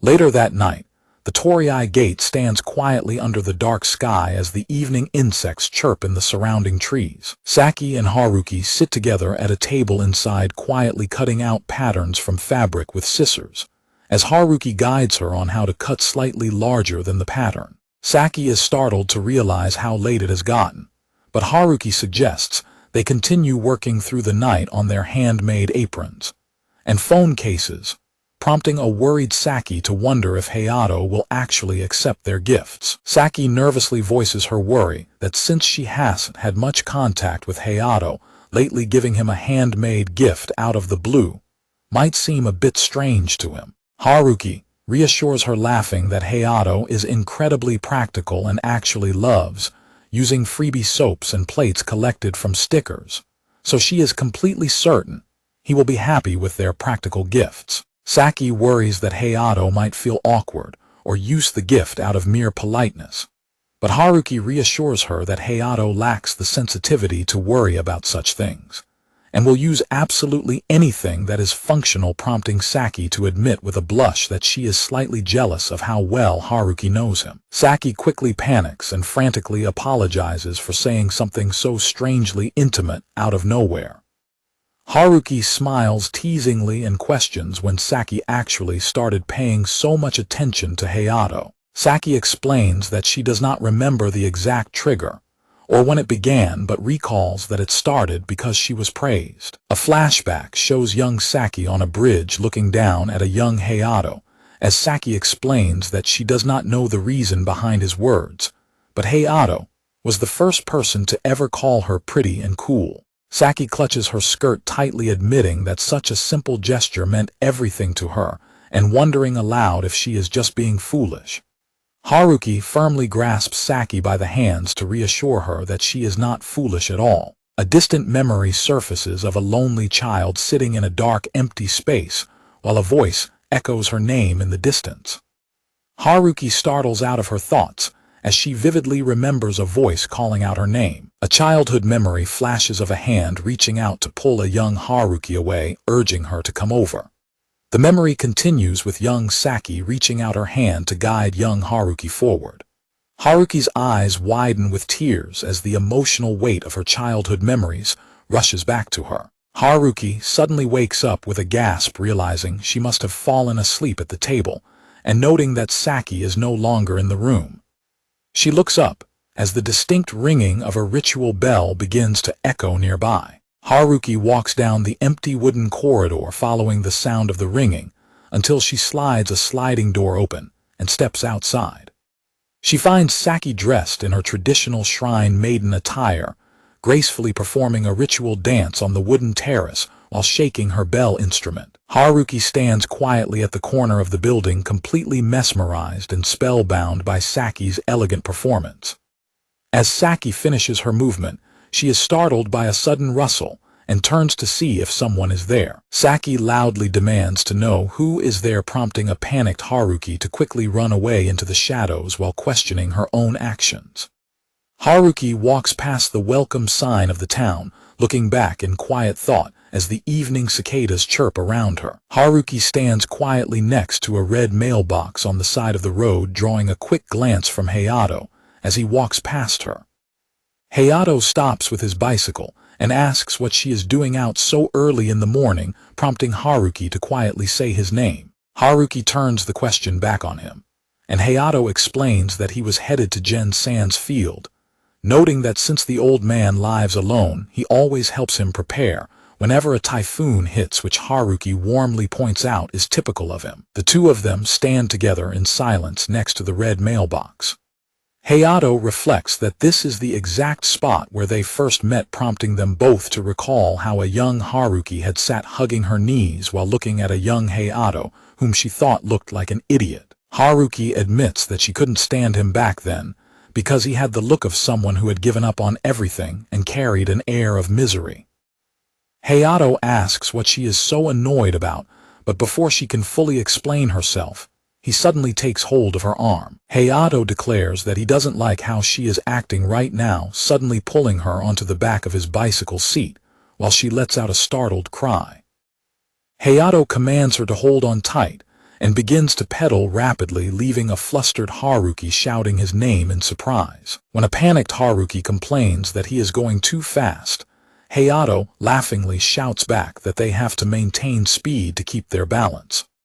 Haruki loudly demands to know why they are taking a narrow farm road as they speed along the dirt path. Hayato points to a small wooden bridge and asks if she remembers constantly jumping into the river from there, even though she couldn't swim, making her recall a dramatic pose she once saw on a television show. As they pass an old lumber mill, Hayato notes how much it brings back memories of their explorations inside, prompting Haruki to ask if he remembers getting obsessed with crafting wooden swords out of scrap wood. Haruki laughingly recalls the ridiculously long name he gave to one of his wooden swords during his childhood play, which had left her completely bewildered back then. She continues to tease him about another weapon he crafted called the Mistletoe Juggernaut X10, jokingly questioning where he even got such a complex name.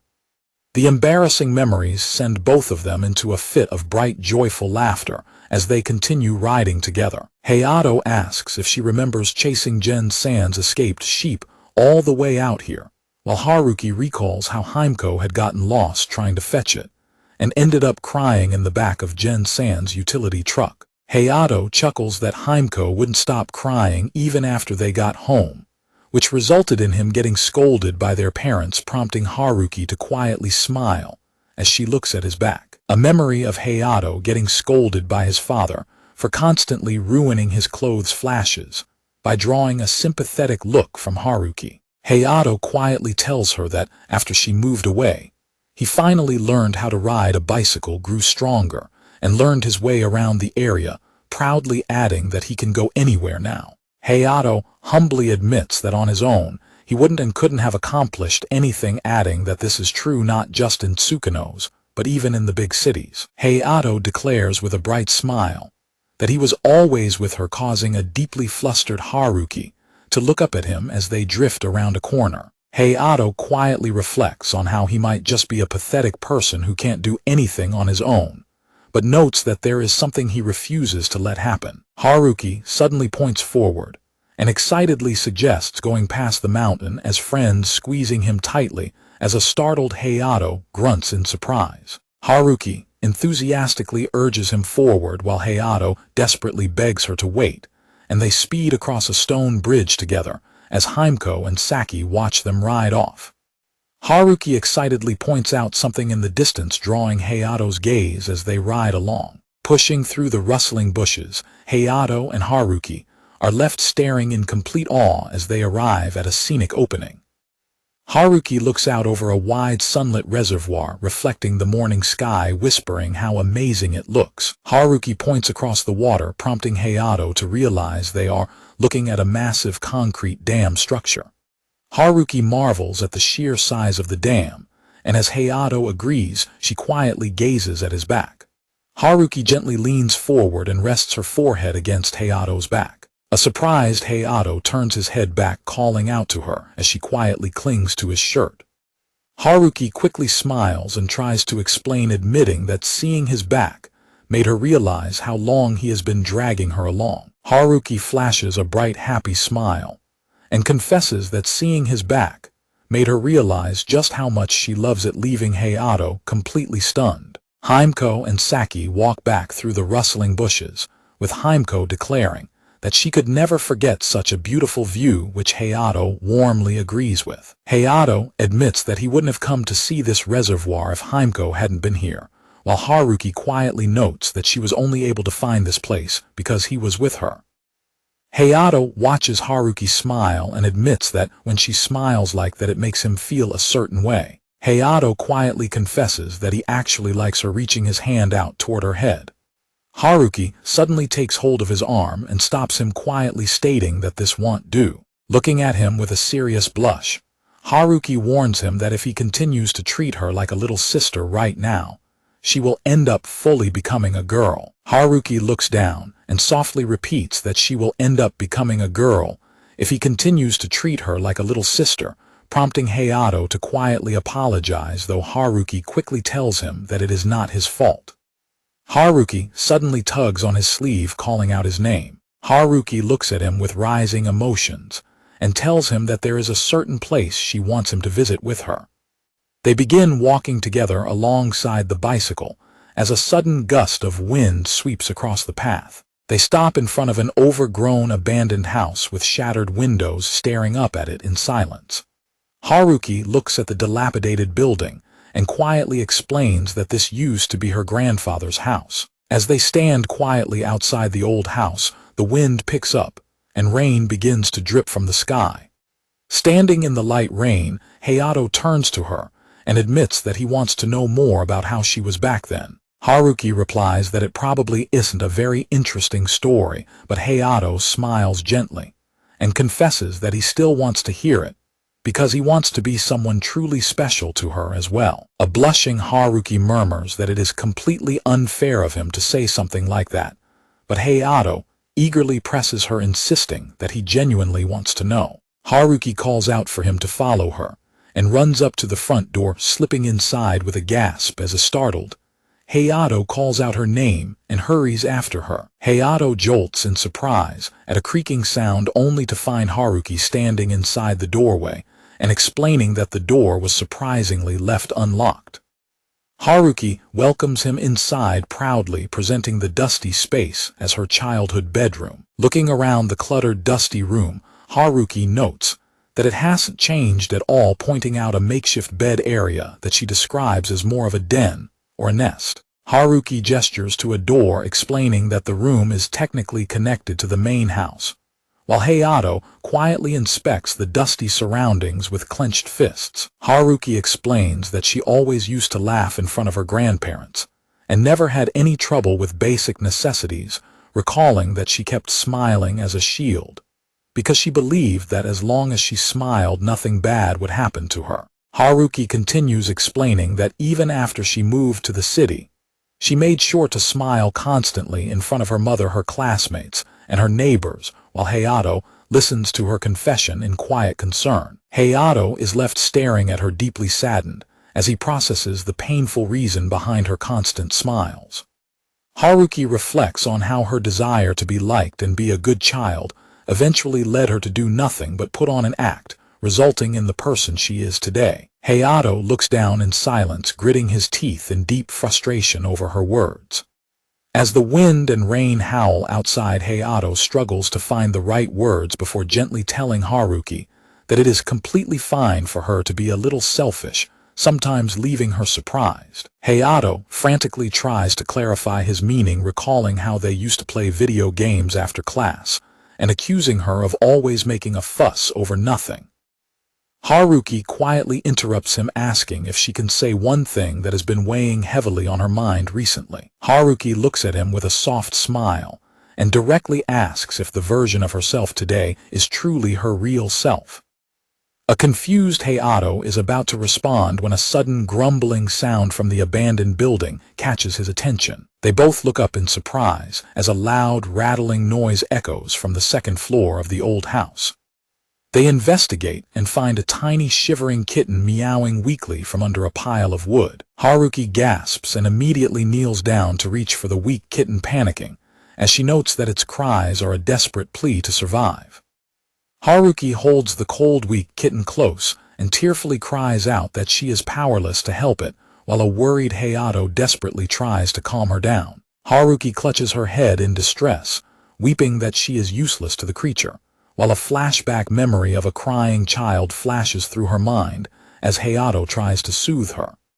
Haruki desperately refuses to accept the situation, sobbing that there has to be a way. Hayato suddenly delivers a firm knock to her head and scolds her for being an idiot, loudly instructing her to take deep breaths to regain her composure. Hayato firmly declares that they are going to save the kitten together, bringing a tearful, happy smile to Haruki's face as she nods in agreement. Saki stands inside the rain-swept shrine in her Miko attire, speaking on the phone to thank Grandpa Gen for his help. Saki hangs up the receiver with a sigh, quietly wondering if the ordeal is finally over. Saki slides the door open to show Haruki that the kitten is sleeping very soundly, explaining that it was treated for dehydration and low blood pressure. Saki gently pets the sleeping kitten, expressing her relief, before admitting how surprised she was when Haruki and her brother brought the creature to the shrine in the middle of the pouring rain. Haruki bows her head and apologizes to Saki for dragging everyone into the mess out of her own selfishness, while Saki warmly assures her it is fine, and Hayato quietly steps away. Saki smiles and assures Haruki that her actions were no big deal, telling her that she was simply the spark that started it all for her Himeko, Hayato, and everyone else. Saki questions if anyone was unhappy or wished the kitten had died, noting that everyone was incredibly happy and rejoiced when they found out the kitten would be all right. Haruki looks down, sadly explaining that she wouldn't be allowed to keep the kitten if her mother found out, and that Hayato couldn't keep it either in his apartment, calling her decision to save it selfish, irresponsible, and the absolute worst. Saki delivers a swift knock to Haruki's head to interrupt her self-deprecation. Saki gently tells Haruki that she is an idiot and doesn't have to carry every burden on her own, reassuring her that they will find a proper home for the sleeping kitten together. Saki warmly asks if they are really so unreliable to her, suggesting that if she still feels uneasy, she can simply consider it as owing them a favor to be repaid whenever Saki needs help. Saki gives her a bright, reassuring smile and asks if that sounds okay, leaving a deeply touched Haruki to look at her in silence. Haruki happily declares that Saki is indeed a good kid, just as Hayato described, and confesses how much she likes her, prompting a flustered Saki to admit she likes her too, right before Saki's phone suddenly rings with an incoming call from Himeko. Saki answers the phone only to hear a crying Himeko frantically pleading for help, screaming that Hayato has suddenly collapsed. Haruki immediately grabs Saki's phone and demands to know if Himeko is at home, and upon receiving confirmation, she dashes out of the room to head there right away, telling Himeko to wait. As Haruki runs desperately through the pouring rain, Saki chases after her with an umbrella while trying to get more details from Himeko, who explains that her brother collapsed face down in the hallway. Himeko explains over the phone that Hayato had walked home in the rain, went to the bathroom, and then collapsed in the hallway, adding that his breathing is rough and he is burning up with a fever. Saki takes the phone and calmly reassures Himeko that they will handle the situation, her expression turning determined and serious as she runs. A sudden memory flashes of a young, heavily panting Hayato running up the stone steps of the shrine. The memory continues with a young Saki sweeping the courtyard, looking up to see young Hayato running up to the shrine. Young Hayato steps towards Saki, nervously catching her off guard. Young Hayato dramatically begs Saki to help make his little sister laugh, leaving her completely shocked. Young Saki can only stare at him in silent bewilderment. Young Hayato desperately pleads with her to save Himeko, crying that his sister is a complete crybaby, and he was powerless to do anything for her as she wept in her room. Back in the present day, Hayato slowly wakes up in a futon to find Saki sitting beside him, and she gently smiles and tells him to keep resting since he has been running a high fever, quietly confirming her identity when he groggily calls her name. Hayato sits up in surprise and asks about Himeko, but Saki reassures him that she is just taking a bath with Haruki, which only leaves a flustered Hayato to imagine them soaking in the hot spring bath together, while Saki giggles that Himeko always comes first. Saki explains that as soon as Haruki heard he had collapsed, she dashed out without even grabbing an umbrella, and was completely soaked when they caught up with her in the car, prompting an exasperated Hayato to softly call her an idiot, while Saki adds that a shocked Himeko immediately took her to the bath. Hayato remarks that such reckless behavior is typical of Haruki, and assumes Himeko will be fine. But Saki notes that Himeko was actually a bit angry, and points out that the fatigue of being constantly busy since his return is likely finally catching up to her. Saki gently asks Hayato if he is feeling all right and offers him some fever medicine before handing him a packaged jelly drink and telling him that he needs to eat something first. When Saki asks if she should replace his forehead cooling sheet, Hayato is surprised to realize he is wearing one and offers to do it himself. But Saki insists on doing the nursing and tells him to be mature, to which he quietly agrees. Their conversation is suddenly interrupted by a loud scream echoing from the bath area, leaving both Saki and Hayato startled. Hayato lets out a sigh of relief as long as Himeko is safe, but Saki quietly whispers her observation that he is far too overprotective of his sister, which leaves Hayato looking confused. Hayato explains that caring for his sister is only normal since she is pretty lazy and high maintenance, prompting Saki to smile and note that this is exactly why Himeko loves him so much. As she recalls the girl's playful teasing in the bath, Saki looks down wistfully and softly admits that she wishes she had an older brother just like him. Hayato dismisses her praise, quietly stating that he isn't as great as people think and hasn't really done much to support his sister. But Saki quickly protests his modest claim. Hayato directly tells Saki that he wants her to come near the city and hopes she will choose a high school near them, leaving a blushing Saki completely frozen in shock. Hayato closes his eyes and tiredly explains how Himeko is always causing trouble, adding that Haruki is the same way before struggling to articulate his feelings. Hayato explains that Saki's presence always makes him feel like everything will go smoothly, because she handles the things he cannot do himself, leaving a heavily blushing Saki to quietly speak up. Saki gently tucks him into the blanket and tells him to sleep, so he can recover, asking if there is anything else he needs, which he quietly acknowledges.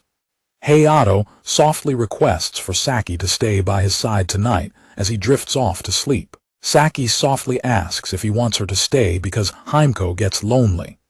But after realizing he is already fast asleep, she looks down at him with a gentle smile and whispers her goodnight. Near the bathroom door, Himeko announces to Haruki that she is going to use the hair dryer first, which Haruki readily agrees to. Haruki quietly walks down the long wooden corridor, eventually stopping outside the closed door to Hayato's room. Haruki hesitates for a moment before slowly reaching out to slide the door open to check inside. Haruki's eyes widen in absolute shock as she peers into the room and finds Saki fast asleep, slumped directly over the sleeping Hayato. Himeko peeks into the room to let Haruki know she is done with the hair dryer, prompting a startled Haruki to quickly look away and act casual. When Himeko asks how her brother is doing, Haruki reassures Himeko that Hayato is sound asleep after suffering a fever from fatigue and will recover by tomorrow with some rest, prompting Himeko to pout and grumble about her brother always causing trouble and failing to take care of himself. After Himeko finishes blow-drying Haruki's hair, a grateful Haruki smiles warmly and thanks her. Himeko suddenly hugs Haruki tightly from behind, tearfully thanking her for rushing over and admitting how terrified she was of losing her brother too, as a comforting. Haruki holds her hands and reassures her that nothing like that will ever happen. Haruki gives a teasing smirk and notes that Himeko has always been an absolute big brother's girl for as long as she can remember. Himeko pouts and argues that such affection is completely normal while gently massaging Haruki's shoulders as the rain continues to fall outside. The next morning, Himeko's loud voice echoes from a distance complaining that her brother is riding too fast. Hayato apologizes to Himeko as he rides his bicycle, noting that since the typhoon has passed, he is really looking forward to the upcoming summer festival. Himeko complains to her brother that he slept through the entire typhoon, while they had to frantically run around to close the windows, prompting a sheepish apology from Hayato. At the bustling summer festival, lined with glowing lanterns, Haruki happily cradles the white kitten in her arms and waves out to Hayato and Himeko. Hayato greets her and apologizes for not being able to help with the festival preparations, but Haruki reassures him that it was fun and points out how lively the kitten has become as Hayato gently pets it. Himeko suddenly points into the crowd, mentioning that something about Shinta's outfit bothers her and feels incredibly familiar. Hayato suggests that it might be the same outfit Saki used to wear as a child, and an excited Himeko confirms his guess and loudly calls Shinta over. When Himeko points out that Shinta is wearing a girl's ceremonial headpiece instead of a boy's, Saki nervously explains she just assumed it was correct, while Hayato smiles and says that Shinta is cute enough for it to be fine. Haruki smirks mischievously and asks Hayato what he will do if Shinta grows up and faces the exact same childhood gender misunderstanding that they did, leaving a flustered Hayato speechless. Haruki suddenly grabs his sleeve and pulls him along, enthusiastically suggesting that they should head toward the shrine since Saki is already waiting there. Hayato calls after her to wait as she pulls him along, but when she looks back to ask what is wrong, he quietly dismisses it as nothing. Saki approaches the group in her shrine robes, waving and calling out to Haruki, Hayato, and Himeko, while Himeko happily tells her that she looks great in her festive outfit. Hayato rubs his neck and thanks Saki for taking such good care of him and helping out around the house when he was sick, causing Saki to jolt in surprise. She waves her hands in embarrassment, insisting she cannot take all the credit and explaining that she had wanted to bring him a thank you gift, but could not think of anything appropriate. Saki quickly points to Haruki and adds that she helped out as well, pleading with Hayato not to worry about it at all. Realizing Haruki's involvement, Hayato turns to thank her too, which catches Haruki off guard and leaves him looking surprised by her sudden reaction. Himeko teasingly points out that Hayato's face is turning bright red, asking if he is just feeling shy around Saki, which prompts a deeply embarrassed Hayato to loudly deny the claim. Haruki suddenly notices something in the distance and grabs Hayato's attention, pointing out towards the crowd. Himeko marvels at how nice it must be for Shinta to ride on the festival float being pulled along. Hayato admits that he also wishes he could ride on it, prompting Haruki to ask if he has truly never ridden on one before. Saki explains that riding the float is restricted to families connected to the shrine. When the float begins to move, Hayato runs off to follow it, prompting Saki to call out to him. Suddenly, Saki grabs Haruki's shoulder and excitedly announces that they should join in too, catching Haruki completely off guard. Haruki worriedly asks Saki what will happen to her shrine duties, but Saki reassures her that she is performing last, so it should be fine, happily handing Haruki a festival coat to wear. Saki excitedly mentions that she has always wanted to try carrying the float at least once, prompting a bright smile from Haruki, who happily agrees that she has wanted to do it too. Everyone joins the crowd in carrying the heavy wooden beams of the festival float, chanting and laughing together as they enthusiastically lift and move it along the path. After the festival work is finished, everyone gathers inside the house to celebrate and feast on food, while Haruki stands quietly outside on the porch, taking in the peaceful night air. Hayato sneaks up behind Haruki and gently taps a cold bottle of ramyun against her cheek to surprise her, offering it to her as a refreshing drink. Haruki smiles and thanks him as they sit down together on the porch steps. Hayato teases her about her voice being hoarse, prompting a slightly embarrassed Haruki to explain that she had been screaming a lot during the festival and weakly insist that it is not that bad. When Haruki pops open the ramyun bottle, it suddenly fizzes and sprays soda everywhere, causing her to panic. Once the fizzing settles down, she happily chugs the sweet drink. Haruki lets out a loud burp after finishing her drink, prompting Hayato to laughingly point out that she is still just as bad at opening ramyun bottles as she has always been. Hayato looks at her with a warm smile and quietly reflects on how much fun he had today, happily noting that getting to go to the festival and pull the float together with her was truly wonderful. Haruki quietly asks Hayato if he plans to return to Tsukino's after graduation, catching him off guard. She explains that coming back to the village and hanging out with Saki has made her seriously contemplate what life would be like if she chose to live in Tsukino's forever. Haruki imagines how different things would be, musing that her hair would probably be short or cut into a bob, and that she might have worn a skirt for the first time in junior high, only for Hayato to laugh and tease her that it did not suit her at all. Haruki looks down with a wistful smile, quietly predicting that Hayato would have become close friends with Saki, and ended up telling her that she should try to be more refined like Saki. Haruki trails off under the starry night sky, imagining how Hayato would surely go to Saki, but she quickly breaks the quiet tension with a bright smile, telling him she was only kidding. Haruki smiles softly and explains that she is no longer the same person she was in the past, declaring that who she is today is Haruki Nikaido.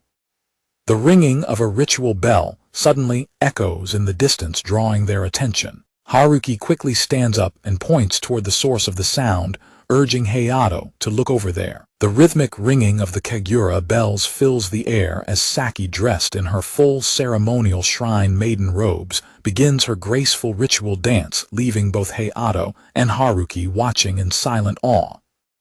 Hayato calls out to Haruki as she watches the dance. Haruki quietly reflects to herself that she is nothing like Saki, thinking that her own public persona is just a facade to connect with strangers, whereas Saki's devotion is a genuine expression born from her heart, meant for the person she truly wants to reach. Nearby villagers praise Saki, shouting that she is doing an incredible job this year, and that the festival cannot end without watching her performance, while Haruki looks on with a quiet, gentle smile. Haruki turns to Hayato with a cheerful smile and asks if he wants to go over to Saki, suddenly grabbing his wrist and pulling him along before he can protest. As people call out to congratulate Saki on her performance, she bows deeply in gratitude, thanking them all warmly as Hayato and Haruki walk up to meet her. Haruki whispers to Saki, suggesting that they should give Hayato his gift a day early since they are already there, to which a blushing Saki nervously agrees. Haruki then turns and instructs Hayato to wait right where he is before the two girls quickly run off together. Left standing alone under the festival lights, Hayato quietly reflects that the end of Saki's dance marks the conclusion of the festival, realizing that by the day after tomorrow, he will already be on his way back to the city. Haruki returns, dragging a highly reluctant and flustered Saki behind her while apologizing for the wait. Saki flinches in extreme nervousness as Hayato awkwardly calls her name. Saki bows deeply and holds out a wrapped package, loudly declaring that even though it is a day early, she wants him to have this birthday present. Saki quickly worries that she has troubled him by giving him a gift so suddenly, but a blushing Hayato scrambles to explain that it is not like that at all, admitting that his reaction was only because this is the first time he has ever received a birthday present from anyone. When Hayato asks what is inside, Saki explains that she made him an apron after hearing from Himeko that his current one is quite worn out. Haruki points out the cute fox mark on it, noting how much it suits Saki before quietly looking at them both with a soft, peaceful smile. Haruki quietly turns around and begins to walk away from them, disappearing into the shadows of the shrine grounds. Haruki walks up the stone steps until she stops in front of the shrine's massive torii gate, looking up at the glowing moon with a quiet sigh. A childhood memory flashes of young Hayato and young Haruki sitting together on the wooden porch, locking their pinky fingers as Hayato promises that they will always be friends forever. Back in the present, Haruki looks down with an expression of deep sadness and longing, her eyes reflecting her complicated emotions. Haruki smiles softly to herself as she tries to put on a brave face, but she gasps in sudden surprise when a familiar voice loudly calls out her name from behind. Haruki turns to find Hayato and Saki running up to her, both heavily panting and completely out of breath. Saki clutches her chest to regain her composure and firmly tells Haruki that they need to talk. Saki looks directly at Haruki and loudly declares that she has come here to pick a fight with her. Saki suddenly grabs Haruki's cheeks and squishes them, catching her completely by surprise. Saki aggressively pulls on Haruki's cheeks, announcing that she is going to stretch them out while a bewildered Haruki frantically calls her name. Saki tearfully confesses how happy she was when Haruki said she wanted to get to know her better, explaining how much she has enjoyed becoming friends and hanging out with her. She declares that she truly likes Haruki and wants them to be real friends, which is why she is picking this fight. Saki commands Haruki to stop being so overly considerate and to stop holding herself back, calling her a dummy in a final flustered burst of frustration. Saki explains that they were supposed to give the birthday present together, declaring that she did not want to do it without Haruki. Hearing this, Hayato awkwardly but warmly thanks both Haruki and Saki. Saki turns away with a pout, grumbling that she does not like something else either, leaving both Haruki and Hayato staring at her in complete confusion. Saki complains about Hayato calling her Muraus and explaining that everyone calls her by her first name, and she dislikes being treated like a stranger. When unnervous, Hayato hesitantly calls her Saki-san instead. Saki instantly beams with a bright smile. Saki boldly declares to Hayato and Haruki that she is definitely going to attend the same high school as them. She tearfully shouts that she has grown to love not just Haruki, but Hayato and Himeko as well. Saki looks up at them with a beautiful smile and asks Haruki and Hayato to treat her just like they treat each other from now on. Haruki smiles and asks Saki if they should finally give their present to Hayato, prompting Saki to let out a gasp of realization. Haruki and Saki both thrust their wrapped gifts forward with bright, joyful smiles, loudly wishing Hayato a happy birthday. September arrives, and although a few days have passed and autumn has technically begun, the summer heat still heavily lingers in the air as Hayato slides open his classroom door. Upon entering the room, Hayato walks up to Haruki's desk and greets her with a warm morning welcome, but she remains completely silent, keeping her back turned to him.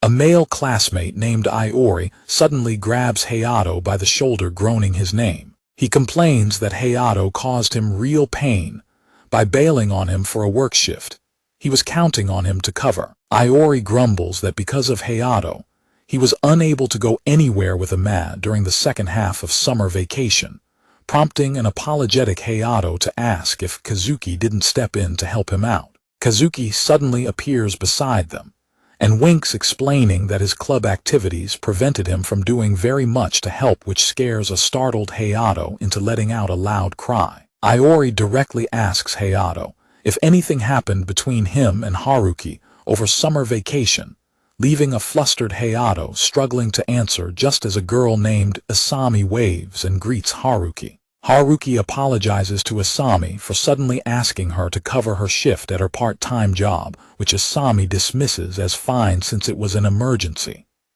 However, Asami then curiously asks if the reason she couldn't make it to work has something to do with a certain girl. Haruki lets out a nervous laugh and stutters that it is a long story, while Hayato quietly rests his chin on his hand and watches her from his desk. Hayato lets out a loud, panicked cry when he looks at his phone. On the screen is a photo of Saki and Himeko standing together in high school uniforms, leaving him to realize that Saki had indeed meant she would be attending their high school. Haruki's phone suddenly rings as well. Both Haruki and Hayato look down at their devices and let out synchronized cries of absolute shock at what they are seeing. Haruki frantically asks Hayato to give her a moment, knocking her chair back with a clatter as she bolts out of the classroom. A confused Hayato quickly agrees and runs out into the hallway to follow her, demanding to know what is happening. Haruki runs excitedly down the hallway, shouting back to Hayato that she does not know either, but they will just have to go and see for themselves. As they speed through the school grounds, Himeko runs behind them, heavily out of breath and calling out to Haruki in confusion. Haruki runs up to the school gate and calls out Saki's name in surprise as she finds her waiting there. A cheerful Saki greets Haruki and Hayato, while a completely exhausted and heavily panting Himeko catches up to them, angrily complaining that Saki completely ignored her when she told her to stop running. Saki clenches her fists excitedly and explains that since she was already in the area, she wanted to see their school because she will be attending next year. Hayato gently reminds her that there is no need to rush so much, reassuring her that they can meet up anytime now that she is here. Haruki smiles and pats Hayato on the back, telling him to stop being so dense and to try and understand Saki's feelings. Minamo suddenly runs up to join them, completely out of breath, prompting a surprised Haruki to call out her name. As their classmates ask who the new girls are and remind them that class is about to start, Haruki happily pats Saki's head and introduces her to everyone as the Saki she had mentioned before. Minamo smiles warmly and identifies Saki as Haruki's friend, prompting a heavily blushing Saki to bow politely and welcome her. While Saki continues to speak with the others, Haruki stands back and watches with a content peaceful smile. Haruki quietly calls out to Hayato, drawing a curious response from him as he turns to look at her. Haruki reflects on Saki coming to the city, the arrival of autumn, and the upcoming school festival, softly wondering aloud if she is starting to change as well. Haruki smiles to herself, prompting Hayato to raise his pinky finger and warmly suggests that even if things change, they can just make another promise to be friends forever. Haruki gladly locks her pinky, with his agreeing that even if everything changes, their bond will remain the same. Haruki flashes a radiant, happy smile as they hold their pinky promise, silently declaring that they will be together forever and ever.